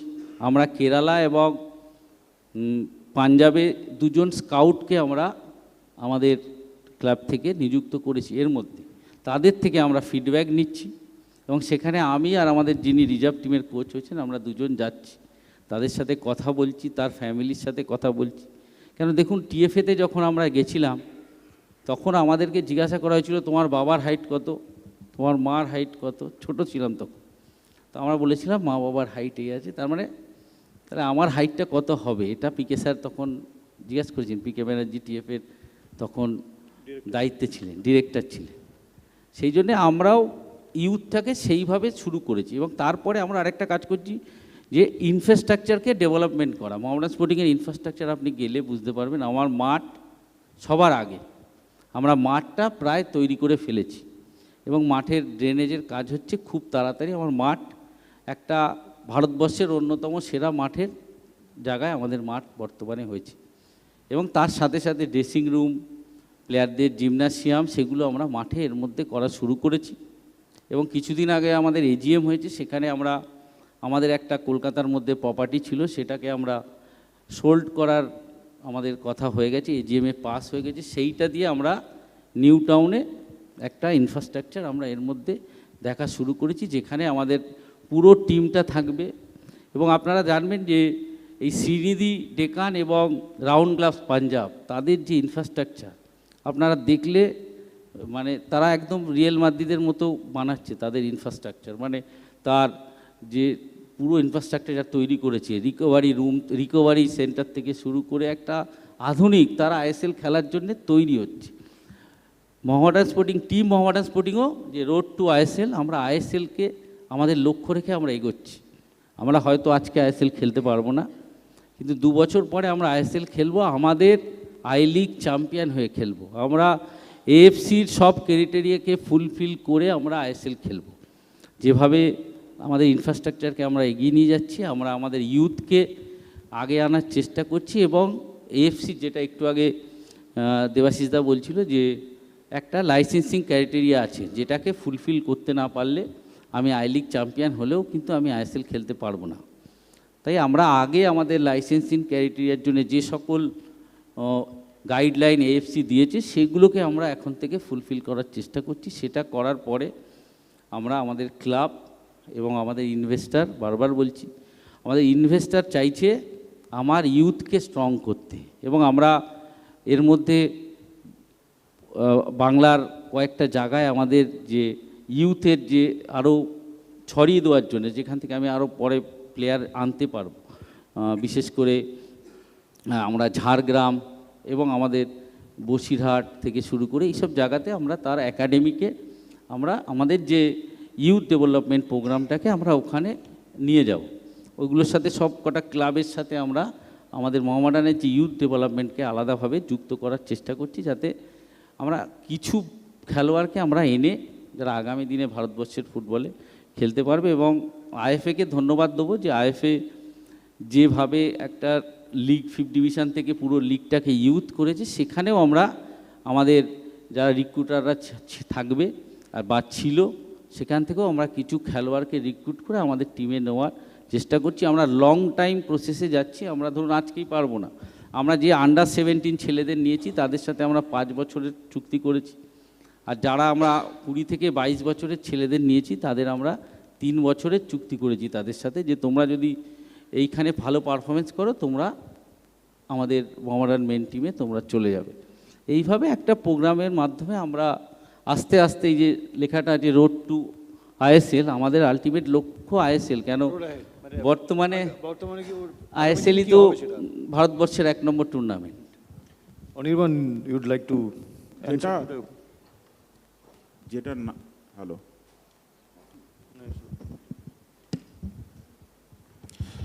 যেটা না বললে নয়, এখানে দেবব্রত সরকার মহাশয় আছেন ইস্ট বেঙ্গলের তরফ থেকে, দেবাশিস দত্ত আছেন মোহনবাগান, এটিকে মোহনবাগানের তরফ থেকে, এবং দিব্যেন্দু বিশ্বাসও আছে মোহামেডানের তরফ থেকে। যেটা জানলে আপনারা সবাই খুশি হবেন যে কলকাতা, যেটা একটু আগে কথা হচ্ছিল যে বাচ্চাদের যে টিম করব তারা খেলবে কোথায়, আমরা কিন্তু কলকাতা লিগটাকে, যেটা এক্ষুনি বললাম, সম্পূর্ণভাবে বয়সভিত্তিক করতে পেরেছি, এবং প্রায় 9,500 প্লেয়ার, ছেলে আর মেয়েদের টুর্নামেন্ট যদি মেশাই, মেয়েদেরটা বাদ দিলে 8,500 প্লেয়ার এই বছর কলকাতা ফুটবল লিগে খেলেছে।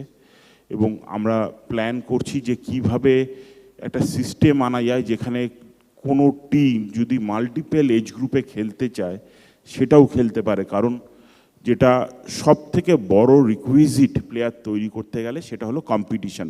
যত প্লেয়াররা খেলবে তত প্লেয়ার তৈরি হবে। তো এই খেলার সুযোগটা তৈরি করার জন্য আমরা এই বয়সভিত্তিক টুর্নামেন্টে কি করে সবকটা ক্লাবকে নিয়ে আসতে পারি তার চেষ্টা করছি। যারা ইউথ ডেভেলপমেন্ট নিয়ে কাজ করছে, বাচ্চাদের নিয়ে কাজ করছে, তাদের কি করে খেলার সুযোগ করে দিতে পারি। মানে একটু আগে দেবাশিস দা বলছিল যে আমি 5th ডিভিশন খেলবো, ব্যাপারটা 5th ডিভিশন ভাবলে হবে না, ভাবতে হবে যে ওটা আন্ডার 16 খেলছি, ভাবতে হবে যখন আমি 3rd ডিভিশনে খেলছি তখন আমি আন্ডার 19 খেলছি। এইভাবে চিন্তাটা করতে হবে, আর এইভাবে আমরা লিগটা সাজাবার চেষ্টা করছি। যেটা আমার মনে হয়েছে আইএফএতে আসার পর থেকে, আইএফএ দায়িত্ব নেওয়ার পর থেকে একটা ডিসকানেক্ট রয়েছে। মানে যখন এআইএফএফ কাজ করছে, এআইএফএফ নিজের মতো করে কাজ করছে, আইএফএ যখন কাজ করছে আইএফএ নিজের পরিকল্পনা মাফিক একটা প্ল্যান করে আমরা আমাদের মতন এগোবার চেষ্টা করছি। ক্লাবরা যখন কাজ করছে, ক্লাবরা নিজেদের মতন করে কাজ করছে। এই ডিসকানেক্টটা যদি আমরা সরিয়ে ফেলতে পারি এবং আমরা যদি একসাথে একটা কনস্ট্রাকটিভ প্ল্যান নিয়ে এগোই, সেক্ষেত্রে আমার মনে হয় ফুটবলটার ডেভেলপমেন্ট অনেক সহজ হয়ে যাবে এবং আমরা অনেকটা আরও এগিয়ে যেতে পারবো। আমরা ফুটবলের ডেভেলপমেন্টের ক্ষেত্রে যখন কথা বলছি, এটা না বললে নয়, আমি ডিস্ট্রিক্ট লিগের কথা এক্ষুনি বলেছি। আমরা যে ডিস্ট্রিক্ট লিগটা করছি ইন্টার ডিস্ট্রিক্ট টুর্নামেন্টটা করছি সেটাও কিন্তু বয়সভিত্তিক করছি, যেখানে আপাতত আমরা 3টে বয়স নিয়ে কাজ করছি এবং সরকার কিন্তু এই ইন্টার ডিস্ট্রিক্ট টুর্নামেন্টের পাশে এসে আমাদের দাঁড়িয়েছে। তোমরা কথা বলেছিলে সরকারের সাথে, এবং সেক্ষেত্রে আমরা সবকটা ডিস্ট্রিক্টের থেকে টিম নিয়ে 3টে এজ গ্রুপে খেলা করছি।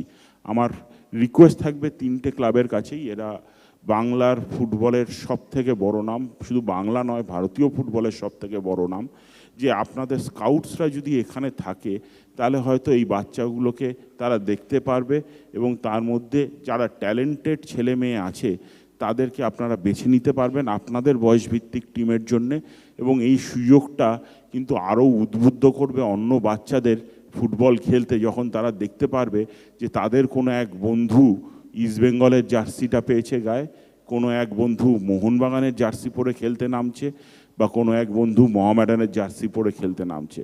আর সত্যি মোহামেডান যে মাঠটা তৈরি করেছে আমার মনে হয় ভারতের অন্যতম মাঠগুলোর মধ্যে একটা মাঠ, এবং ওদের যে কনস্ট্রাকটিভ অ্যাপ্রোচ সেটা অ্যাপ্রিসিয়েট না করলে অন্যায় হবে। ওরা কিন্তু খুব গুছিয়ে একটা প্ল্যান নিয়ে এগোচ্ছে, যেটা সত্যিই অ্যাপ্রিসিয়েট করার মতো। মিস্টার দত্ত, এক মিনিট।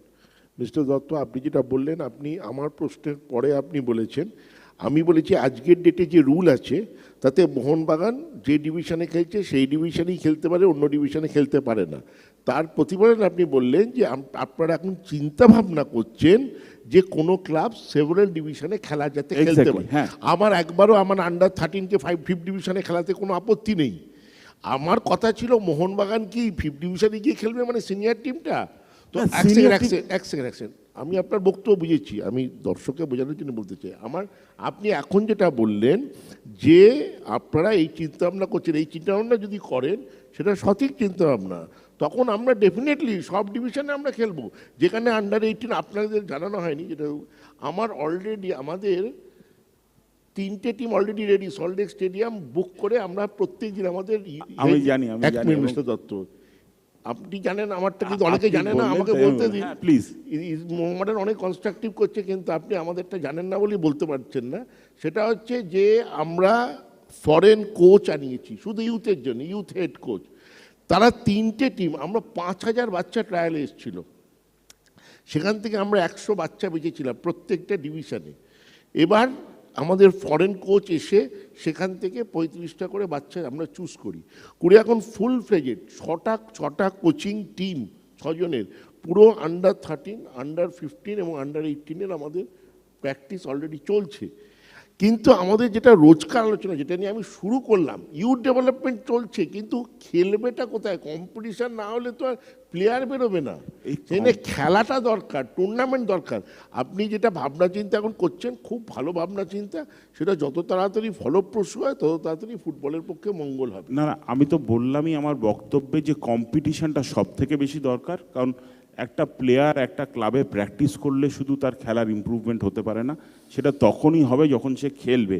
আর সেই খেলার সুযোগটা তৈরি করে দেওয়ার চেষ্টা আমরা করছি। আপনি জানেন যে আমি কিছুদিন আগেই দায়িত্ব নিয়েছি আইএফের, এবং সেই ক্ষেত্রে আমি দাঁড়িয়ে আমার যেগুলো মনে হয়েছে যে ইমিডিয়েট করা দরকার সেই কাজগুলোর ওপরে আমরা অলরেডি ফোকাস করছি, যাতে বাংলার ফুটবল আরও বড় হতে পারে, আরও ভালো হতে পারে, এবং ভারতবর্ষে যেন আমরা দেখি যখন ভারতীয় টিম নামছে সেখানে বাংলা ফুটবলদের একটা প্রাধান্য থাকছে। এটাই আমাদের লক্ষ্য। আমি আইএফএ সচিবের কাছে হ্যালো, আমি আইএফএ সচিবকে একটা অনুরোধ করছি, সবার মতো করে আমাদেরও আন্ডার 13, আন্ডার 15, আন্ডার 17 টিম আছে এবং দীর্ঘদিন থেকে আছে। আমি কারোর সাথে কম্পেয়ার, আমরা চাই অল ইন্ডিয়া ফুটবল ফেডারেশন কিংবা আইএফএ এজ ভিত্তিক টুর্নামেন্ট চালু করুক। আমাদের ছেলেরা খেলবে কোথায়? রোজ প্র্যাকটিস করে আর বাড়ি চলে যাচ্ছে। আমি অঞ্চলে অঞ্চলে গিয়ে খেলছি। গতকাল একটা টুর্নামেন্ট খেলতে গিয়েছিলাম, 2 days। আমরা একটা চ্যাম্পিয়ন হয়েছি 14 বছরেরটা, একটা 8 বছরেরটা রানার্স হয়েছি। তো এই খেলাটা যদি ফেডারেশন না নজর দেয় তাহলে আমরা টিম করে করবোটা কি? একদম আমি একমত, সেই জন্যেই আমরা এই পদক্ষেপটা নিতে চলেছি এবং এই পদক্ষেপটা নিচ্ছি। আপনি যেটা বললেন, একটা লাইন খালি, আপনি যেটা বললেন ওইটা খুব দরকার। আপনি যেটা বলছেন যে এআইএফএফ এর মতো চিন্তাভাবনা করছে, আইএফএর মতো চিন্তাভাবনা করছে, ক্লাবেদের মতো চিন্তাভাবনা করছে, কোথাও কোনো কানেকশান নেই। সেইটা যদি আপনি এসছেন, আপনার বাবা অত্যন্ত সফল আমি তো মনে করি ওনার মতো স্পোর্টস অ্যাডমিনিস্ট্রেটর পশ্চিমবঙ্গে খুব কমই হয়ে এসছেন, আমি ওনাকে অসম্ভব শ্রদ্ধা করি। তো আপনি এসছেন, আশা করি আপনার থেকেও আমাদের অনেক আশা, আপনি যদি ওইটা করতে পারেন, সবাইকে মিলিয়ে একটা প্ল্যাটফর্মে আনতে পারেন, এনে একটা কিছু প্রজেক্ট তৈরি করতে পারেন ফর বেঙ্গল ফুটবল, আমার মনে হয় that will give lot of for the football of Bengal. আইএফের তরফ থেকে যা যা করা সম্ভব সেটা আমরা নিশ্চয়ই করছি এবং আগামী দিনে আরও প্ল্যানস আছে, সেগুলো আমরা করব।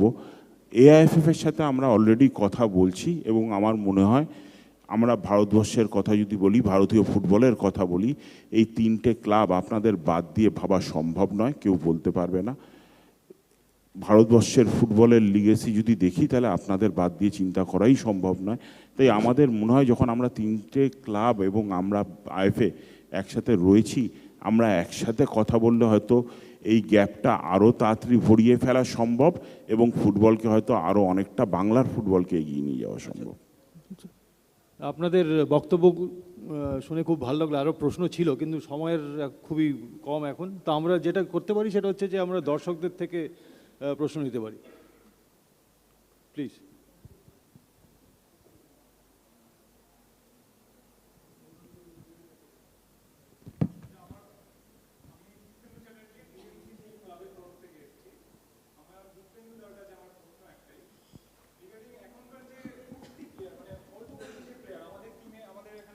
কোচিং করানো হয় এবং যে আন্ডার 10, আন্ডার 11, আন্ডার 12 যে প্লেয়ারগুলো যায়, বাচ্চাগুলো খেলে, তাদের জন্য নিউট্রিশন বা ফুড হ্যাবিট, মানে তুমি অ্যাজ একটা মানে একটা তোমার মানে কী বলে একটা আইডল, আমরা 2000 একটা তুমি একটা আইডল আমাদের কাছে, ঠিক আছে? তো তোমার দিক দিয়ে তুমি কি খাবার দাবার খেতে, বা এখন যে মোবাইল অ্যাডিকশান, বাচ্চারা যে ওই ঘাড় বেঁকিয়ে মোবাইল দেখছে, তাদের ফুটবল খেলতে যাচ্ছে সেখানেও মোবাইল দেখছে, এই ক্ষেত্রে তোমার একটা সাজেশন যদি আমরা পাই তাহলে আমরা আমাদের টিম মানে আমাদের কোচিংয়ের বাচ্চাদের আমরা সেইটা বলতে পারি।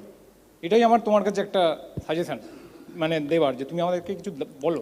দেখো, নিউট্রিশনটা তো একজন ডাক্তার, অলরেডি ইংল্যান্ডে একটা ক্লাব আছে ফরেস্ট গ্রিন রোভার্স বলে, তারা অলরেডি ভেগানে চলে গেছে, তাদের সমর্থকরাও ভেগান, তো তারা অতখানি এগিয়ে গেছে। হ্যাঁ, প্রথমে বলবো যে নিউট্রিশনটা তো একজন যে ডায়েটিশিয়ান উনি বলতে পারবেন। তবে বাচ্চাদের মোবাইলের ব্যাপারটাও ধরো একটু আগে লিয়েন্ডার পেজও বলছিলেন যে মোবাইল আপনি সরাতে পারবেন কতটা আমি জানি না, কেউই পারবে না, যার টাইমে সে দেবে। তবে বাচ্চারা যারা ফুটবল খেলে তারা আশা করব, ফুটবল তো একটা আবেগ। ধরো আমি বসিরহাটের একটা প্রত্যন্ত গ্রামে খেলতাম, আমরা যখন কলকাতায় আসতাম রাত 2:30-টের সময় একটা ট্রেন ধরতে হতো, তার আগে আমার বাড়ি থেকে স্টেশন আসতে 7 থেকে 8 কিলোমিটার সাইকেল চালিয়ে আসতে হতো। তার সেই আবেগ ভালোবাসাটা যদি ফুটবলের প্রতি থাকে, সে নিশ্চয়ই ভালো ফুটবলার হবে। ফুটবলকে ভালোবাসতে হবে, ভালোবাসে তারপর আস্তে আস্তে আধুনিক ট্রেনিং হবে, সে ভালো ফুটবল খেলবে। আর কারো প্রশ্ন আছে?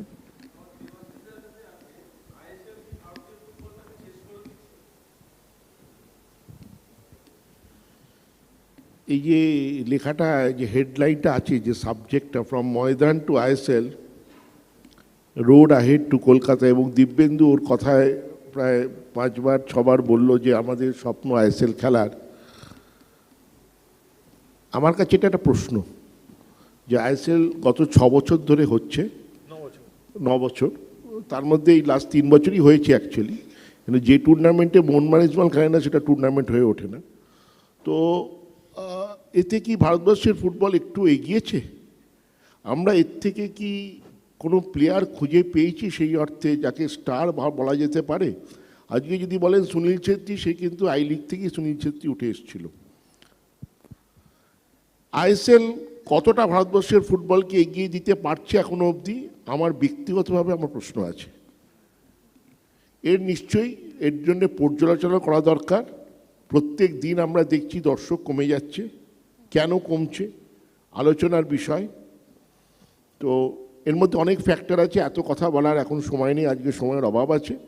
তবে আপনি যেটা বললেন, আমি বলবো না যে ভারতবর্ষের ফুটবলকে শেষ করে দিচ্ছে, তবে আমি বলবো এটা নিয়ে ভাবনা চিন্তা করার সময় এসে গেছে যে আদৌ আইএসএল দিয়ে আমরা এগোতে পারছি কি না, বা কেন পারছি না, কোথায় আমরা আটকে আছি, কি কি করা দরকার, সেইটা ভাবনা চিন্তা করার সময় এসছে। Thank you for a very thought-provoking conversation. I would thank you everyone for taking time out of your busy schedule coming here. Please stand back. Thank you so much. Actually, আজকে যা যা বিষয় নিয়ে ডিসকাশন হলো, they all points to ponder, and I'm sure এটা নিয়ে আরও discussion হবে, ভাবনা চিন্তা হবে, কিন্তু at this point of time আপনাদের প্রেজেন্সের জন্য we are absolutely grateful, and to show you how much we love and respect you, a token of love and appreciation from all of us, I would request Mr. Sharma to kindly present memento to all the panelists individually. May I please request a round of applause from all of you?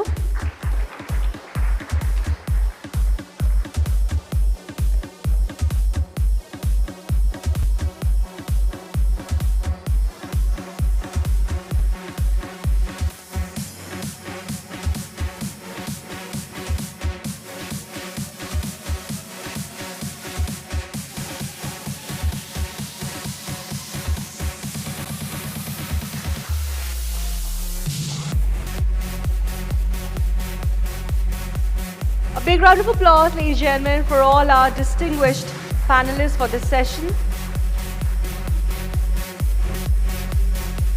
Thank you, gentlemen. Kindly be seated. So we have been talking about club football, especially hailing from Bengal. In today's day and age, we all believe we have been seeing, and we have seen a lot of development in not just club football from Bengal, but club cricket as well.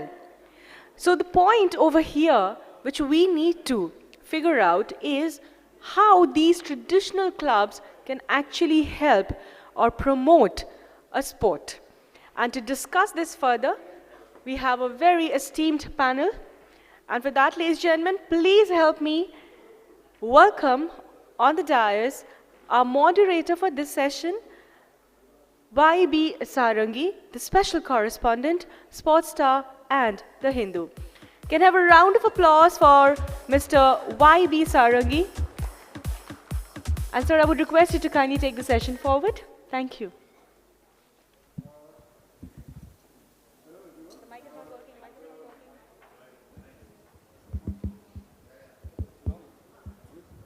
Hello. Yeah. This one is very interesting, sounds very interesting to me. I hope we'll have a very fruitful discussion. The topic is role of traditional clubs in sports promotion. So I'll invite Mr. Jaidev Mukherjee, former Davis Cup captain, who represents South Club, founded in 1920.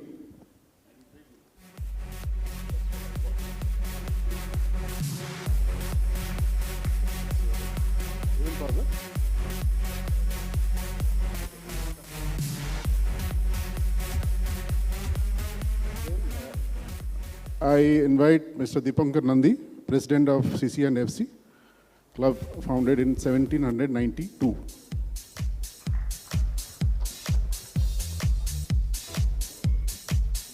Then I invite former national golf champion, Indrajit Bhalotia, who is closely associated with Tolly Club that was founded in 1895.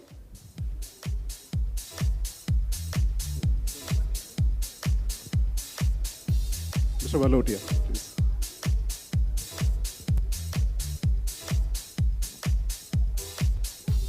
Next is Mr. Chandran Roy Chaudhary, who is the secretary of Kolkata Rowing Club that was founded in 1858. So we are talking about clubs which are more than 100 years old. 1858. No. So welcome, gentlemen. So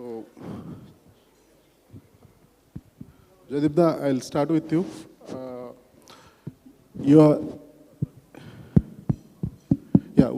are inseparable from Kolkata South Club, which is popularly known as South Club. So can you just look back and tell us some stories. You are full of anecdotes about South Club, and which was known as the nursery and home of Indian tennis.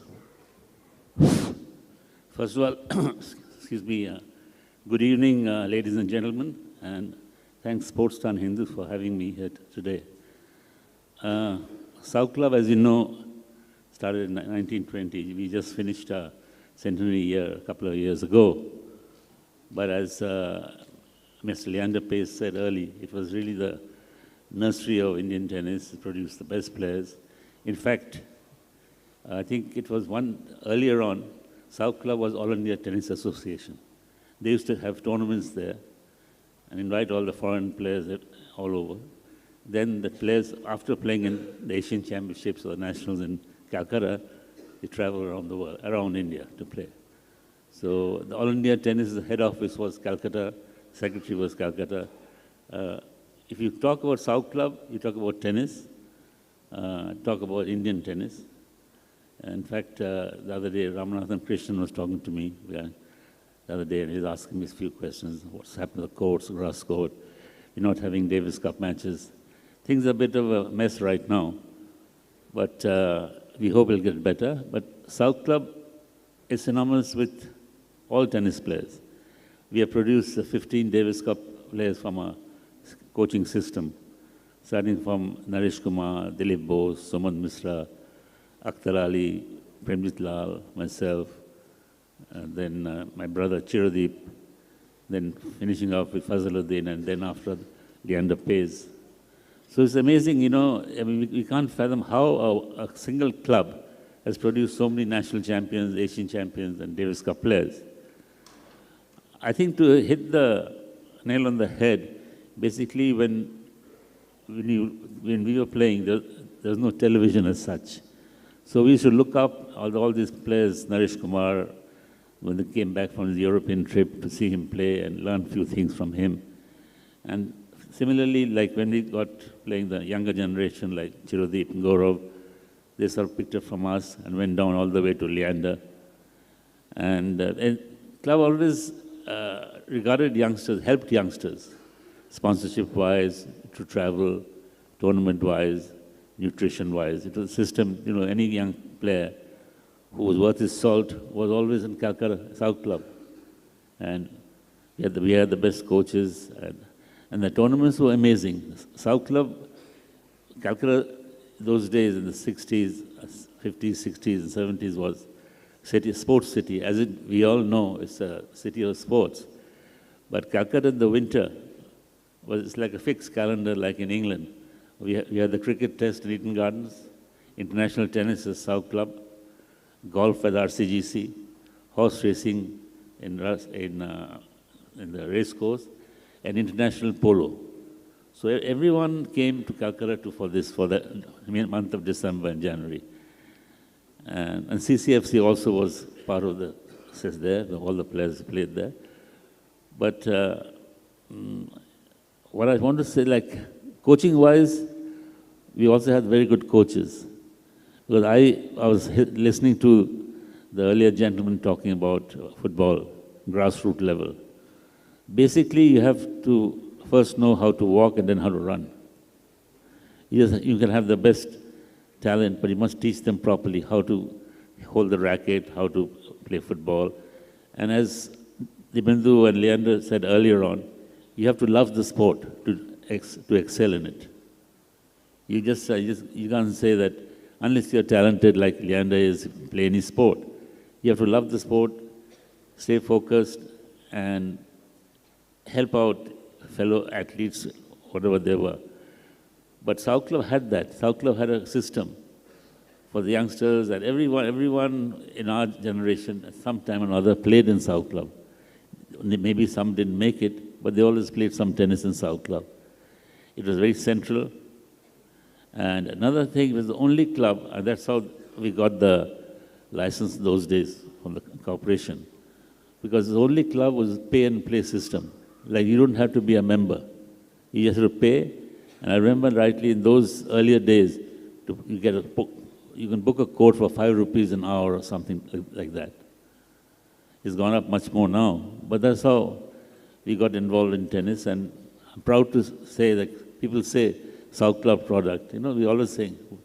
So all of us, even in other cities, they revere South Club to see what it is. And as far as anecdotes are concerned, as I said earlier, South Club had the best adda. It was later on hang on for all the sports people from Chuni Goswami to Salim Durrani to myself, Vishwanath. They all have been some other time, been to the club and chatted, and it's a meeting place for all sportsmen. So it's a great place to be, as a great club, and I hope the turmoil we are having now is over soon and we'll get back to our winning ways once again. Thank you. How the culture has changed, how the status has changed of the South Club over the years? Over the years, you know, since 60s, everything has changed. Slowly, some for the better, some for the worse. But tennis was like, I got my first racket, hot shot racket, when I got a present from my father, who was the secretary of the club, for 25, 30 rupees, something like that. But now you cannot get a racket for less than 10,000 or 5,000. You know, it's things are not comparable. But it has gone for the better in some ways. But as the tennis players growing up now, there's no proper coaching right now to who can guide them to get to that level. You can be a good club level player. And it's like, I feel, even in other sports also, you are, in India, the sports is such, you're a big fish in a small pond. You have to swim in the ocean to try. That's what we like. You know, people here say, he's a great tennis player, he's a great, they're saying, but you have to play with the big boys to get there. So for that, you need your focus, you need your guts, you need to fight it out, because tennis is an individual sport. You're on your own in the court. There's no coach to advise you. You play a match. You have to think on your own. You know, so it becomes, and there's no excuse for losing. You can't blame your fellow player next to you or something. He gave you a goal. So it's a hard sport, very lonely sport. You travel alone. You travel by second-class train, like earlier you were saying. Yes, same thing happened to tennis also. And earlier on, unfortunately, we had a system going in All India Tennis. We had tournaments for juniors. They used to look after the food, the hotels, etc. But now with the prize money, they just give you prize money and then you have to stay on your own and play on your own. So I don't think it is ideal for juniors. It's okay for the senior level. And the prize money is not as big as they make out to be. It's costs have gone up, everything is so high. So for a young, average tennis player who's thinking to become a star, it's a very rough ride. Mr. Nandi, CCFC, as we know, is one of the oldest clubs in the world, not just India. And it used to have so many sports like rugby, football, cricket, even tennis. So how do you remember, what are the stories you've heard, at least, that the club used to contribute to the national scene as sports, as far as producing sportsperson is concerned? Good evening, ladies and gentlemen. Thank you for inviting me to this forum. CCFC is one of the oldest sporting clubs in the world. If I am not mistaken, they were the founding members of CAB, IFA and BHA. Today, we have many tournaments going where some outsiders also take part, like Merchants Cup and T10 tournament, tennis tournament. We have coaching schemes for youngsters in cricket, football, swimming, rugby, etc. But I feel that most of the kids attending these coaching camps are from privileged class and they are not looking at sports as a career option. They are there for the fitness or for the love of the game, but they will go back to studying and they will join their respective professions. I was extremely proud that during this last 1 year, we have been able to form ladies teams, club ladies teams for football and rugby. They have just taken part in the All India Rugby competition in Bhubaneswar, which finished day before yesterday. And they also play friendly football matches with other similar club teams. At least their ladies are taking part in sports today after all these years. About 6-7 months back, we were fortunate to organize a ladies' camp with international coaches coming here, and some of the India probables were also invited to take part in this. We are happy to say that 3 of the girls got selected to play in the leagues abroad. They were coaches from Scotland, Australia, Croatia, and these 3 girls have got some contract to play abroad, like in Croatia and some other country. I can't be too sure. But it was good for women in sport. We continuously keep having these tournaments, open tournaments, and for inter-club, inter-company. But it's difficult for us to go into the grassroots level. Neither do we have the resources nor the capability. For that, I think we need government and multinational companies' participation to build something from the grassroots level, like an academy where residential place where their studies are looked after and their sports. So for that, we have to look for outside help. But sports will continue in CCFC. The 5 major sports are cricket, hockey, football, rugby, and tennis. And we try our best to open it for outsiders also to take part on our grounds through various tournaments. Mr. Nandi, once upon a time, I actually went through the history of CEC and FC a little bit. So I found that once upon a time, it used to be one of the arch rivals of Mohun Bagan in football, a long time back. And the cricket team was also doing well in the City League. So is there any plan to revive those teams? And Yes, we have teams in the IFA and CAB leagues. IFA, we played in the first division last year. Now it got promoted to Premier Division. We have to invest money. We look for sponsors to make a good side and carry on. Cricket also, we have similar plans, and we play in the second division. Okay. Mr. Bhalotia, I think you grew up in Tolly Club, and it's kind of second home for you. So how the golf scenario, the clubs have, at your time, when you were young, the clubs sponsored or backed the youngsters, young golfers in those times, and how things have changed over the years?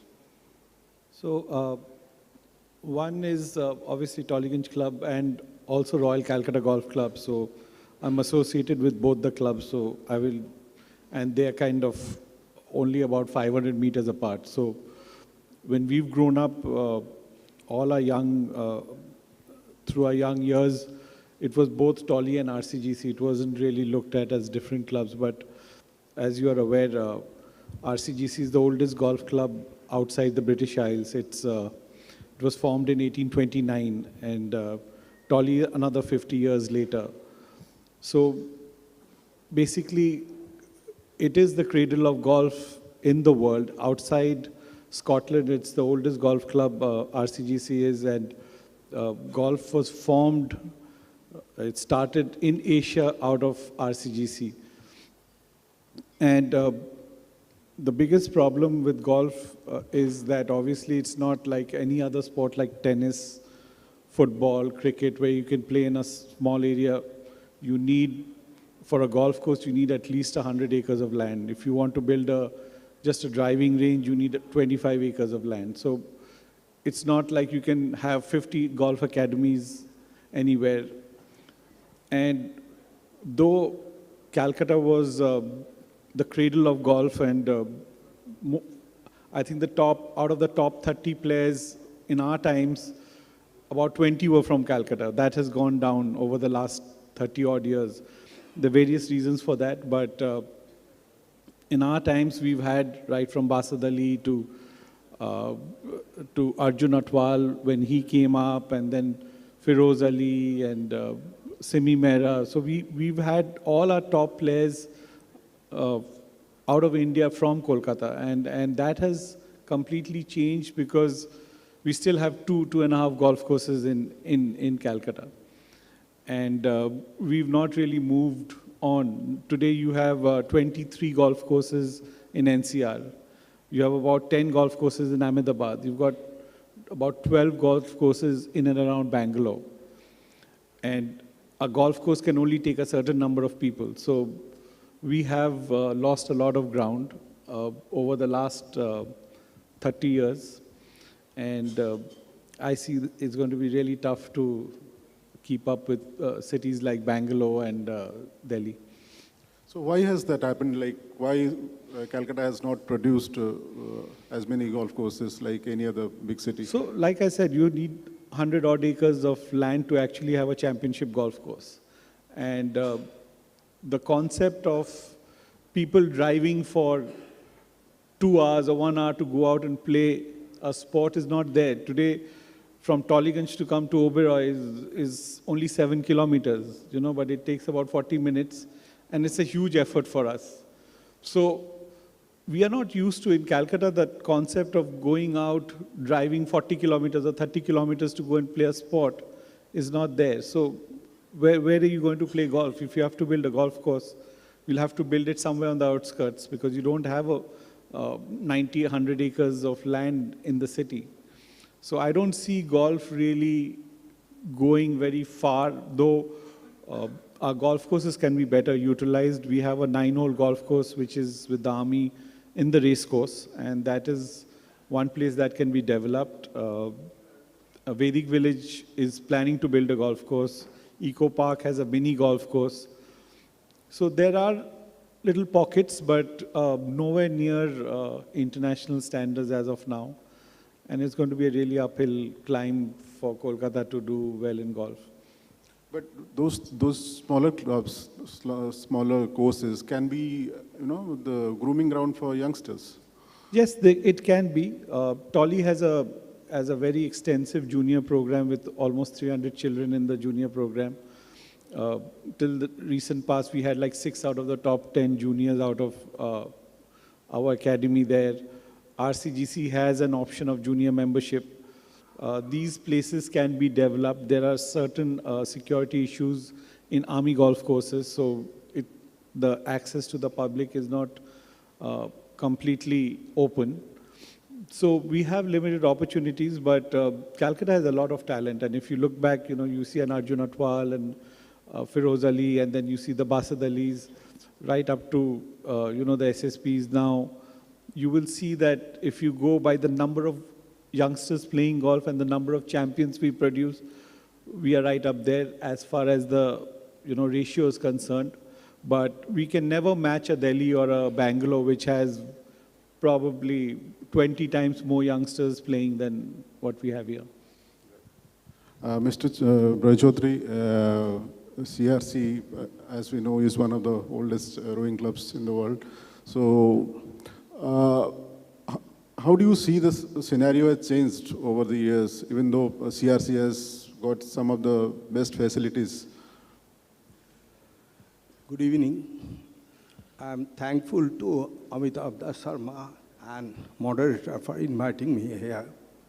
Today is a very nostalgic moment for me because I started my career with Sportstar in 80s. As far as rowing is concerned, as you know, Calcutta Rowing Club, popularly known as CRC, is started in 1858, first rowing club in Asia.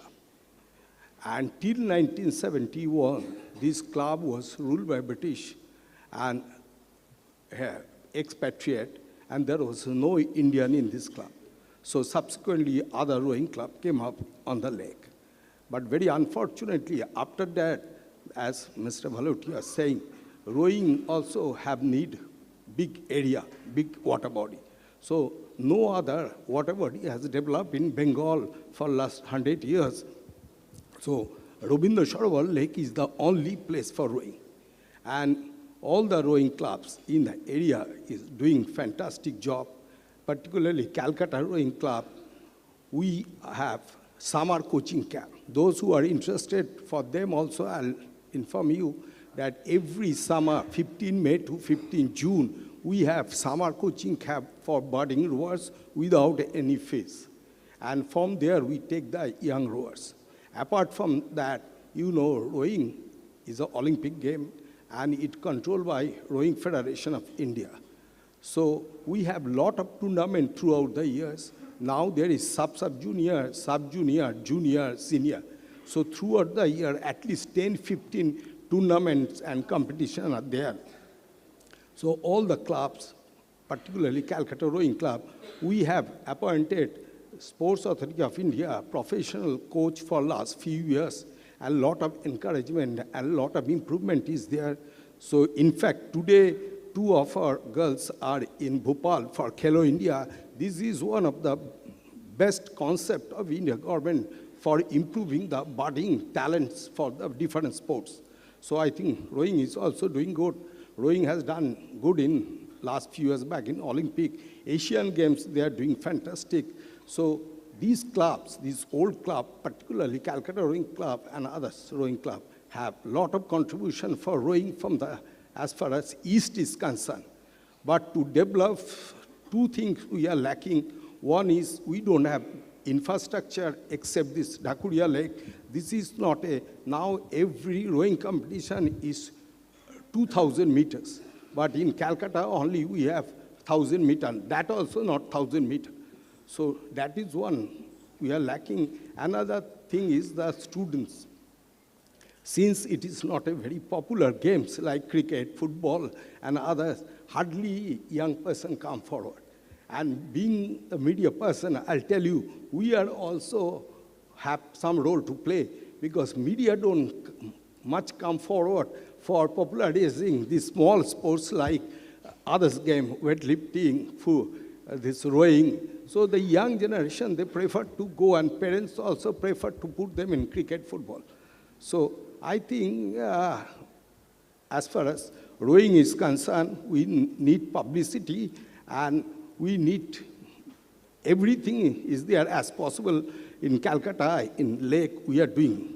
But we need a support from the other sectors to popularize. We don't get any sponsorship, neither from the government, not from the corporate. One boat cost is near about 2 lakhs. This September, our last year, imported boat from China, 2 crore rupees. So this is totally our money. Apart from that, Calcutta Rowing Club, being the oldest rowing club, this year we are going to celebrate 100 years of celebration with London Rowing Club. Calcutta Rowing Club have a lot of things started first, like it is one of the oldest merchant club rowing in 1926.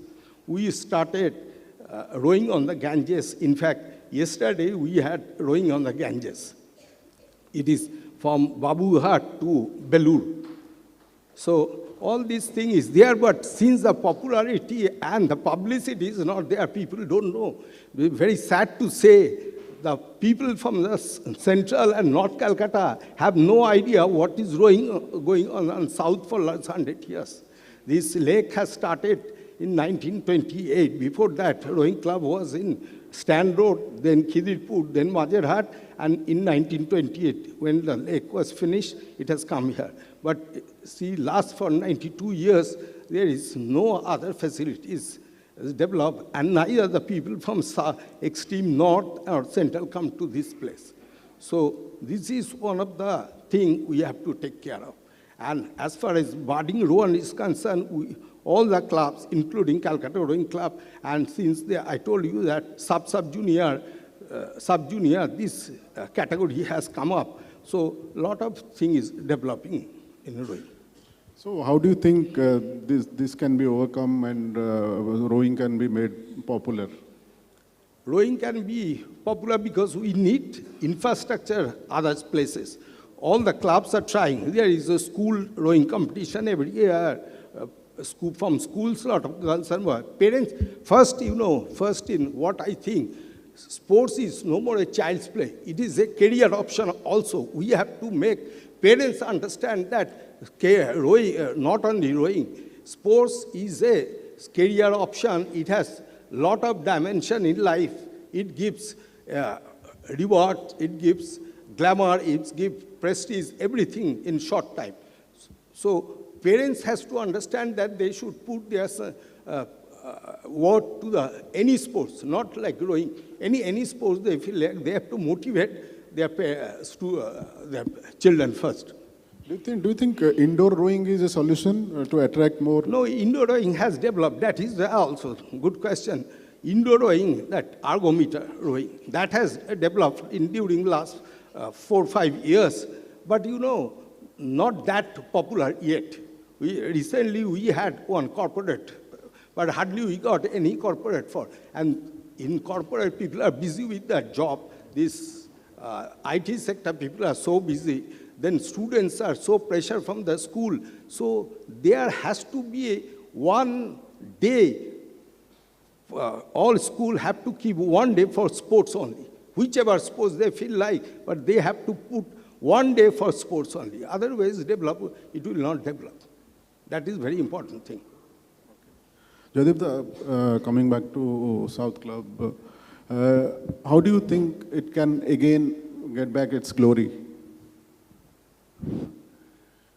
I think South Club can get back its glory by organizing international tournaments in a big scale. I'm not talking like ATP events, which they used to do earlier, Davis Cup matches.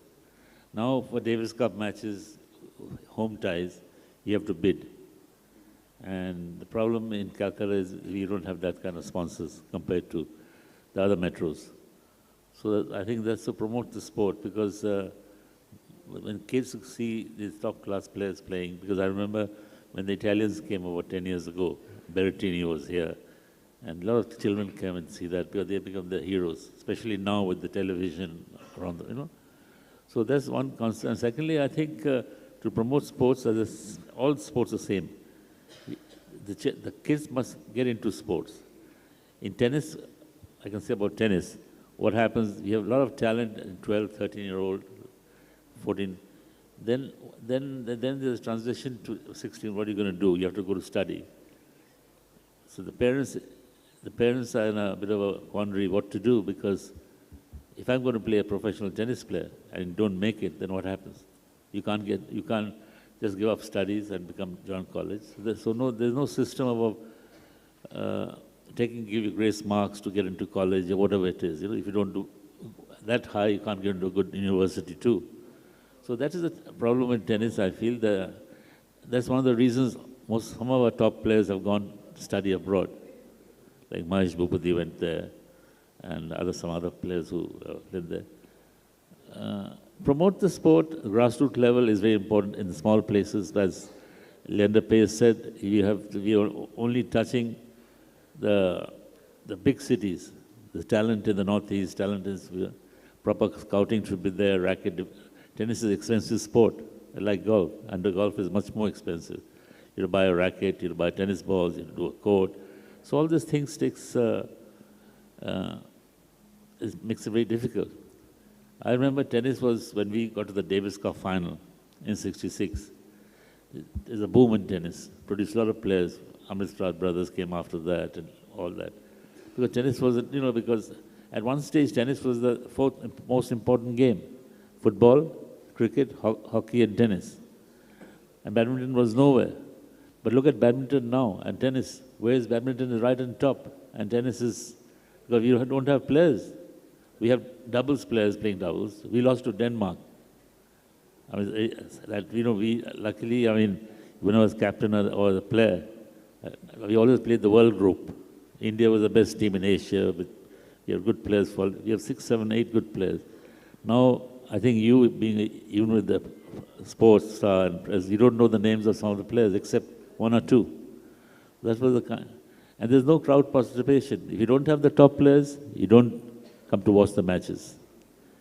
In the old days, wherever you play, Chennai or Calcutta or Delhi, the packed crowd, Davis Cup, anything.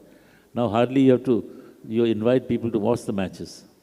So that's where tennis has come down to. They have to, whoever is the association or the government, they have to think about this, because otherwise I think tennis is going downhill all the way.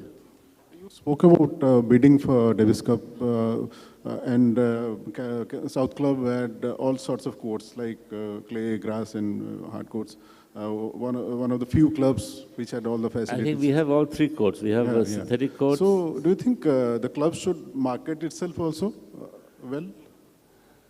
Club should market itself, but unfortunately, right now, the standard of tennis in South Club is nothing to talk about, because we are playing in the Calcutta League, we are in the 2nd division. And at one time, we didn't even play because no one played us. We were all so scared of playing South Club. So that's how it stands. But I think everything will take back. But I think the coaching has to improve. Dedicated coaches, like Akhtar was a very dedicated coach. He produced a lot of players. Someone like him has to come in the long run. Zishan, his son is doing well in Delhi, but he's not here. So unless you have a good coaching staff, or coaching people, teach the aspects of the game, how to hit the ball, how to, that teaches you, there's everything sport, how to hit the cricket bat, tennis, football. So that's what we need. We need to produce good players. You need that, and from the heart, that you see, like Djokovic said in his speech, I don't know if all of you heard it, you have to dream. He came from a very small country, war-torn country at that time. But I'm not saying you become like Djokovic, but you could give it a try. Mr. Nandi, you spoke about the club, CC and FC, trying to lift the standard of its teams.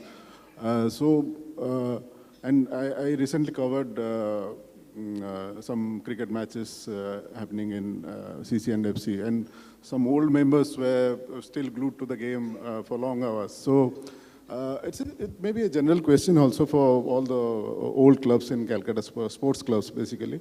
Are they still interested in sports promotion, or it has slightly diverted to becoming like recreational and relaxation types?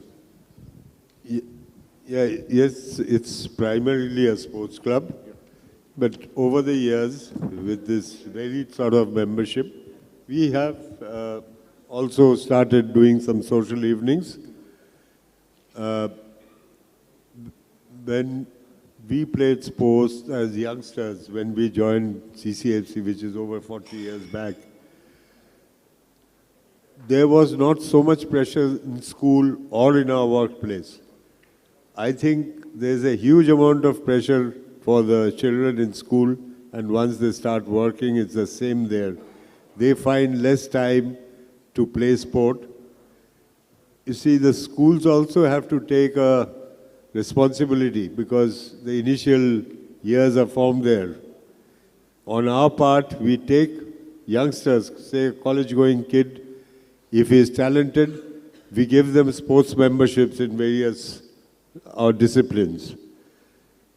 Beyond that, to do it in a very large scale, we need a lot of sponsorship. No club can run without sponsorship nowadays. And we can look at it. I floated the idea of a sports promotion fund, which we can use in the future. Let's see. We hope things will be better. But old-timers like us still go and watch the sports that go on in the club. Mr. Valotia, you spoke about the challenges in spreading golf at the grassroots level in Calcutta. Do you think the government can help in this by building a public course like there is one in Delhi, the Kutab golf course? Yeah, so there's only one public golf course in India. There are about 350 golf courses. Out of that, only there's one public golf course. 1.5, I would say, because Noida is also like a semi-public course and membership. And now that golf has come into Olympics, I think the government will, our sports minister recently, last week, had a meeting with the Indian Golf Union to see how golf can be promoted. So definitely the government can get involved, because unless the government gets involved, you will not get that kind of land. And to have a 30-acre driving range, unless you get the land for free, it's not going to make sense for anyone to put up a golf academy out there. So definitely the government has to get involved. And there is a common question for everyone. Since Calcutta has rich history and so many old clubs are there, do you think there is a possibility that there can be a sports tourism initiative so that people can go across different heritage sports clubs? And absolutely, like CCNFC, if some cricket team comes to play, any of the test teams or anyone comes to play, I think it's like it's like a must to visit CCNFC. And you have, if you go into the dining room, you see history, Gary Sober's T-shirt, and you see every single cricket team that comes. And I think it's similar with South Club and RCGC. But I think the biggest problem, if you're looking at, getting the glory back to Kolkata, because every single club that you have has history. It's the oldest club outside Britain, or is the oldest, one of the oldest in the world. But if you look over the last 25, 30 years, most of the big corporates have moved out of Kolkata. I'll give you an example of the Indian Open golf tournament. It used to be 1 year Delhi, 1 year Kolkata. It used to alternate for almost 40, 50 years. And in the last 15 or 18 years, it's only moved to Delhi. Because to put up $1 million tournament, there's no corporate wants to come and do it in Bengal. They would rather do it where they have their business interests. So there are only two ways you get your glory back when it comes to sport. Either you host iconic tournaments, or you produce champions. I mean, there's no third way where you can talk about sport and its glory in any place. And both are a challenge in Bengal.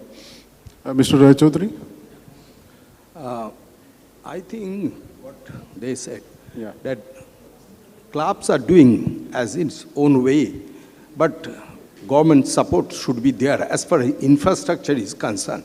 They are making a lot of stadiums and other, but for golf, rowing, other few sports, you need a place. That cannot be developed by clubs.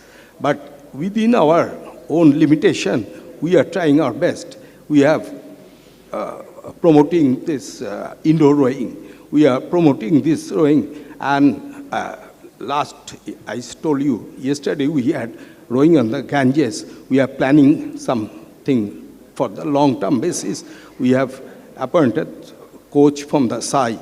So hopefully it will turn around. And since it has become popular, rowing is a very popular game. And all the students, those who are passing from here, most of them are going abroad. And in abroad, rowing have a fantastic facilities, and they get real weightage for that.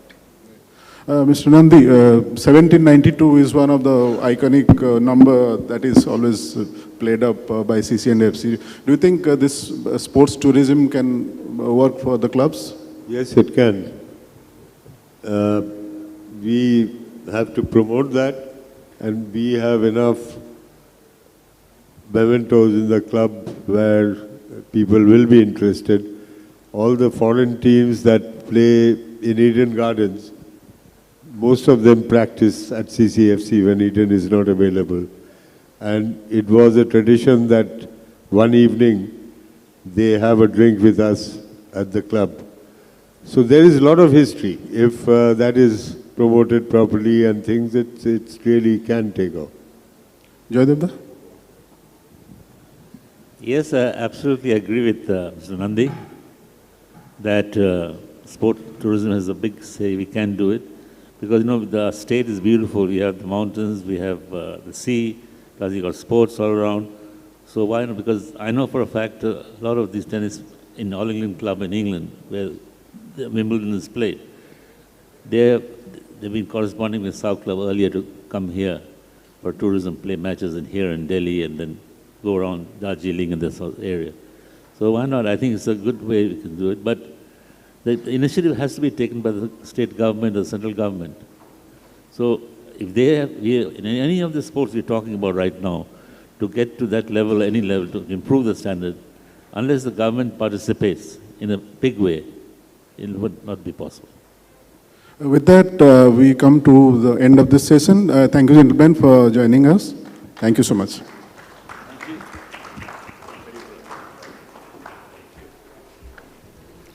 Thank you so much. With such an esteemed panel over here, we were delighted, literally, to hear each one of you. Thank you so much, gentlemen. I would request all of you to kindly stay back a little longer, and I would request our moderator for this session to present a token of love and appreciation from all of us. Can I please have... May I request all of you to kindly give them a huge round of applause.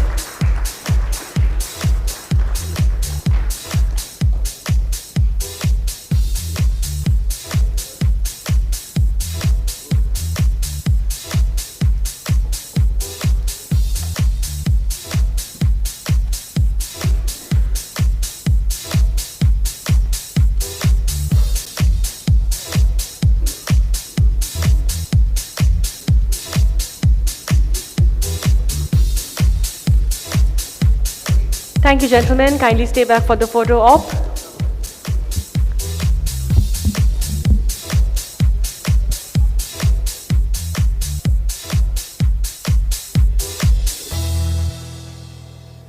Thank you so much. Well, today in one of the sessions, in the beginning of the day, one of our panelists had spoken about how important sports is in the schools and colleges. That is literally the way we nurture the future athletes from the country. And to deliberate more on this, we're going to have this next session. And for that, ladies and gentlemen, I'm elated to call upon the moderator for this session. Kindly put up your hands together to welcome Mr. L.V. Navneet, the CEO of the Hindu Group. Sir, I would request you to kindly take the session forward. Thank you. Check. We have a good session coming up, but we're running short of time. So let me quickly invite the panelists. Dr. Ramanuj Ganguly, President, West Bengal Board of Secondary Education. Mr. Richard Gasper, Principal and Director, St. Augustine's School. Mr. Sanjeev Sinha, Deputy Commissioner, Kendriya Vidyalaya Sangathan. And Mr. Sushil Mohta, Chairman of the Merlin Group.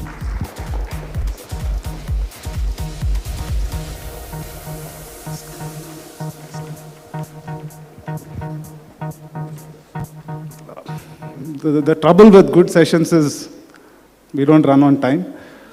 We have one session coming up after, so we'll try and wrap this up around 20-25 minutes. My request to all the panelists is to try and wrap up answers in under 2 minutes so we can get a lot of questions in. I'll start with a common question to all three people in academics, and I will come to Mr. Sushil later. Before getting into how do we revolutionize sports in schools and colleges, your views on what are the objectives an educational institute hopes to achieve through sports. We'll start from there and proceed further. So we'll start with you. Yes. We'll go in the same order. Yeah, it's fine. Good evening. Thank you so much for inviting me here. I have taken charge as President of West Bengal Board of Secondary Education for the last 7 months. I've been a student of CBSE's Kendriya Vidyalaya, and I did my schooling outside West Bengal. Yet, being in the helm of affairs, I'm glad that I have seen changes in the approach and the policies that are taking place in last 7 months, especially in terms of sports in schools. Besides that, coming to the question that is being put to me, an educational institution, just like a school, a secondary school, it's actually the place where the students are thrown up with a ball or a bat or a stick or just a ground where they can really express themselves, manifest themselves, and the embodied self of a student gets really a chance to express the freedom that a human kid would like to express. So school is a place where I think if we really put our mind, the serious discussions that I've been listening in last 2 sessions can be taken care of, given the fact that schools can provide the opportunity to the kids to really work hard and bring out from them the needed basic requirements, the fitness, the kind of knack that they have for a particular kind of sport. And I think that would be great if the school education system gears up to that. Thank you so much. Thank you, sir. Mr. Richard Gasper, the same question. The follow-up question is, to really revolutionize sports in schools and colleges, do we need to extend the scope of our objectives or do a better job of the objectives we have set for ourselves? Okay. Good evening, everyone. I'm Dr. Gasper, and I'm representing the St. Augustus group of colleges and schools. First of all, I'd like to thank the Hindu for inviting me for this panel discussion, and I hope that I can contribute something towards this panel discussion. Yeah, as we are discussing about revolutionizing sports in schools and colleges, I was hearing the discussions of the panelists who were there prior to us here on the dais, and of course Mr. Leander Paes, who also was here, and we have a very good family connect for a long time. And understanding what Leander had to say today, everyone says the same thing, it's pressure. Students and the pressure. And if you go and see that the most important thing is for schools today, or maybe it is not the schools that are creating the pressure. It is basically, I feel, the boards that are creating the pressure on students, and more so things have become so competitive. So what I feel is that in order that the pressure on children are lessened, I do understand that there has to be a balance between education and also co-curricular activities, games and sports, because all are required for the development of the child, and for which the best form of education these days is called holistic education, wherein I feel that students should get a balance of everything, whether it's academics, whether it's sports, and or co-curricular activities, social service, and of course discipline. Now, the most important thing why we feel that schools should patronize discipline more, the games and sports more, because if children have games and sports as part of the curriculum, they get discipline. Because sports teaches us to be disciplined. So it goes for everybody. If you are a footballer, you're a tennis player or a cricket player, you have to have those regime rules, as what Leander was talking about, this diet.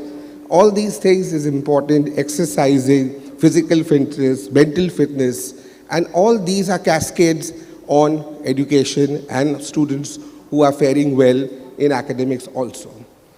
So I feel that schools should have a holistic system of education, which is very important, and not just what we have in the syllabus that is provided by the boards. I understand education is important, but at the same time, there are a lot of students who are looking at, nowadays they're looking at games and sports as careers, and for which we have boards which are there to help them. For example, the Open School of, that is the NIOS, they're very popular, and we have a lot of students who are pursuing their careers in the games, and also they are doing the education. So that's how they are balancing it out, and it's a very good board, especially for those who are aspiring to be taking up sports as a career. It would help them to a great extent. And of course, it's a very good board. That also I would like to say, because we've been also studying these, the syllabus and curriculums of the NIOS, and I find there's nothing that it is as good as any other board, and it's not a board for dropouts, which generally people have a tendency of saying. Thank you. Mr. Sanjeev Sinha, again from a Kendriya Vidyalaya point of view, objectives from sports in education, and also are you seeing increased prioritization of the government in terms of greater outlays on sports trickle down to the school system and the college system? Good evening, everybody. This is Sanjeev Sinha, in charge Deputy Commissioner, Kendriya Vidyalaya Sangathan. Before I tell you about the sports activities, our organization, founded in 1965, with the aim to cater to the needs of transferable, non-transferable government employees, their children. So the children, during their formative years, from class 1 to class 12, they used to get transferred in between, and therefore in order to have the uniformity in curriculum, this system came up. Now we have structured layers in sports. Besides academics, we are giving due importance to sports. Right from class 1 itself, every child is to participate in one form or the other form. Now in the timetable itself, there is at least one period every day for their games and sports. Now depending upon the infrastructure available in the schools, the school used to form teams. Now these teams are again structured and leveled in different forms. First, there is a competition in between the Vidyalaya itself, the school itself, and a team move to the next level called cluster level. This cluster again is having a group of 7 to 10 schools. There the children used to participate, compete, and then they move to regional level. Just for sake of your information, Kendriya Vidyalaya Sangathan is having 1,249 schools in the country.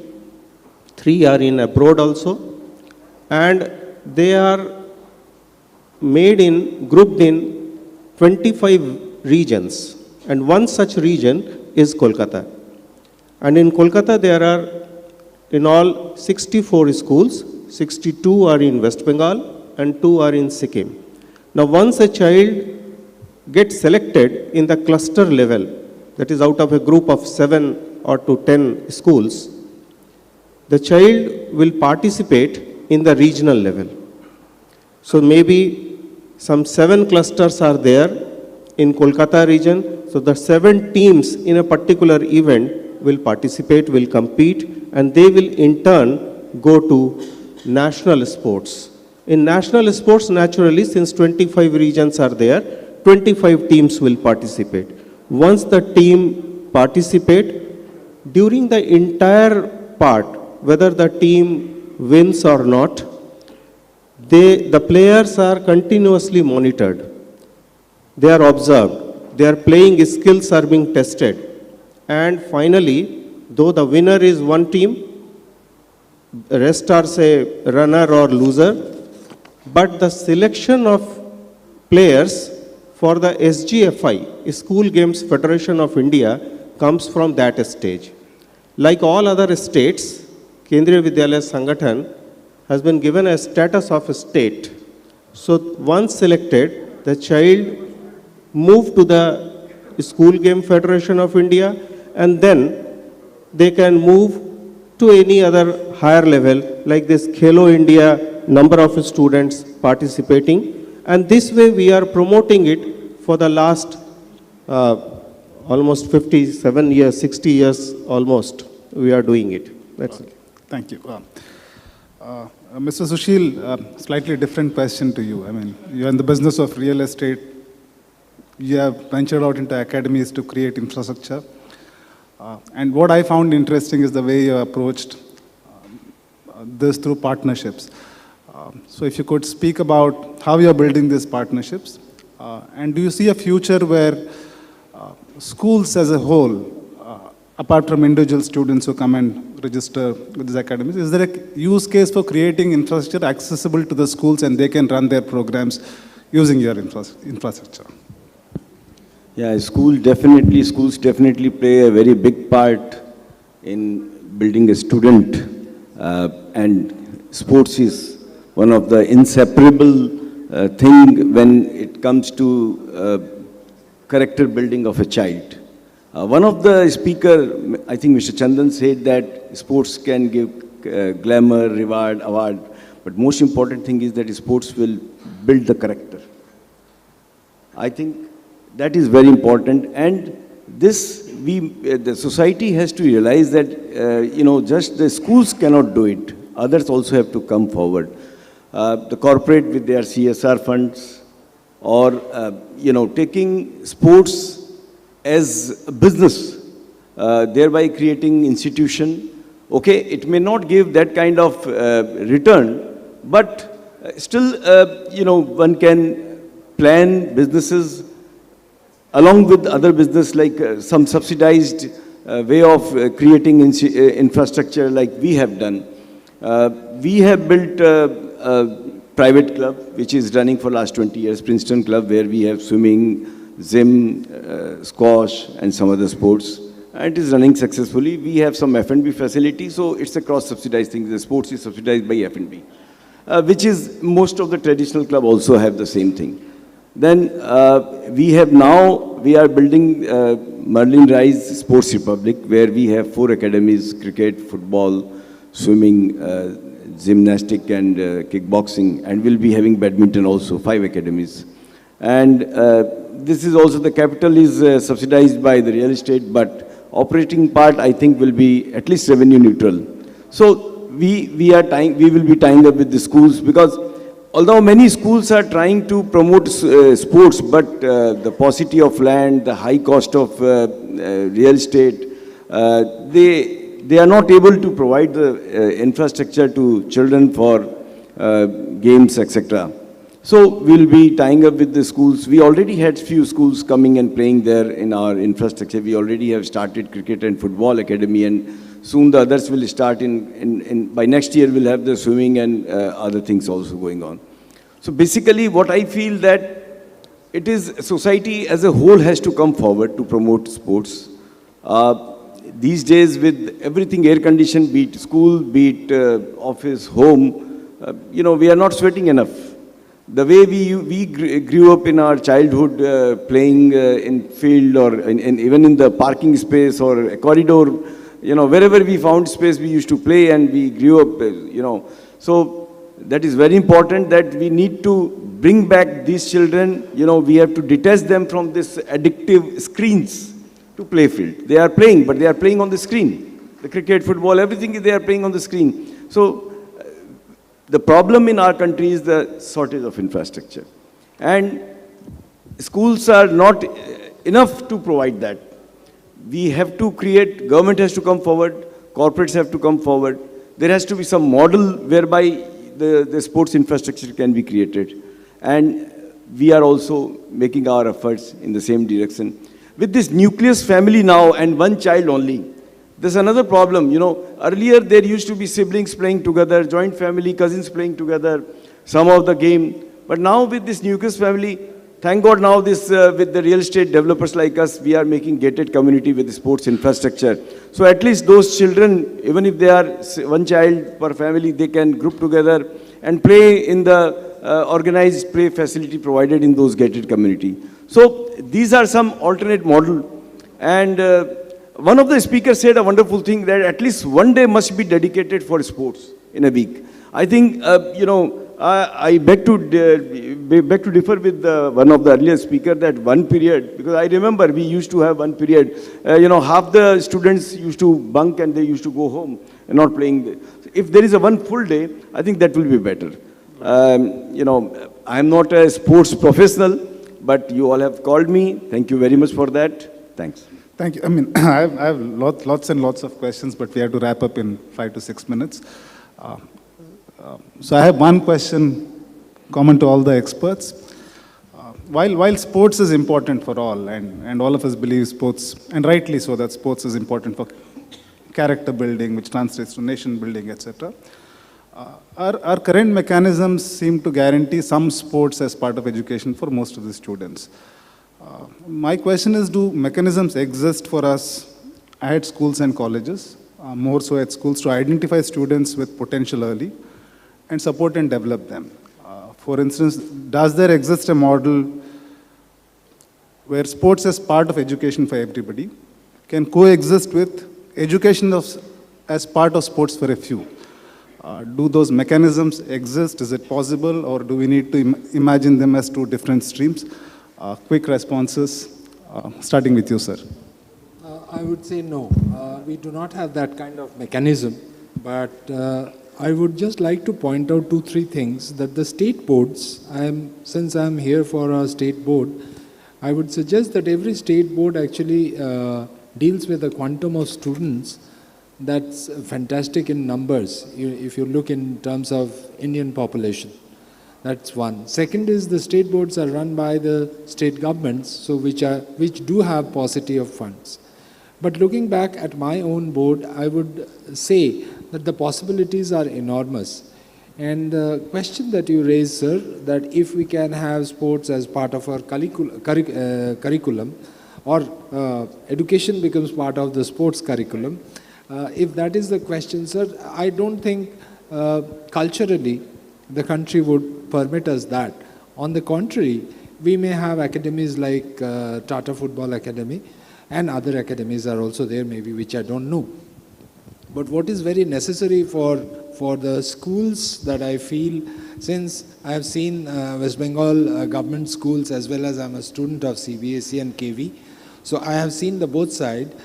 So what I would say that when dealing with huge quantum of students or population, the point is, it is very important for the school administration, the boards, to organize things in both the fields, that's physical education as well as sports. It's not only sports, a person must also be ready with the kind of questions of diet, the question of what kind of physical activity one should have. So such institutions are coming up in West Bengal. The government is promoting that. We have had recently an act on a policy, sports policy, separate sports policy for school. We are having the sports councils coming up very shortly. And I think 2 sessions that came up just before this session, one was with the clubs, football, and another was the old clubs of Calcutta. I think school can be the cradle for these clubs, for the various specialized institutions, the academies, which can actually take on from where the school leaves them. Right, sir. And to your direct question, no, we do not have a mechanism to spot talent. Right, sir. Thank you. Dr. Gasper, your views? Well, see, if you talk about mechanism, it depends from school to school if they would like to explore the mechanism. That's the most important thing. Now, if you see like schools like our schools, or maybe let's put it as the Anglo-Indian schools, we from a very young age, we always promote these games and sports to students. And so we have various tournaments. We have football tournaments, there are cricket tournaments, and we also started from the inter-house events. We have inter-class events are there. So here is where we actually identify the students. We find out who are good. Accordingly, they make the school team. And of course, it's a great craze when you find young children coming for tryouts on the football field, and the parents and all eagerly, wanting the child to get selected. So it's a very important thing, and when the child gets selected, it's such a big achievement. So it actually it's a perception of schools to think about these mechanisms, and of course, if schools have the connect with good clubs, so we definitely can send our students for football at those levels. So I'm not talking about just football, but all sports like cricket. In fact, in our school we have a shooting academy as well. So that way students are being promoted, and we have Mr. Joydeep Karmakar who's helping us with the shooting parts. So we are understanding that these sports are important, and children also need to be encouraged that, okay, these are sports events, and you can win a medal, because winning a medal in the Olympics is a very big thing. And that is what, if these perceptions are there from educationists who believe that, yes, my school should have one student who should be a medalist. As in, recently when I'd gone to Boston with the university visits, over there they value their college with the number of medals their students win for them. So this is what, maybe it's our future, or maybe this can happen. And of course, it's going to be really, it'll be like a feather on a cap for schools who actually start initiating the processes. Thank you. Same question to you, Mr. Sinha, and especially people who study in Kendriya Vidyalaya, I would assume they would study in 2-3 schools over, because these are transferable jobs. Do mechanisms also exist so that coaches at different schools are brought up to speed in terms of sports caliber of a student, or does that knowledge somewhere not get captured during students changing schools? Yeah, we have mechanism. As sir just pointed out, we have one bagless days for primary classes up to class 5.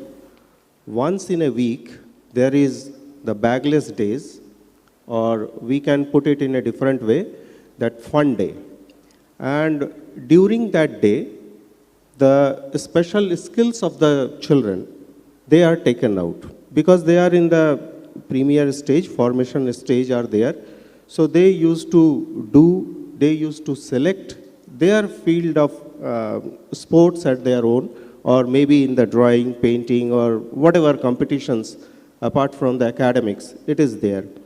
Now once they move to class 6, there are one period per day, means about 4 hours in a week.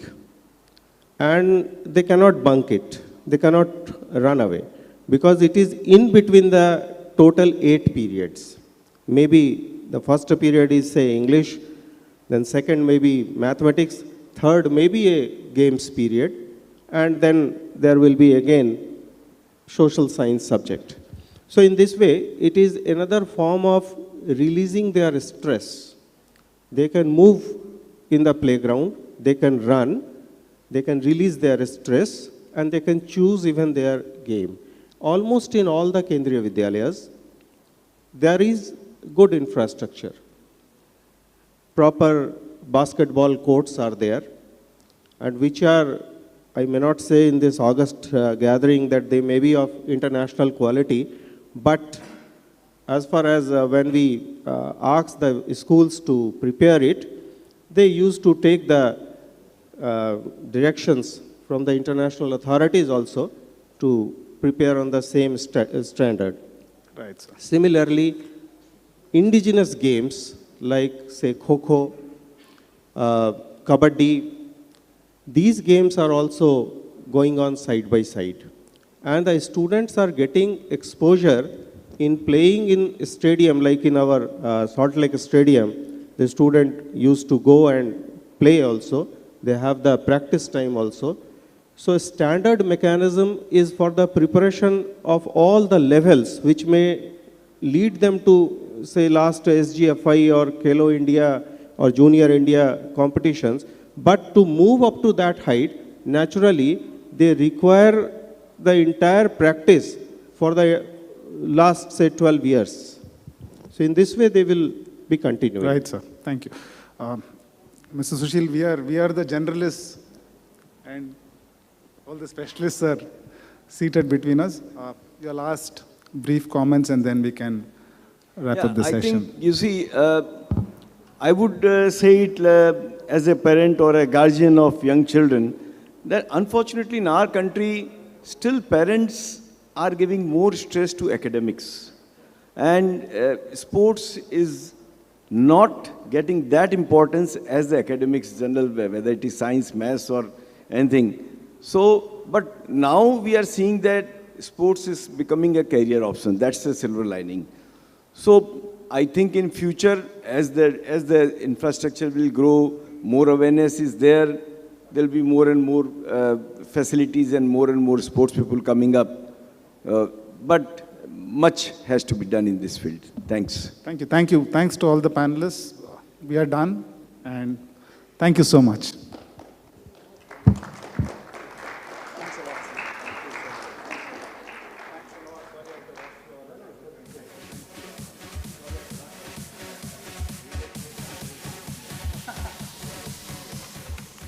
Thank you, gentlemen, and for this enriching session over here. We would like to extend our gratitude, and I would request our moderator to kindly present each of the panelists a token of love and appreciation in the form of a momentum.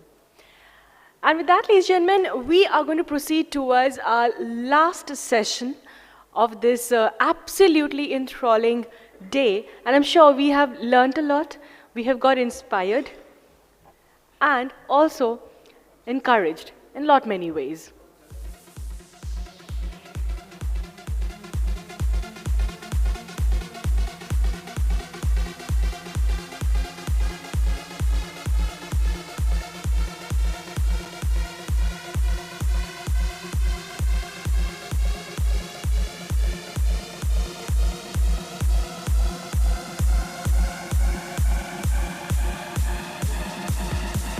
Well, thank you, gentlemen. Thank you so much. I would now request for a photo opportunity.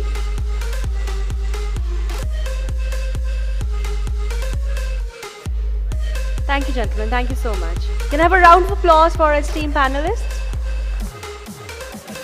Thank you. Well, since we are almost nearing the end of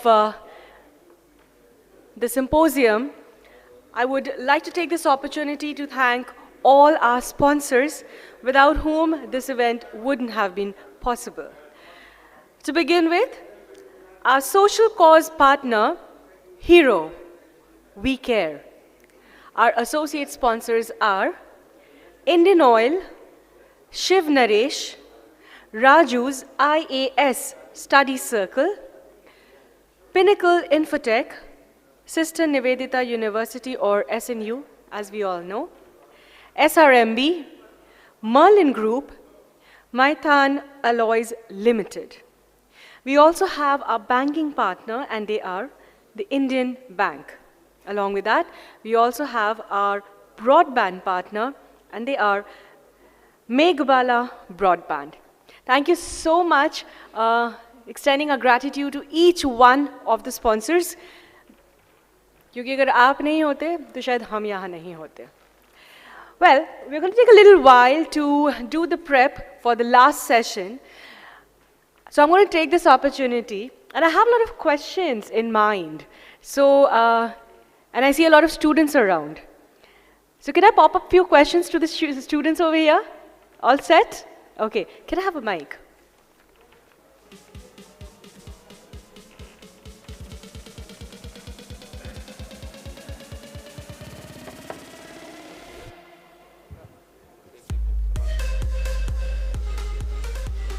All right, this last session is going to be very, very, very interesting.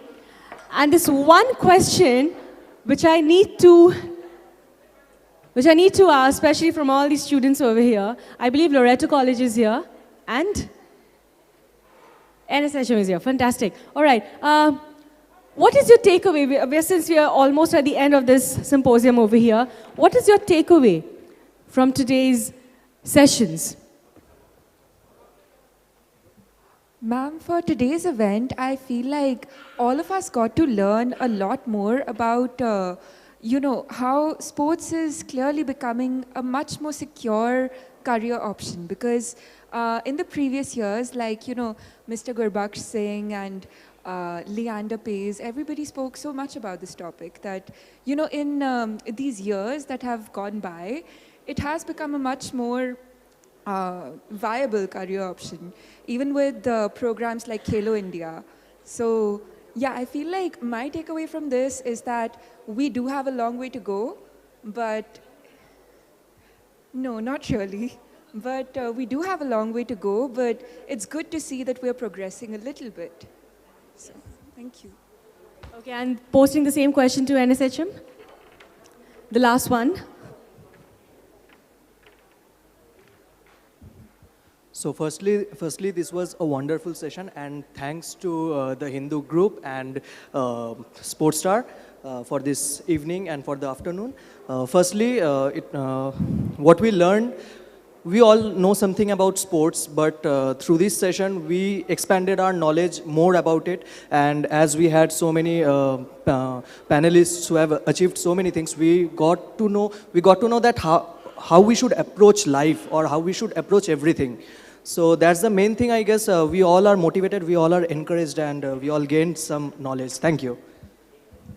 Well, exactly what I had pointed out right in the middle of the sessions, that today's day was definitely enriching, encouraging, and inspiring. And ladies and gentlemen, for this absolutely last session of the day, where we are primarily going to talk about the future of cricket. I'm not going to be going in depth, but now I would request the moderator for this session, Shayan Acharya, the special correspondent of Sportstar and The Hindu, to kindly step up on the dais. Can I have a round of applause for Mr. Shayan Acharya? And I would request you to kindly take the last session forward from here. And we're expecting it to be even more engaging. Thank you. Am I audible? Yeah, it's the last session of the day. And of course, we're going to talk about cricket in Bengal and the way forward. We have three wonderful people to talk about it. First, I'll introduce Sourav Mukherjee, former India cricketer and a coach. And the Maidan circle, everyone knows him as Bapada. So welcome to the stage, Bapada.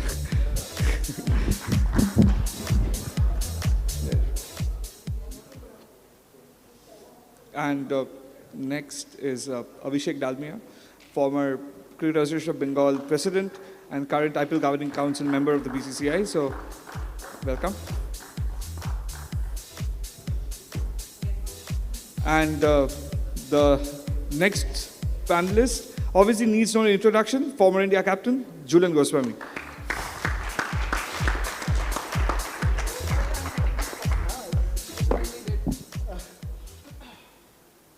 I mean, it's wonderful to have all of you in this format. We have always had, the interactions over phone or on the ground.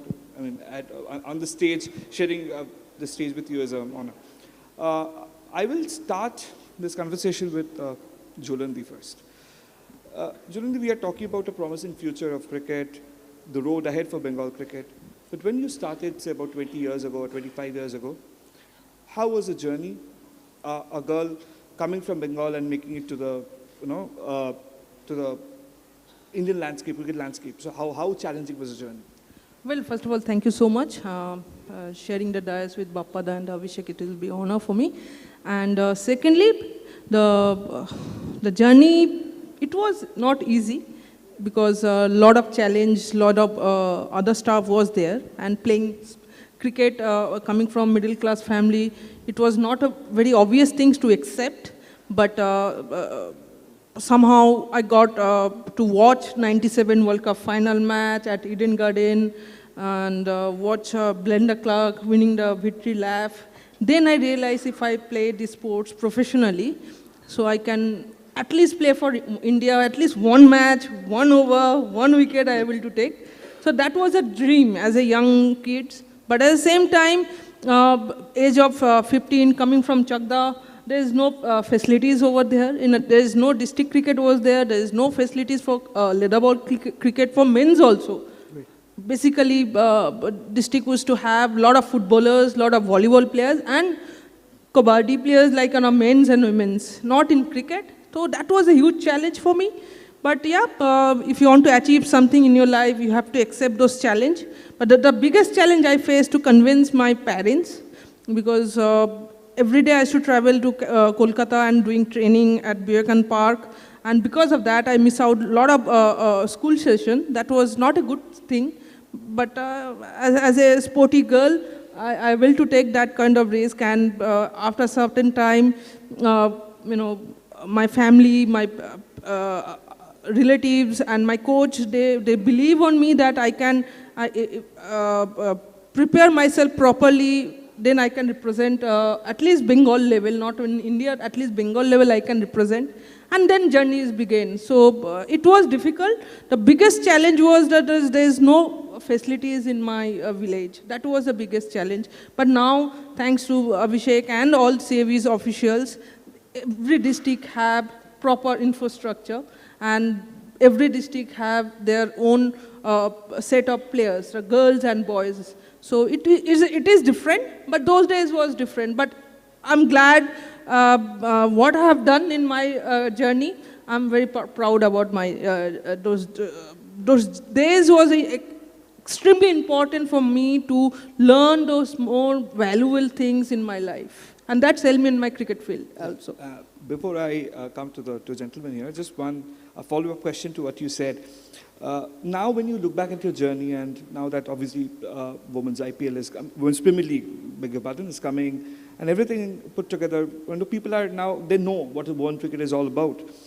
When you look back at your days and your playing days, what do you, I mean, if there's a chance to rewind, what would you have done differently? And maybe it would have been easier to convince the parents.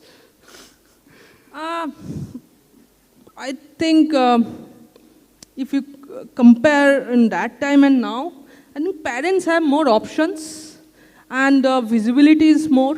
And those days, they don't know anything about women's cricket, honestly speaking. My parents don't know anything about women's cricket. If you play sports, it's a huge gambling, first of all. You don't know you're going to be able to survive or not. And secondly, you are giving up certain things, like education. You're not going to the school regular basis because most of the time you'll be in the cricket field. Those are the challenges. And now, the visibilities, the social media, the updates, everything is there. So as a parents, you have bit of ideas that yes, if you are able to play such certain level, you will able to do this or that, and after certain level you will get some jobs. After certain level you will get to play for India. At least you will get some money also. But in those days, there's no money, nothing, no social media, no coverage in our newspaper also, because we used to wait at least one line to Ajay Bhai. So people don't know that we are playing World Cup.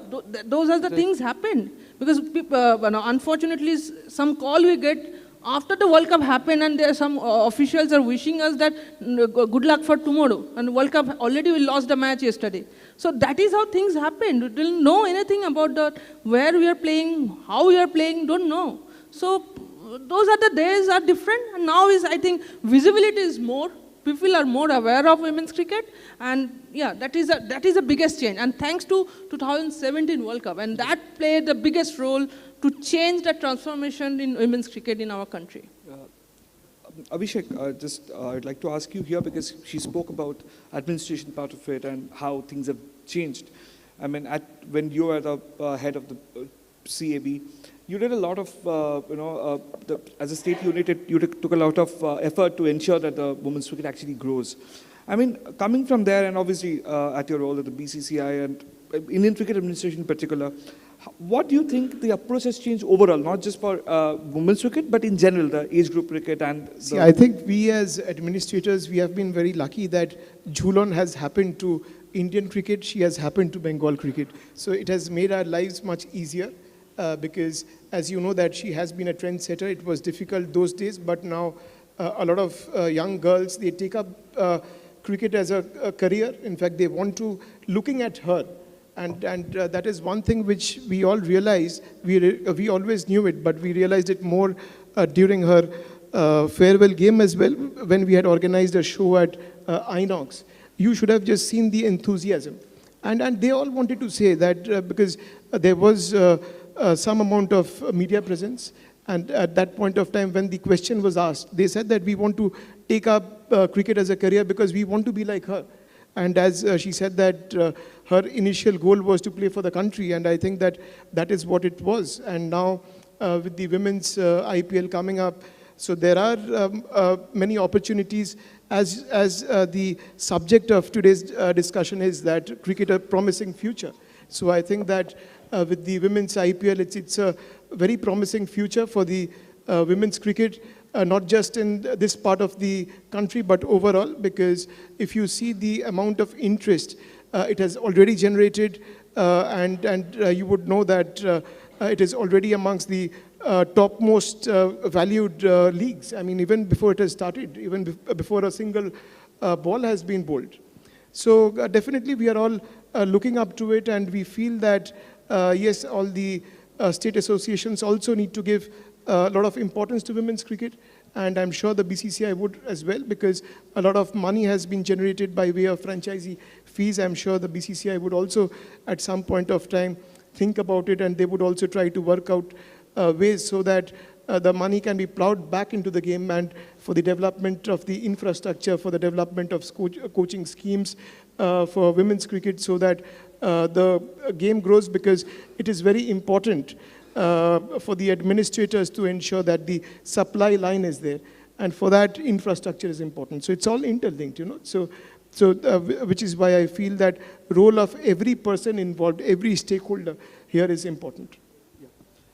Mr. Mukherjee, you know, when you made your India debut around the 90s, and obviously playing domestic cricket before that, what do you think personally has changed for Bengal cricket, and why has it taken almost 33 or 34 years for Bengal? They have been, I mean, outstanding, very, very consistent, but you know, Ranji Trophy title has eluded us. What do you think is the reason?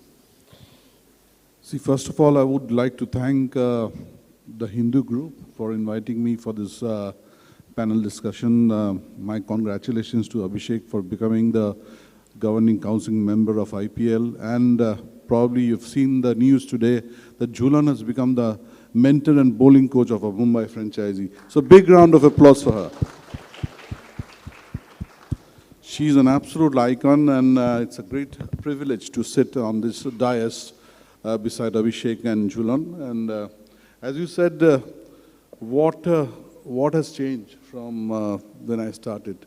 Obviously, financially, the cricket has become, and domestic cricket has become more rewarding, and that is because of IPL, and that is because of BCCI, and that is because of a gentleman called Mr. Jagmohan Dalmia, Abhishek's father, who brought this financial stability for cricketers, not only men and women's as well, and that has changed drastically.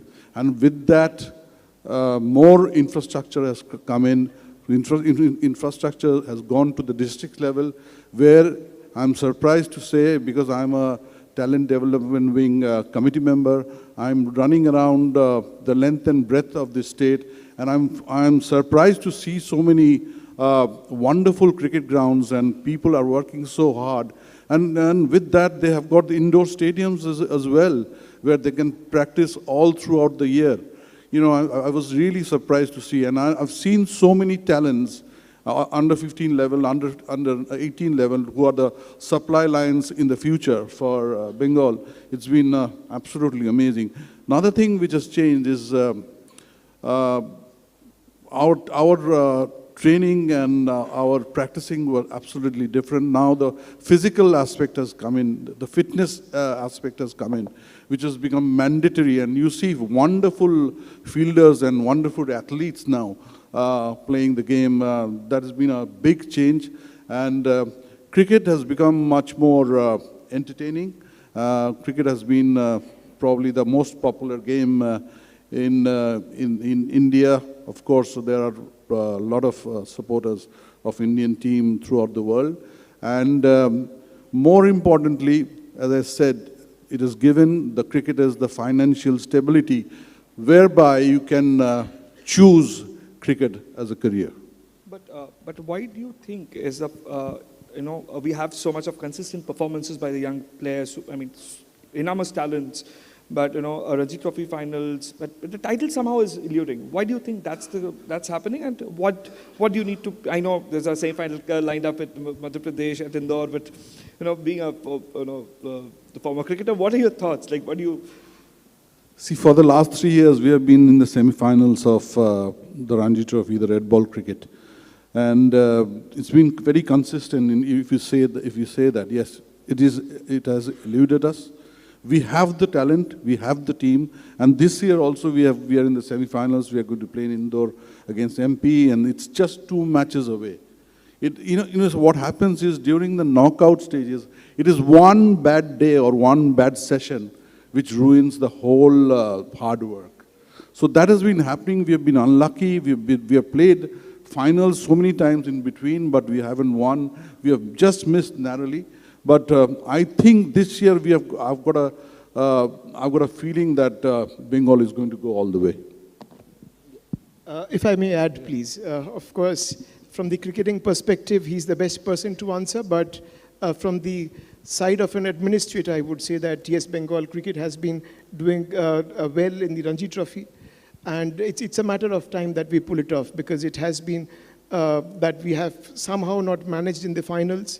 But if you see the team this time, you will find that it's a mixture of youth as well as experience. You have players like Manoj Tiwari, and who's leading from the front, and also coach Lakshmi Ratan Shukla, because we did a lot of thinking before involving Lakshmi, because who could be the potential coaches, and we thought that it should be somebody from here to say to the other cricketers that yes, we can do it, because he has been one of the winning captains, and he has lifted trophy for Bengal earlier.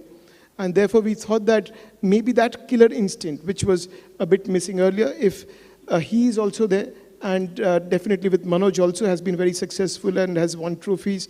So they are the ones that lead the team, the captain as well as the coach, and they are the think tank. And when the players are there, they look up to them. And when the players know that, yes, these cricketers are not just saying that we need to lift it and things like that, but they have actually done it. And that is the reason we got Lakshmi. First year, of course, we made him get the coaching experience in the Bengal under-25 side. Now we have elevated. So I think that it will fetch you results. And also, earlier when the under-25 team, it was the under-23 team a couple of years back that had won the trophy. So they had, and it had won the BCCI, the under-23 trophy, and by defeating Gujarat in the final. So you have a lot of players from there. And that is what we had done immediately after that. Of course, Sourav Lahiri, he was also the winning coach at that point of time, so he was also elevated.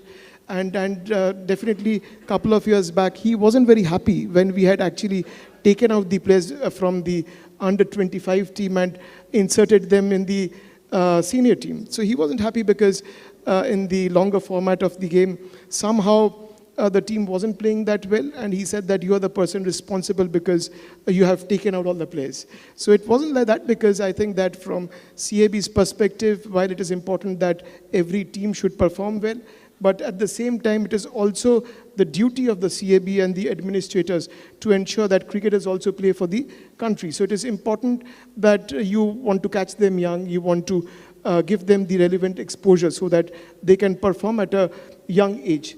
And that's when we had brought in Goswami, Kazi, Akash, Deep. So that's when they all came from the under-23 team to the senior team, and now they have been playing really well. And with also CAB ensured that players like Onustup, Manoj, there were debates earlier whether they should be a part of the side or not a couple of years back, but CAB was pretty firm that it should be a mixture of experience as well as youth, so that they can guide the youth as well as these young cricketers. They had performed well, which is why the team had won the trophy, because while it is important to perform individually, but it's also important to perform and gel well as a team. Right. And unless and until you do that, your team doesn't win.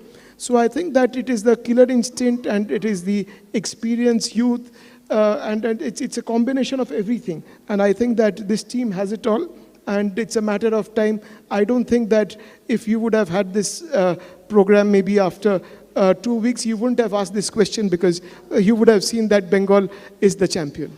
Yeah, we all hope so. That's the thing. But Jhulan, the question to you and obviously to Abhishek, because we spoke about the development part of it. Vision 2020 was indeed a visionary plan, because it produced a lot of young talents.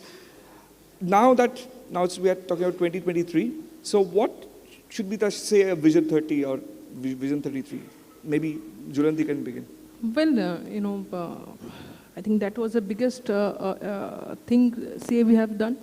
I think amount of quality cricketers CAB produce. If you see Mukesh Kumar, Akashdeep, Savas, Gharami, all those young players, they have done so well. Last 2 years, they have been very consistent. And with what Bappada said, Abhishek said, that team, is doing so well. But you cannot judge by the team because of winning and losing. You have to judge by the team that how consistent they are in. And last couple of years, they have been always in top 4. And top 4 is anybody's game. What Bappada says, that one bad session might happen in a knockout stage. So you cannot judge by winning the trophy or not getting the trophy. But Bengal is very consistent in a domestic circuit. And obviously, Vision, that project was also very successful project. The amount of quality cricketers Bengal has been produced, and I think I think CAB should continue that kind of project in coming years and bring some quality people like Lakshman was earlier there, who bring a lot of value to that system. If you can bring that kind of people in that project, again, our young talented budding cricketers, they will get a lot of benefit, a lot of ideas, because it's not about the skill. It's all about handling the pressure in a crunch time. That is the most important thing. I think because of that, you need basically a mentor kind of person in that system. So in Vision project, if they can bring some people like him or others, definitely it will benefit to Bengal cricket. And I'll request Abhishek, they should start with for women's also, same project. See, I think that she's the mentor. She's the mentor of the women's teams. So that says it all. And exactly what she was saying, that the need of the hour is to have mentors and also to have quality coaches. In fact, that is one of the reasons why CAB had a talk with her and requested her to be the mentor. And of course, the CAB is lucky to have her as a mentor, but also I would say that Raman is also doing a decent job because some of the batsmen, they were not scoring the runs, including Ishwaran for the last few years, and it was a bit of a concern for CAB, and which is why also Raman was also brought in, and I think that now if you see almost everybody, they are getting back into the flow, they are getting into the runs, and I think Ishwaran has been doing he's been playing fabulous cricket, and he's absolutely knocking at the door of the Indian Test team. So I think that, yes, these people are there, but definitely the Vision program needs to be revamped again, and I'm sure the CAB would consider at some point of time. I'm not the right person to say about CAB at this point, but yes, I would have said about this had it been, again, like the other one, I said that if the event would have been after 2 weeks, but now if the event would have been maybe 3 months before, then I would have been able to answer that what exactly is the CAB's approach. It is not fair for me to say that, but yes, CAB at that point of time had the plans. It was to initiate this particular project once the season was coming to an end, so that a lot of time could be given, because we at that point of time had thought that maybe 4-day camp, 5-day camps may not actually help, but a longer time. So which is why, so once the season is over, maybe say in the next few days, I would say, thereafter I'm sure that CAB would consider revamping it again and bringing in some good names. Mr. Mukherjee, we were just talking about the infrastructure and how the setup, overall setup has improved over the years. We were just having a chat about how the stadiums have come up, how the grassroots level programs have, really been, bolstered. So keeping that in mind, since you watch under 25 cricket as one of the, you follow them very closely. What are your thoughts about the supply line that Bengal once had, was a very powerful and strong supply line, like generation after generation?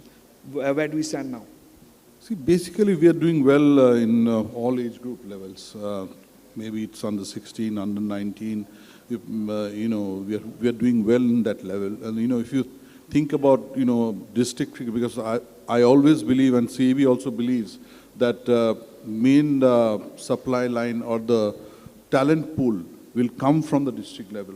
I watch a lot of matches, as do my colleagues IB Roy and Ashok Malhotra. We go to all the places in West Bengal where the matches are being held, and we watch the matches very keenly and try to spot the talent and relay it to the parent body, that is CAB, and then the grooming starts. So here, as I said, the supply line has, last year this talent development wing has been formed, and the supply line has already been started, and it has helped the under-16 team last year, because there was a technical issue with CAB, and then the people, the boys we selected, they got selected in the under-16 side, and the under-16 side did quite well in the last moment, and these boys who played, like Shomor Roy, to name if I can single out, Orchis Bishwas, Sri Ganeshan, they've done extremely well. They've taken 5-6 wickets. They've scored 100 runs, centuries for the board matches. Coming from a district level, not knowing much about the city cricket, and coming back to coming to the city and playing, and they were overawed looking at the indoor stadium itself when we were having the selection trials. And after that, from there to go on to the bigger stage and score 100 and take 5 wickets, it's not a matter of joke, and they've done extremely well. So the supply line is in order, and I think as the years go by, we'll have a great supply line, and we can see the Ghoramis, the Ishan Porels, and the Abhishek Porels come in the Indian side, in the Bengal side, and they're going to be an absolute asset, and these Ghoramis and the Ishan Porels and the Abhishek Porels, they'll become experienced then, and they're going to guide us as Manoj Tiwari and Anushtup Mayundar is doing. And as I said, as Abhishek said, Lakshmi Shukla is doing a great job, as is Raman. And I've got a small suggestion as well, and we are lucky that KKR has Chandrakant Pandit as their coach. And he is one of the most successful domestic coaches. And if we can have a session with him, so, and if he can talk to the players, because last time he was the coach of MP, and MP won it back to back, and he did a great job for them and for Saurashtra. So he is there in KKR, he is there with us, he is there in Kolkata, and then if we can have a chat with if the Bengal team wants, or CAB wants, they can have a chat with him. See, I think that CAB and KKR, they have already reached to an agreement or an understanding, I would say, not an agreement, that they would be sharing their expertise, whoever their coaches are, as and when the CAB needs. But having said that, as far as he was saying about the talent committee, I think that has been doing reasonably well. We had our challenges initially. The challenge was COVID, because at that point of time, we had to wait for that program to start, because so that they could actually start functioning, because that was more for the supply line for the under 16 boys, under 19 boys and girls as well. But that we had to wait because CAB could not afford to take any chances till the time vaccinations were provided to all the young cricketers, because health was the most important thing at that point of time. So now, of course, as far as this program is concerned, they would identify. Last time they said that they had done that at indoors, because again, we had to conduct the tests and all that, and only after that it was possible to do it. But now they are traveling to every part of the state. They are getting a look at the infrastructure. They are giving their inputs that what exactly CAB needs to do to improve that.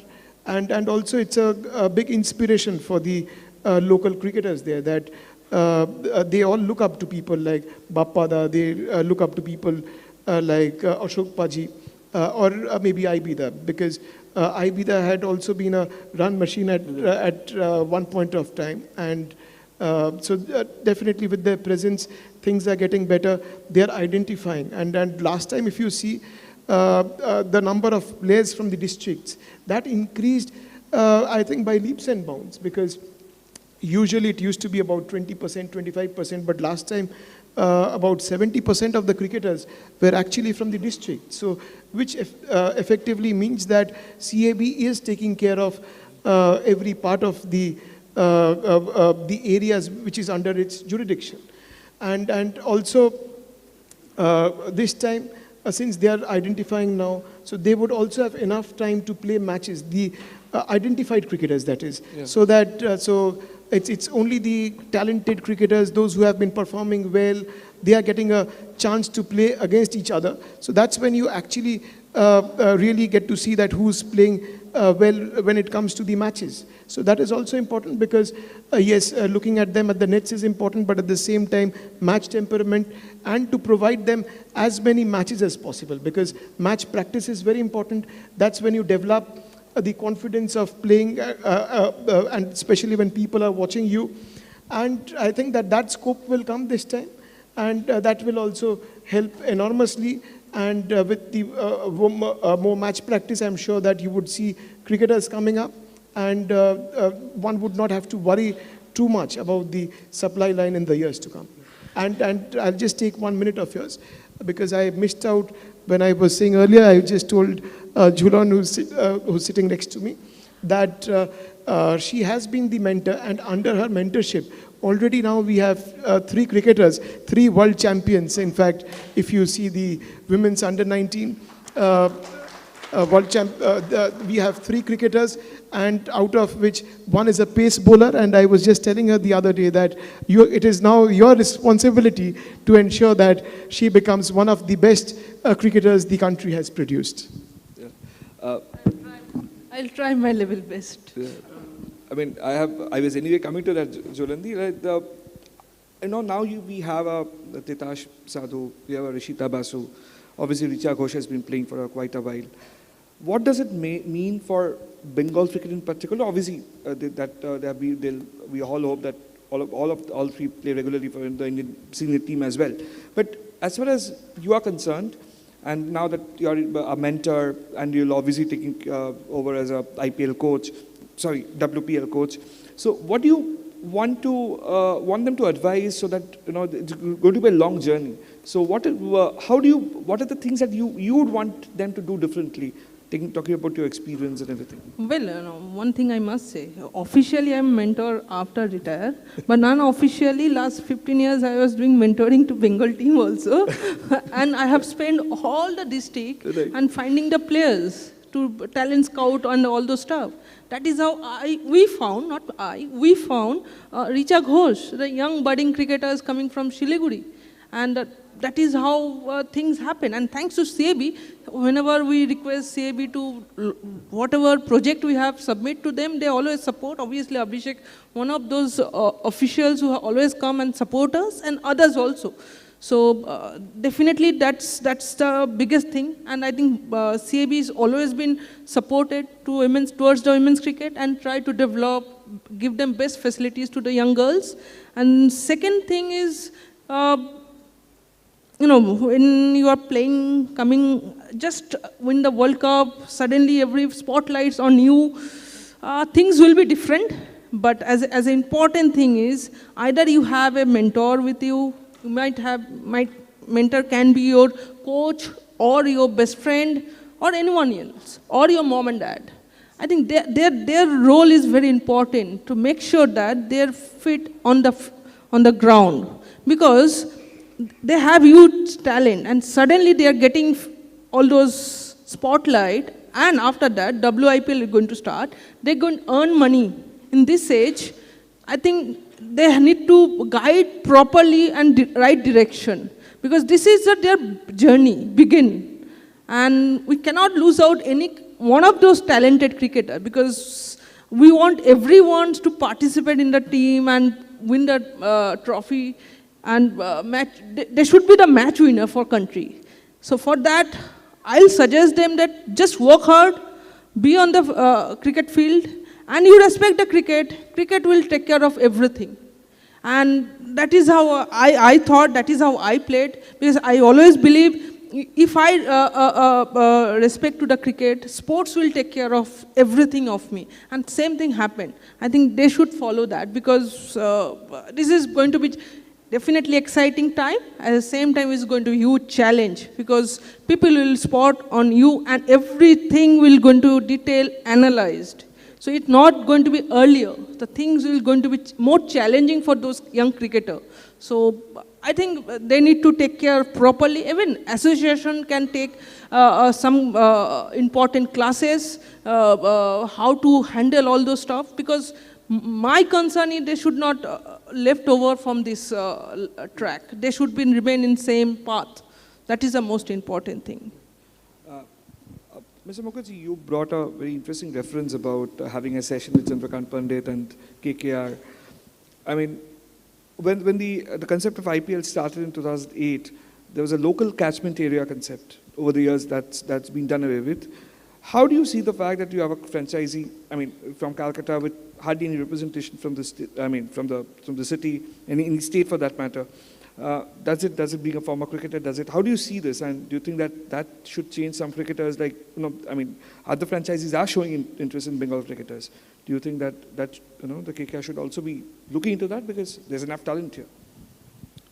Well, in franchise cricket, you just can't say that the player has to be from the state, and it will all depend on the coaches, on the head coaches, mentors, and the officials, what they want, which they want an off spinner or a left arm spinner or a wrist spinner, or they're looking for to fill the gap where they require that particular player. And if it's not in the state, they look elsewhere. And though we would like, previously Lakshmi played for KKR, Manoj played for KKR. There are players who have played for KKR. Probably, probably we'll see in the future that, after these Mukesh Kumars and all are picked up by Delhi Capitals, and in the future, maybe KKR will look for players from Kolkata or West Bengal. Jhulan, obviously you are taking over it's a new opportunity and also a challenge as a mentor of WPL franchisee. What will be your message to the young cricketers, say for Bengal, since we're talking about Bengal thing? It's a dream. A lot of people will be eyeing up glory here, but it's going to be a tricky journey, because obviously it's not easy. There'll be a competition, and you know what it takes. So as a mentor, as a former India captain, what would your advice be to the youngsters, so that they can, even if we are not, maybe not everybody will be picked in the auction. So how do you cope that and then take it forward? I think the most important thing will be, they should remain focused on a cricket field, because you have to go there and perform each and every time. And if you're able to consistently do that, definitely some franchises will pick you. Not today, maybe tomorrow or day after, but definitely you have to wait for your chance. But you cannot rely for 1 year performance. You have to consistently, you have to do well, develop your skills, match with those quality cricketers, because it's not about only Indian players. There will be a lot of overseas players who also come. You have to match with them. Sometimes, you may perform in domestic cricket, but your mental skill or taking those kind of pressure is not there. So maybe sometimes some players they miss out because of that. It's not about the skills, or it's not about that how much they run and how much they take wickets. It's not about that, but how much they will to take that pressure.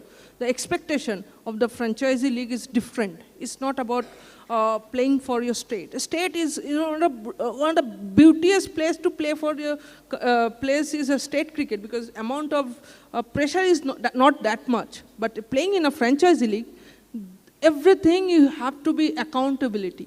So I think they shouldn't be disheartened. They should remain to the cricket field, work hard, develop, keep working hard, and definitely their chance will come. Yeah, we'll take questions from the audience. Just I have one question for Abhishek, is that until recently you're the head of the CAB, and obviously being a head of the association comes with a lot of responsibility, and you have to overpower a lot of controversies and everything aside, and then ensure that things go in the right direction. When over the last few years a bunch of cricketers left the state, how challenging was it for the association to ensure that overall the thing has, it doesn't affect the setup in particular, because some of the senior players left. It has been happening for the last 2 or 3 seasons. So, See, I wouldn't agree to that, because I think that every cricketer is a professional, and it is their choice where they want to play. But definitely from the association's perspective, it is important to ensure that the players, those who are playing for your state, they get the best of facilities and the treatment from the administration. That has to be important, because this entire game of cricket or the association is because of the cricketers. It's because they perform, which is why we are there. So that has to be there in the back of the mind. And if that is the spirit, then I don't think that it will be a problem, because what we are doing is we are just providing the platform to the cricketers where they can utilize, they can play well, and they can move on to the next level. So definitely, if we keep doing that, if we ensure like we have the supply line ready, or we have the mentors or the coaches who would help you become even a better player, and at the same time, if we keep giving them the platforms, if the transparency is maintained and there is no politics or intervention from the administration for the selection that I want this particular person or that particular person, but it should be left to the cricketer's performance, and because it's the performance that speaks end of the day.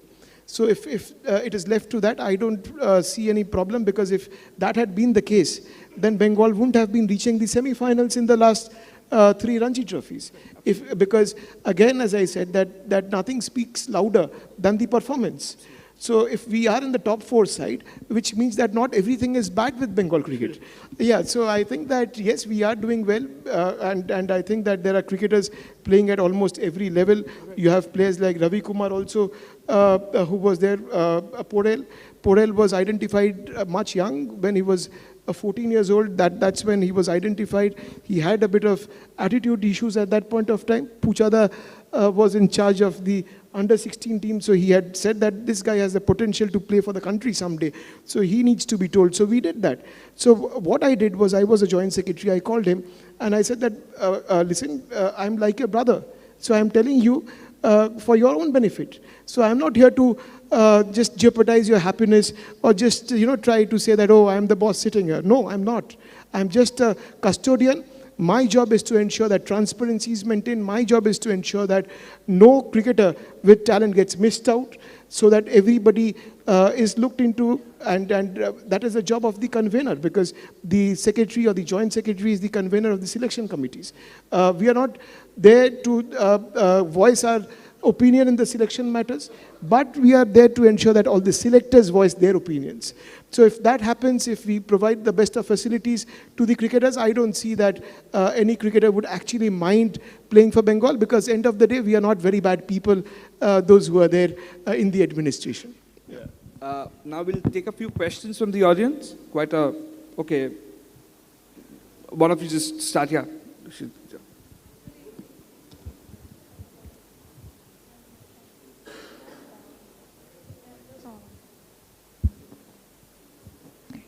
Good evening. I'm Rachna Ghosh from Loreto College, and my question is to both Abhishek Dalmia sir and Jhulan Goswami ma'am.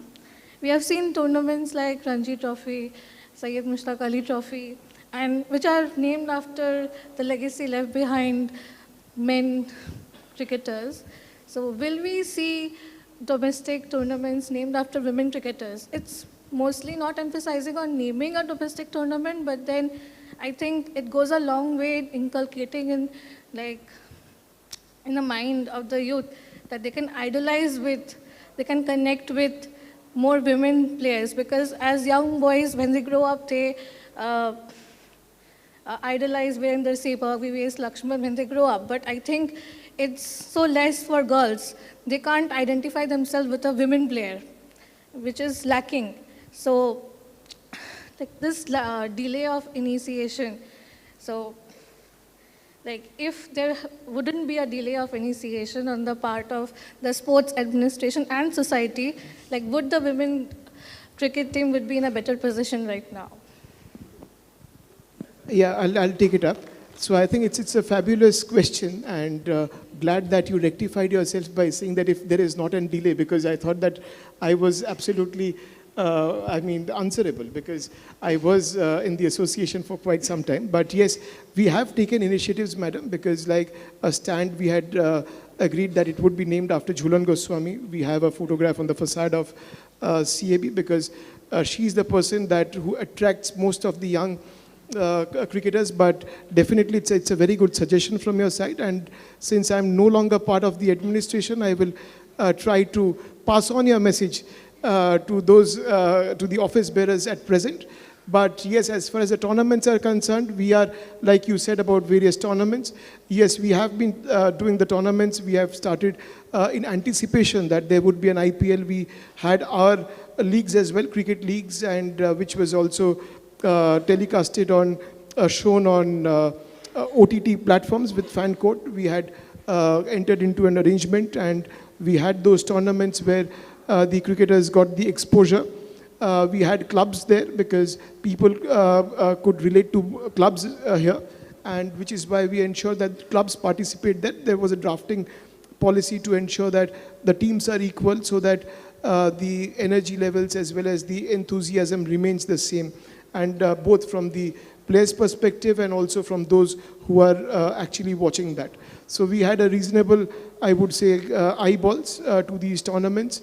But we also have tournaments here which are wherein the teams are named after greats. Women who have actually contributed to the nation. But definitely, yes, to name a few tournaments after cricketers, I think it's a wonderful suggestion, and I only wish that this suggestion came a year back. I would have been the happiest to announce maybe 1 or 2 tournaments, but then yes, I will now pass on this information to the administration. I'm sure they'll consider it favorably. Thanks. Any other questions we have on the floor? Good evening, panelists and everyone present here. My question is to Jhulan ma'am. Ma'am, after all these years, women's cricket is finally getting the limelight which it had always deserved. What do you think is the future of women's cricket? Well, now is different. When I started and previous, our seniors started, it was absolutely different. But the process, changing process has been started. And now is WIPL is coming. So hopefully in coming few years, women's cricket definitely going to be raised their bar.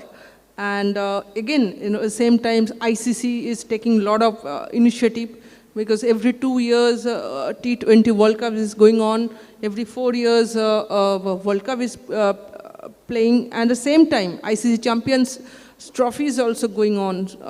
But again, it was different, but in coming future, definitely after WIPL, women's cricket definitely go higher and higher. And I think thanks to BCCI, where they're taking care of women's cricket, they're coming and support the women's cricket, and now you can see the match fees has been equal to men's team. So, but this is the step to develop, and absolutely in the right direction we are going ahead, and I hope we have a same platform like how our counterpart have the platform. Thank you, ma'am. Sorry, anyone else? Yeah. Greetings to everyone present here. Again, I am Tamal Rai from NSHM Knowledge Campus. My question is to Jhulan ma'am. First of all, I am a big fan of yours. Thank you for the service to the cricket team. The question is, means even today, sadly, parents knowingly or unknowingly pose a challenge to the children regarding their dreams. Can you tell us how did you negotiate with your parents? Because I think even in today, regardless of the gender or topic, negotiating with parents is a challenge even for the children as well. Well, you know, but this will be remain there, because particularly as a girl child, in our society we have a lot of barriers, lot of obstacles. This will be remain, but slowly things are changing, and not only on cricket, in other sports, other event also is changing. But thing is, definitely we have to give credit to social media, because social media is playing huge role, and everybody is aware of that what's going on in this world. So, see, overnight nothing will change, and you have to give respect to your culture and society also. But at the same time, the changing process should remain constant mode. It's not about one day it will change, overnight it will change. So hopefully after WIPL, Women's World Cup, how BCCI running the domestic cricket, and how CAB is taking care of all those district level tournament, things will be changed, but not in overnight. It will take time, and slowly this process is going on. Yeah, Jhulan Vijay here, part of the Sportstar group. And your retirement was much deliberated, you know. You took a long time, and when you retired, when we thought you could still have gone on. And now that there's so much good happening in women's cricket, would you at some point, did you get tempted to come back and play as a mentor? I mean, you were there as a mentor, but would you be tempted at some point to come back and assist them on the field as a player? Well, initial stage, after taking retirement and sitting in a dugout, in a Bengal dugout in a first tournament, I was pretty jittery to go there and try to help them, because I can see the things are not going in our direction. But at the same time, I telling myself, just come down. You're not in that side of the rope. You're outside of the rope. Your job is to calm down, not to react. I was trying to, settle all those things, settle my nerve, not to react much, because those are very youngsters. But honestly speaking, after I retired from international cricket, I didn't feel to go there and play, because my motivation, my factor was only playing for country, nothing else. So that is how I grew. Probably my mindset was like that only represent country, and for that I can sacrifice everything. So after retire, I was absolutely reluctant, and after that I didn't feel go to the ground also.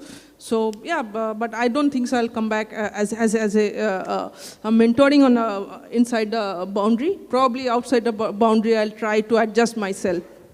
Thank you, Jhulan, for a wonderful career. Thank you. Thank you, sir. Thank you. Maybe we'll take one last question, and then we'll be rushing up. Good evening, panelists. My name is Trishta Paul from Loreto College. So my question is that men's cricket, especially in domestic, get more time, more leagues, that too in different format as compared to women. Do you think that more tournaments should be introduced from a very young level, from grassroots level for women, and in extension to this question, even in my experience, I've seen many of the schools, there is either option of softball or no cricket for girls.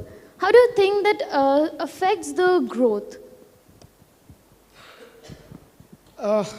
See, I think that it's a good question. See, what we have recently been doing is that from the CAB's point of view, at all the districts, we have started tournaments from the under 13, under 15 levels. So from this particular season, you would find that, yes, we are doing that and already. And we have also had talent hunts last season so that we could actually spot the cricketers at a very young age so that we can actually nurture them. Also from the BCCI's perspective, you will see that as Jhulan was actually saying a while back that BCCI has been very supportive of late about women's cricket, and they are believing in equality. They have also started the under 15 tournament, because initially it was under 16, but then it was moved to under 15. So it is also, I think the BCCI as well is giving a lot of importance to the cricket at the grassroots, and which is why they have introduced that format. And to ensure that every state team, they play well at the under 15, it's important that we start at under 13 levels. So we are already doing that, and absolutely you have been spot on in your question, because that is the need of the hour. But I'm happy to say, at least this time, that yes, CAB or the other associations, they have also taken this initiative at least a few months back. Yeah. Thank you so much. Thank you, and thanks to all of you for for this wonderful discussion. And I'm sure the audience had a lot to ask you, but we have to we are running short of time. So yeah, thanks all of you. Well, thank you. Thanks to all the panelists over here, and especially our moderator, for making the session absolutely engaging, and all the questions which popped up. My God, very intelligent ones, right?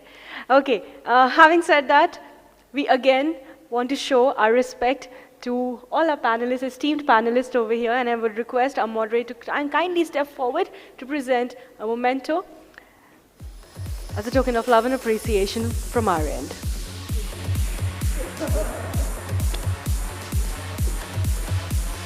We can have a round of applause, everyone.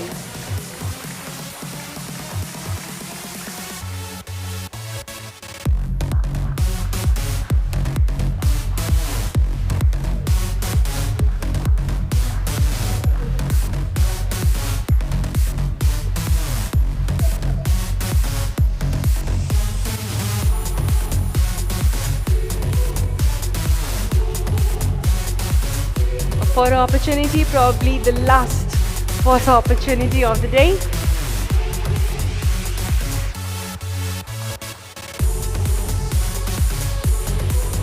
Thank you, panelists.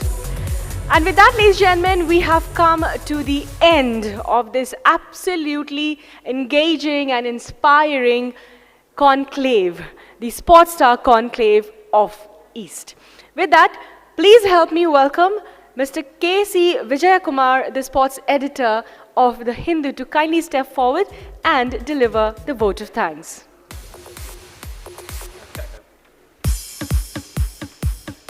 We had a long day. On behalf of the Sportstar and the Hindu group, a big round of thanks to all those who participated today. We had bona fide legends like Jhulan, Leander and Sourav, a lot of athletes, coaches, administrators, enthusiastic students who had tons of questions to ask. And a big thanks to the Oberoi and their staff who ensured that we are well fed and well nourished. Thanks to Selvi Hamid, our master of ceremonies, for keeping the energy levels up, and for the couple of girls backstage who've been trotting up to the stage with their mementos. And where would we be without our sponsors? So in order of hierarchy, let me wear my glasses. Social cause partner, Hero We Care. Associate sponsors, Indian Oil, Shiv Naresh, Rao's IAS Study Circle, Pinnacle Infotech, Maitan Alloys Limited, Merlin Group, SRMB, TMT, Techno Group, banking partner Indian Bank, broadband partner Megbala Broadband. And at the cost of sounding immodest and probably patting our own backs, a big thanks to all the colleagues at Sportstar and the Hindu. Thank you so much. Well, ladies and gentlemen, we hope to see you around soon in such an event, in such a conclave yet again. But before we absolutely call this a closure, we have arranged high tea, so kindly enjoy that. This is Sylvie, your host, signing off. Have a great life ahead. Thank you.